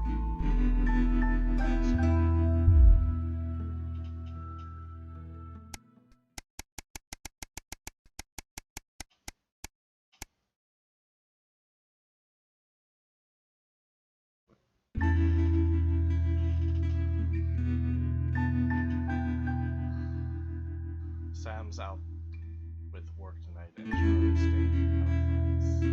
The house is yours. You order takeaway, have a couple of drinks, and decide to relax. TV. Not a great selection tonight, but surely something to watch. You like how it is. Sam's not going to be so much a horror movie or horror without them. I want to switch off action thrillers. Sam isn't a fan of historical dramas, so make the most of that.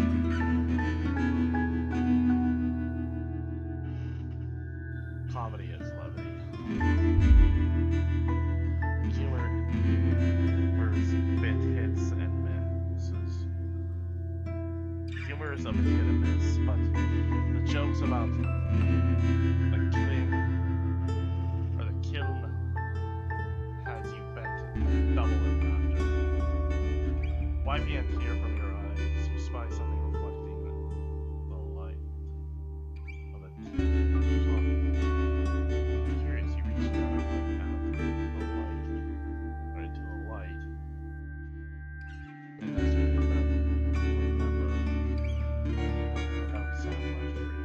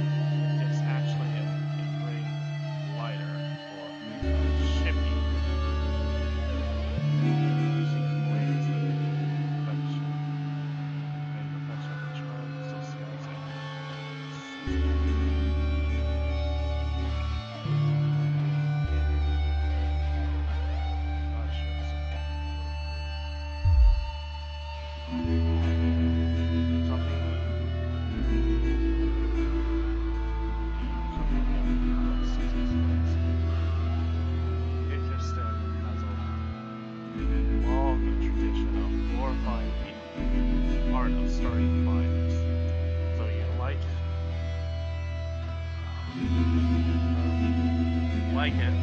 Don't do anything stupid, Susie. Hopefully just as soon you're not the new pastime he's picking up. Or about to pick up. It's nice that you thought of him.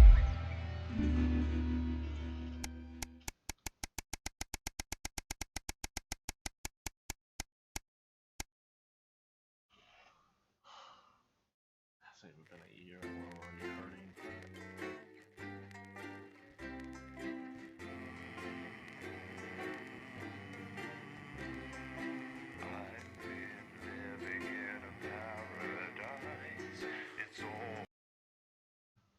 Oh, this is gonna be fun.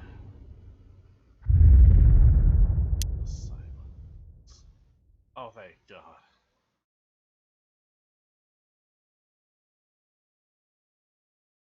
Oh, alright.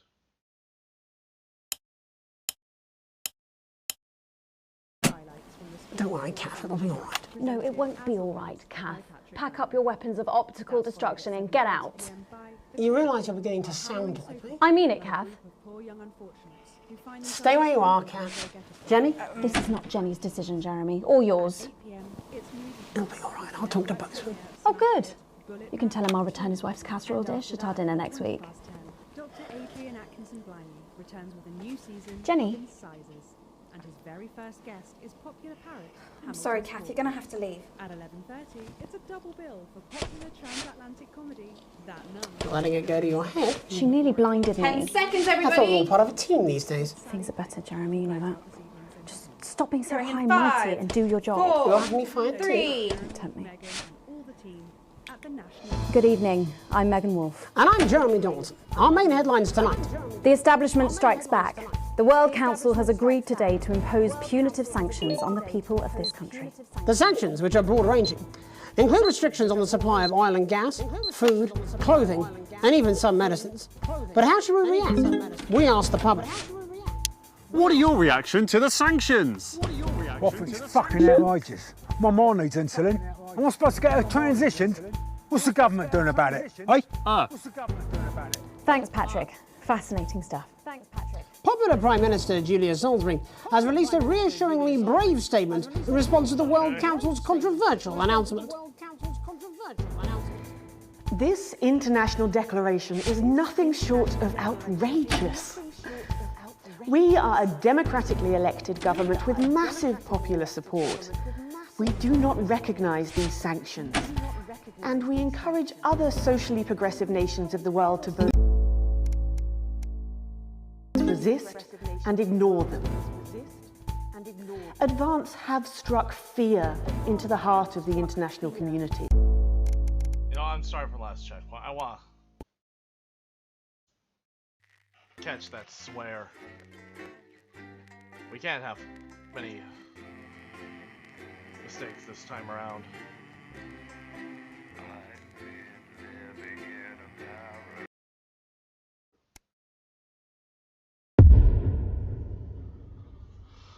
Oh, this game.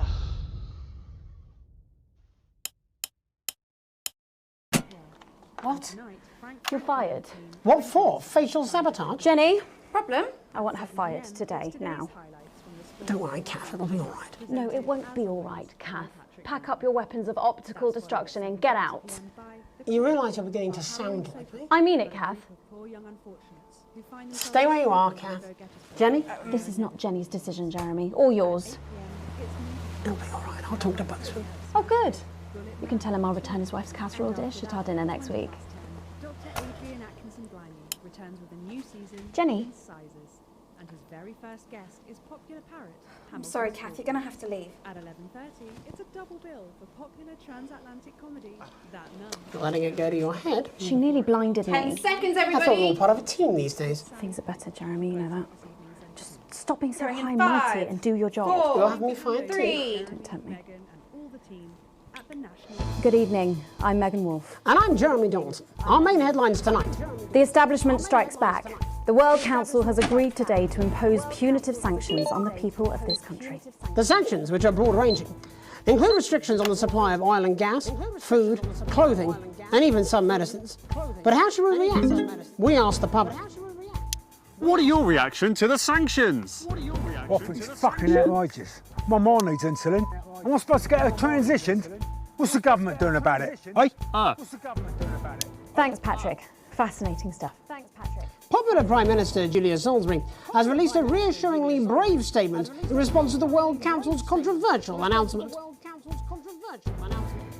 This international declaration is nothing short of outrageous. We are a democratically elected government with massive popular support.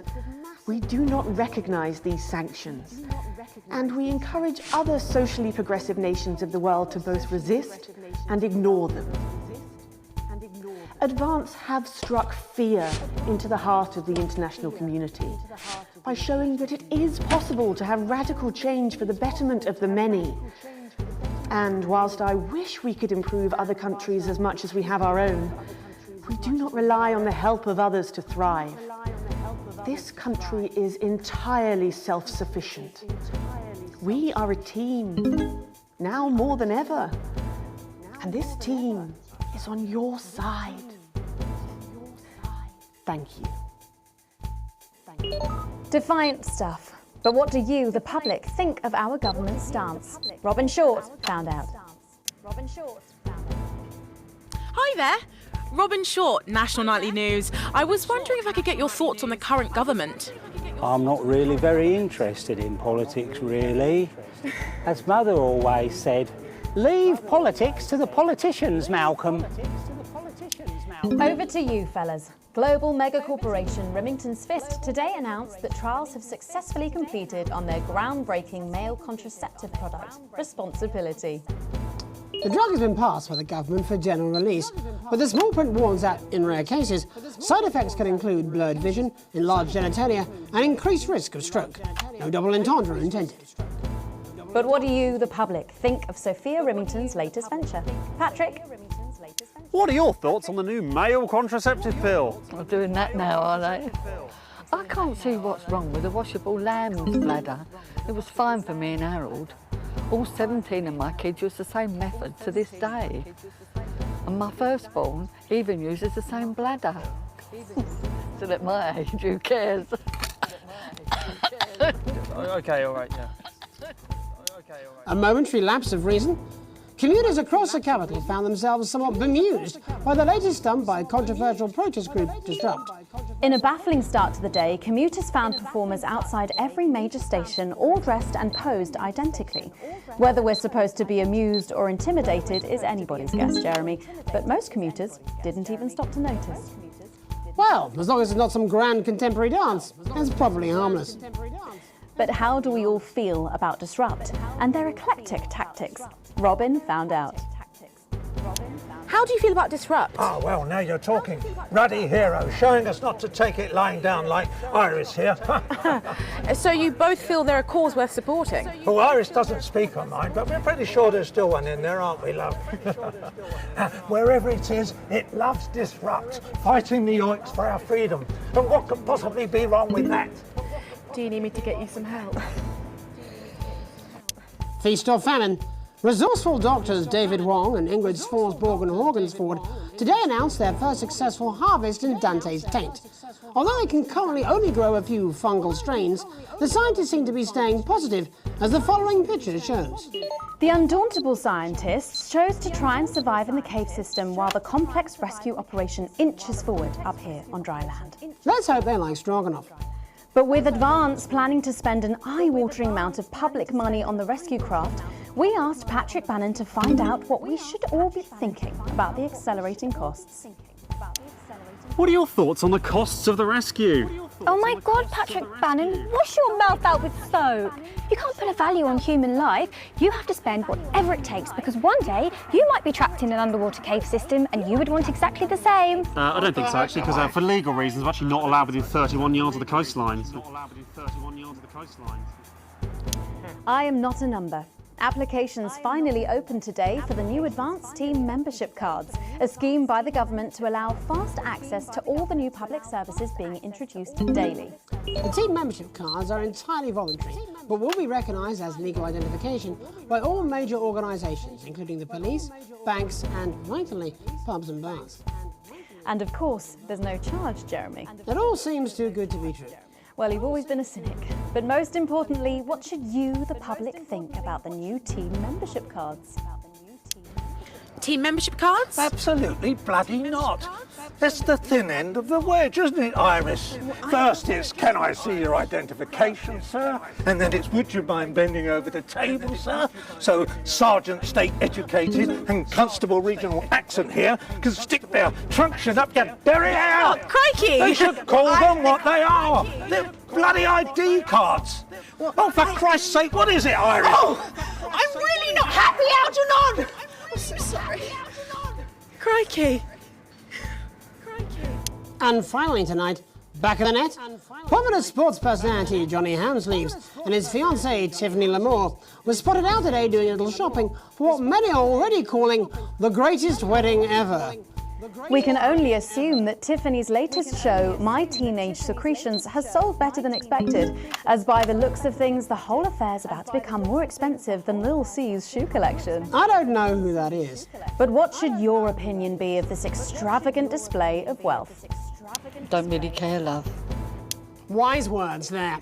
Later tonight, in a bit of a switcheroo, it'll be Jeremy in the culture chair, spitting rhymes with popular rapper Jay Zus. And then we'll both be chatting with a familiar team of thespians set to take the nation by storm again. That's all coming up on tonight's National Nightly News.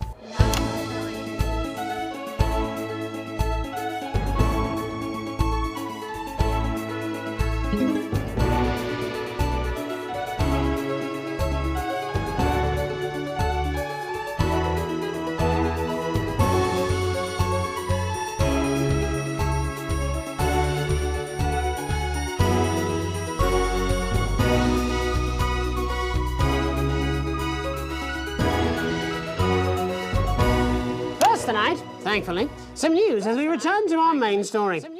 The World Council today agreed that punitive and potentially illegal sanctions should be imposed upon this country. The sanctions, which come into effect immediately, aim to stop the flow of food, fuel and even some medicines from reaching your pockets. Tonight, we have guests from across the continent to discuss this unprecedented situation. For advance, Peter Clement is at his home in Lanfordshire. Are you there, Peter? Yes, I can hear you, Jeremy. Thank you for having me. A momentous day, Prime Minister. Are you shaken? Oh, I don't scare that easy, I'm afraid, old son. And neither do the people of this country. Well, joining us is Ivan Vodovich, Foreign Minister of Urkistan. Ivan, thank you for being here. Great pleasure. You, Megan Wolf, are like strongest guard at Labour camp who wake up inside body of crazy, expensive prostitute. In my country, you will be worshipped as a god. Okay. Minister, as one of those arguing most strongly for these sanctions, how do you feel about Advance's defiant stance? Advance is like man who think he have big career in movies land, when actually he in dirty sanitarium, screaming at mirror and holding tiny penis in hand. He's clearly not from Svenland, and we have like some of the cleanest mental health facilities in the continent, yeah? And welcome to Svenland's Minister of Mojo, Björk. I'm sorry, we don't appear to have your surname. It's just Björk, yeah. We don't use things like socially divisive surnames here, yeah. Minister? It's just Björk, yeah. Right, Björk. Your country spoke in favour of Advance at the World Council today, but you were noticeably absent when it came to the actual vote. Well, what a surprise. The hippies didn't show up for the fight. Actually, that's quite racist, because if you must know, we were going to go to the whole, like, vote thing, yeah? But it's actually the Festival of Fureland here at the moment, where we honor the old generations. So, like, we all had to look our grandparents' linea whilst the vote was happening, and that's like a really, really time-consuming process, actually.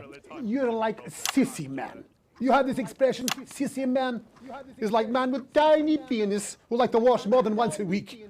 Actually, that's quite homophobic, yeah, because... Oh, stop winding him up, Ivan. We're not back at the Grange now. Sorry, Jeremy. Ivan and I used to play golf back in my media days. Yeah, he always wins. Nothing gives him greater pleasure than grinding people's gears. The more publicly, the better.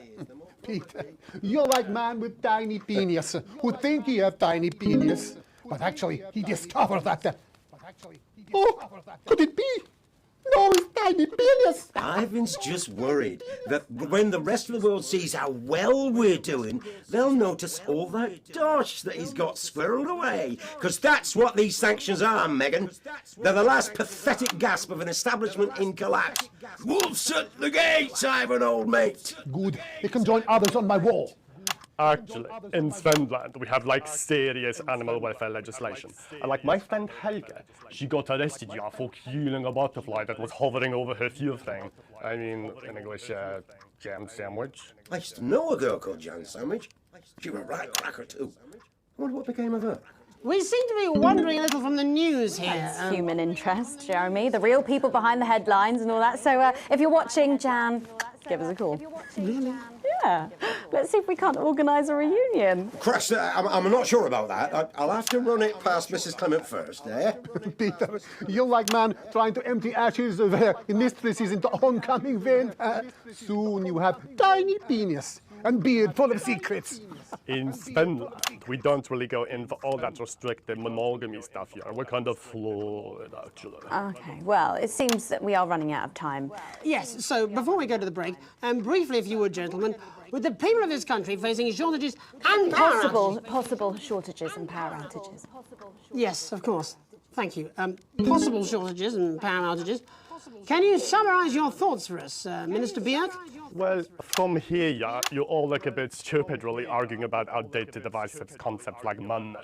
In Finland, we replaced currency with a system of bodily fluids back in the 1970s, and that's like really hard to sanction, actually. Thank you, Minister Votovic. Your country is like man who think he invented perfect trap for giant Newton hairy bear. But really, he's just standing in field holding his tiny penis, yes. Thank you, Minister. And finally, Prime Minister Clement. Let me talk to your viewers here, Jeremy. Don't worry, everybody. Don't be afraid. Don't even lose a wink of sleep. We knew the rest of the world would react this way, and we're ready. As my old man used to say, you can't make a shite pie without blocking a few toilets. Thank you, Prime Minister. Reassuring words there. We'll be back. After these messages. 1 minute back. Hey, Peter, I over your way this weekend. You fancy a quick 9? Yeah, sure, front or back. That's what I hope you're asking Megan Wolf for me. She's out of your league, mate. Thank you for the correction. Well, you have to be more careful. It's all part of his long-term plan to get fired live on the news at 6 in front of the nation. Can someone warn him it's going a little too well?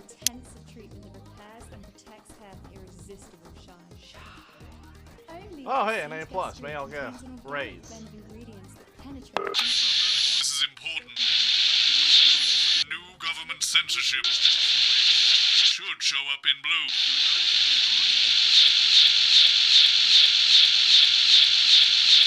Same as regular censoring. Keep an eye out for the advanced blue waveform. Are you still meant to bow to foreign royalty? What? Should I just, like, curtsy? Hang on. Have they given you the Crown Prince report? What? Megan? This is Jeremy, and he'll be interviewing you. Yo, thanks for having me on your show, man. It's quite all right. Yo, just a quick one. You're not going to ask me about the chimp, are you? 5 in 10 seconds. So he put that get up on himself. I'm just saying. Going in 5, 4, 3. Welcome back. I'm Megan Wolf. Later, we have an exclusive first look at a theatrical sensation everyone's going to be talking about. But first, it's time to go over to the culture spot with lovely old Jeremy Donaldson, who's joined by a very special guest. Jeremy. Thanks, Megan. I have the honour and privilege of being joined by hip-hop royalty. He's been called the son of the streets and the father of truth. Not sure how that works, but whatever. Let's welcome Jesus! Thanks, Jeremy. Yeah, it's a real honour to be here on the show, the sorry. news. You know, as a kid on the streets, I used to watch you through a window of the shop, so to be here right now is crazy. You've had quite the journey to be here today. Can you tell us about it? Well, you know, I try not to, well, you know, the past is the past, and I don't like to dwell on it. I understand. But yeah, man, the streets is all I remember. Like, my mother donated me to a charity shop soon after I was born. Elderly lady took pity on me. You know, she let me sleep on a pile of crime fiction until I taught myself how to walk. Wow, that's quite the childhood. And she died, like, died tragically. Right there in my arms, man. Right there in my arms, man. You know, I remember a tear falling as she laid there next to the used homeware. And in that moment, I became a child of the streets. I was just 18 months old. What a tale. What a tale. Oh, You're known for your direct and honest lyrics. Was your style informed by your troubled past? Oh, like I said, I try not to talk about it. It's just, it's just too hard. Of course. But my first album is about the story of the first 4 times I stole, so I wouldn't starve. A small group of infants came to see me as their de facto leader. They call me Mr. Cheese Slice. Anyway, we were like a family. So it would seem. Recently, you've been quite outspoken about the government. Yeah, fuck the government.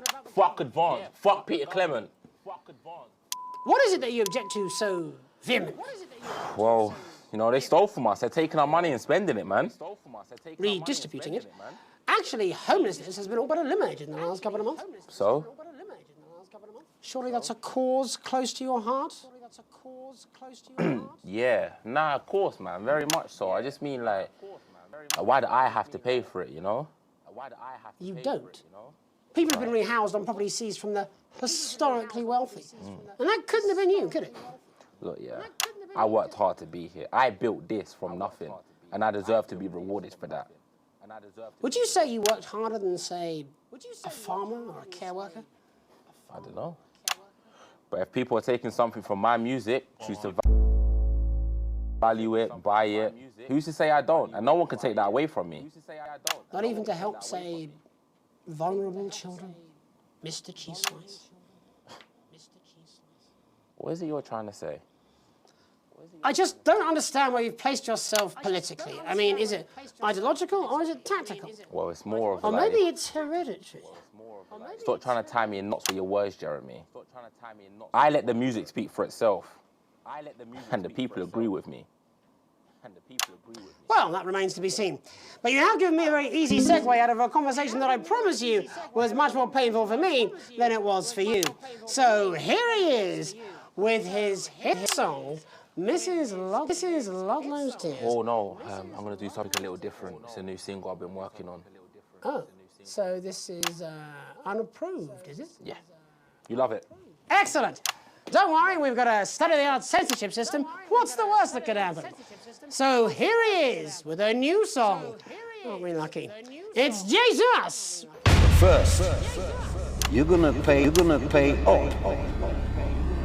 You're gonna pay back.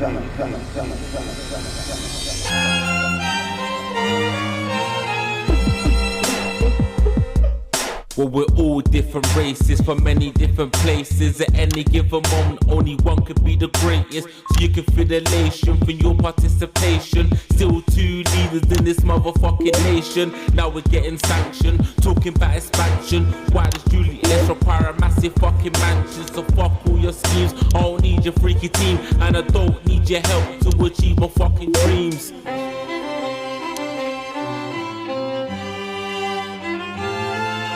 So don't make a fuss when you find you're one of us. Yeah, every single one of you's a bit Jesus. And you can call me crazy, cause no one ever pays me. But I won't waste a lifetime being motherfucking lazy. I may be inventive, my taste may be expensive. Get out of bed with no fucking incentive. Although it's contravention of your obvious intention. Eat a little of the fruits in my invention. You make us the same, but we're not all the same. All our dreams, all our schemes, all our means are not the same. The best of the praise of the crest of the wave. Cause we people when we're motherfucking slaves. Take this fact, gonna stain it red. Gonna stab it into Peter Clement's motherfucking head. Cause he's thick as shit, he's got a job he's unfit for. It's time to stone a coffin with a motherfucking pitchfork.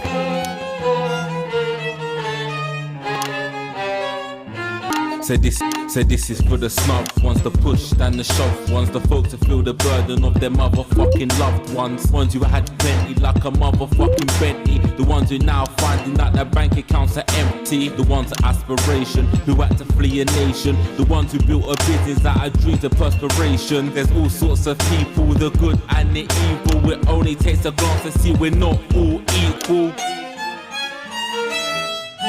You make us the same, but we're not all the streams. All our schemes, all our schemes, all our means are not the same. And the best of the brave serve the press of the ways. Cause we're only equal people when we're motherfucking slaves. Gonna take this fact, gonna stain it red. Gonna slam it into Peter Clemens' motherfucking head. Cause he's thick as shit, he's got a job he's unfit for. Time to fill the puzzle with a motherfucking pitchfork. Get out of your seats, get your asses in the streets. Set a fire in the building, let him feel some fucking heat. Take your hate to go getters, no squilling bet letters, and burn them on the paras of advances fucking letters. Gonna take his facts, gonna stick, gonna snap, gonna slam it into Peter Clemens' motherfucking head. Cause he's thick as shit, he's got a job he's unfit for. Time to storm the castle with fucking pitchfork. Chase that dream, you know we the fucking team. And advances, little dances aren't as harmless as it seems. Cause they're stale and corrupt, then you're angry erupt. Then your hearts and your minds and your fists to destruct.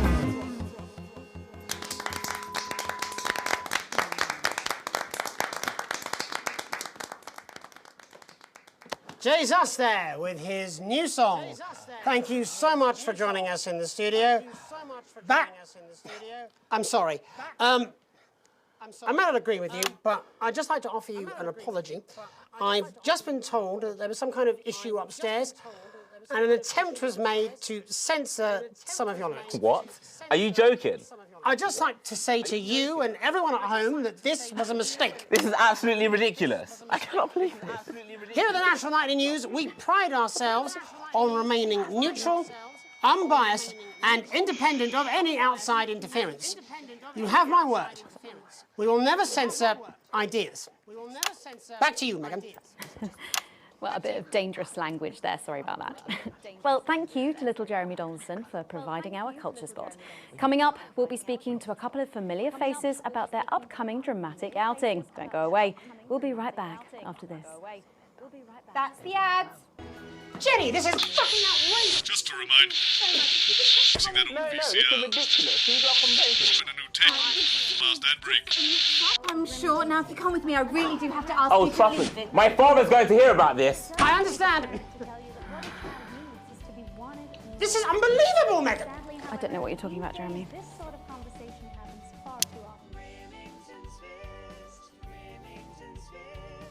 So, you know, Brad, this past fortnight has really been amazing, but I'm afraid I have something to tell you. I'm pregnant. But how can that be? You told me you're on the pill. Not all contraception is 100% reliable, so I guess now we have to get married. But we've only been on 5 dates. I don't even know you, Julie. Janet. Marriage and children seem to be a pretty big decision to make in a wine bar, Janet. Oh, here we go. Shut up, stop it. Look at him. If we could just get you in position. Oh, say no more. Say no more. Second, Jeremy, you remember Mr. Algebra? Vividly. And Mr. Harris, and this is Ms. Radin. What? Philippa, please. You're back together again, eh? Who'd have thought it? Perhaps a lower order demon. Yes, it is awfully exciting, isn't it? Right, okay then. We're going live in 10 seconds, opening on camera 1. Because children shouldn't be by accident. And let's face it, condoms suck. 5, 4, 3. Welcome back, and no, you're not mistaken. Sitting across from us are some very familiar faces. You really are too kind, Megan. It was only a yogurt commercial, but I'm still proud of it. Here to talk about his new show, we're joined by national treasure Tommy Harris, the National Theatre's Philippa Radin, and National Deficit Jeff Algebra. It's so lovely to have you all. Tommy, would you like to tell us about the show? You know what? I'd bloody love to. It's Okay, that was... We're back, gotta feed the cats.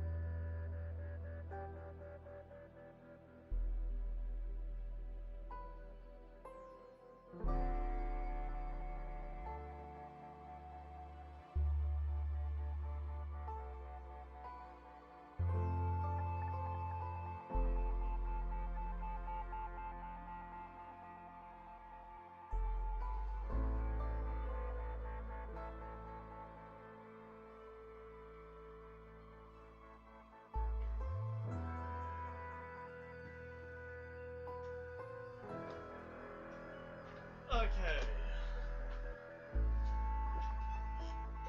Jesus Christ, this game. Alright, let's get back to the madness. About me. It's about my life. And where did the idea come from? So, right, picture this. Their legs akimbo, mid-session, sweat is pouring out of me like an immense hog. And then Cindy comes in, she says, Pete's on the phone. That's Peter Clement, the Prime Minister. Yeah, Pete's actually a really good mate of mine. Oh, is he really? Yeah, no, he comes to training sometimes. He's actually a pretty good goal sweeper. Anyway, so, yeah, Pete, he says, Toby, he thinks my name's Toby, see? He says, how would you like to spread your message of team spirit and cooperation across this fractured nation? How would you like to really make a difference in these desperate times? What did you say? Yeah, right, yeah. So, Jeff, the question on everyone's lips is, what in God's name are you doing here?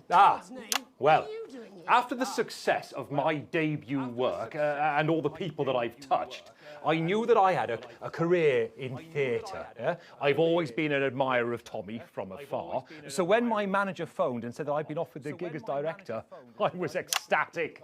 I whipped my trousers off and got straight to work. Why did you do that?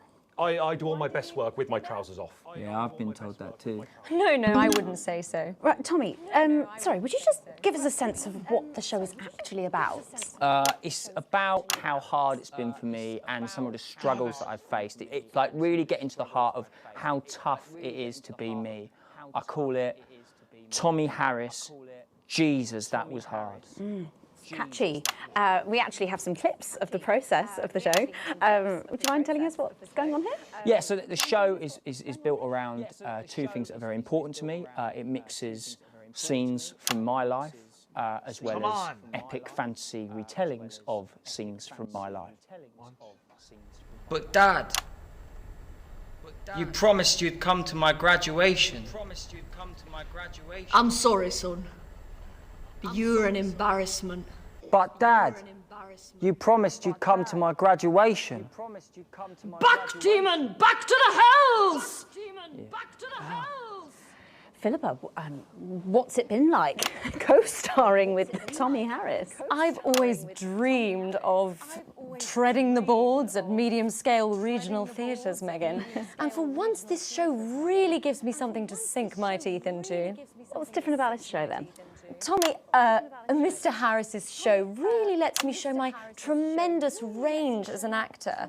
I've always suffered from typecasting, forced to play the same tired characters in every god-awful yogurt advert or godforsaken soap opera or, God forbid, a pantomime. But, you know, this show has really let me just go there. Jeff, the viewers at home will be dying to know exactly what is it that you bring to the show? Good question. I think these guys would agree with me when I say that it's my steady hand on the tiller, my arm round the shoulder approach that's really brought the production from strength to strength. Absolutely right. Jeff's contributions are immeasurable. He was our rock. Can you give us a sneak peek of anything else that might be in the show? Yeah, all sorts, yeah. We've got lots of exclusive first-hand experiences of Tommy's time in the underground sports board scene. And some epic fantasy retellings of Tommy's time in the underground sports board scene.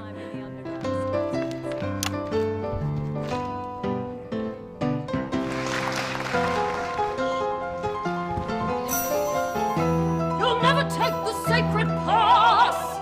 And am I right in saying this was officially commissioned by the government? Yeah, all paid for by the taxpayer, which, you know, to be honest, was actually a lifesaver, really. Yeah, I think it's fair to say that without Advance's support, we'd have had to cut the finale. Yeah. Which frankly would have been a travesty. Oh, God, Jesus Christ! Goodness, and you do this every night? Absolutely. It's a metaphor. For what? Death. And the public are footing the bill, are they? Too bloody right they are. Between the cost of my tour bus and the dry cleaning and my ties, I'm barely scraping a profit here. Amazing. And where can the folks at home come and see this for themselves? We're performing all over the nation.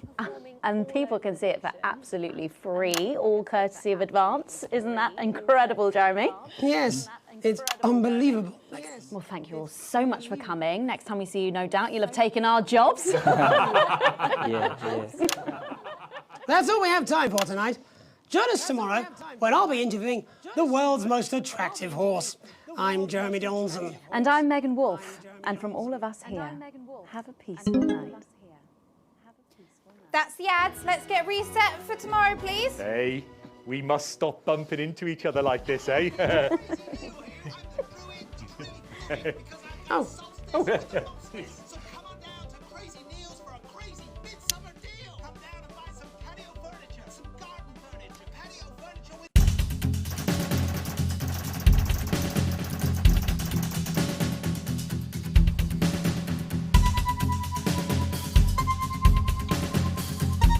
Number century.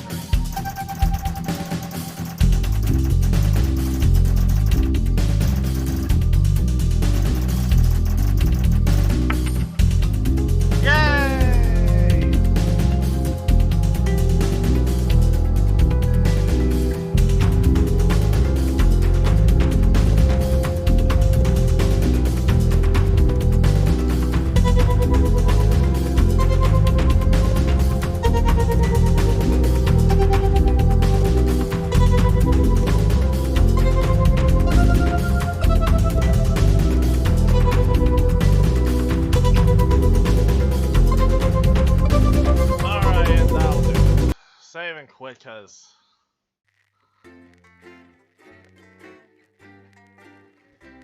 by Jove, this game's getting complicated.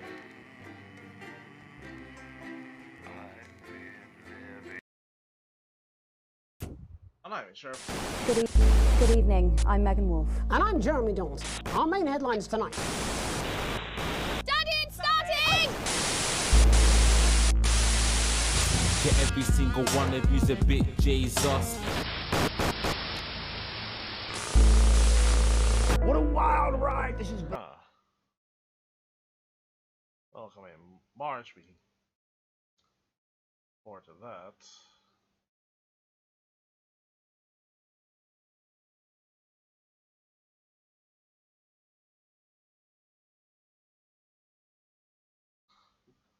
Okay,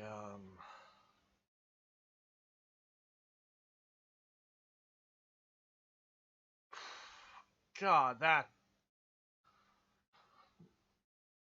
game was just something.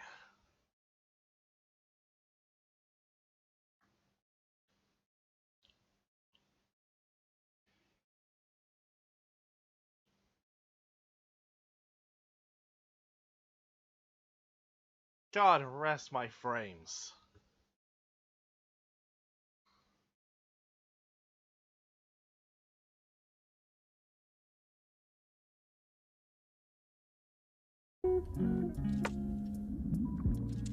Okay, and I got repairs to do on a few things.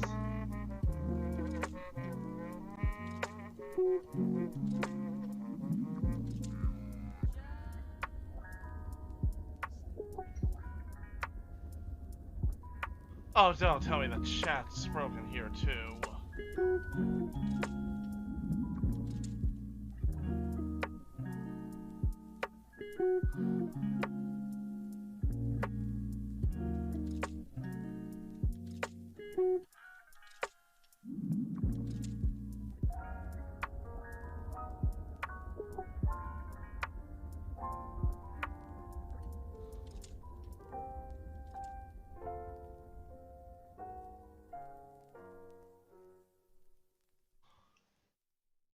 There.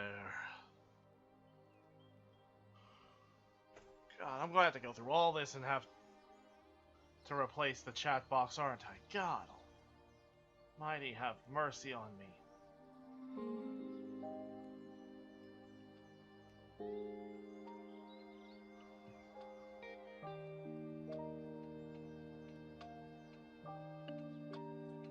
But thank you all for coming. I hope you had as much fun as I did with this fever dream as you did. By all means, tell other YouTubers to play this game. Recommend it on my behalf. Get it out there. This game needs to be known about. I bought it just today. That's why I was so late. For, let's see, how much was it?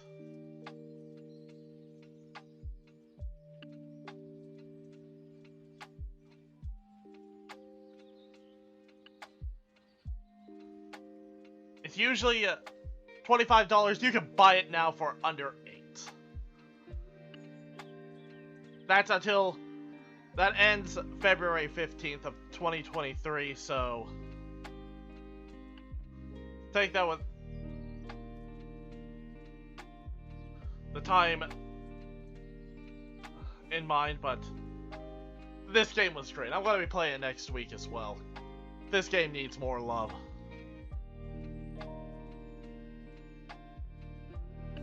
So, until we meet again, I'll see you Sunday. How'd that outro go?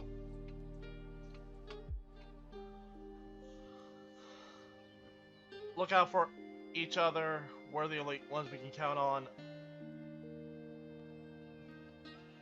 Be kind to each other. Be the change you want to see in the world. Don't let the government censor you as much as you can. And of course, how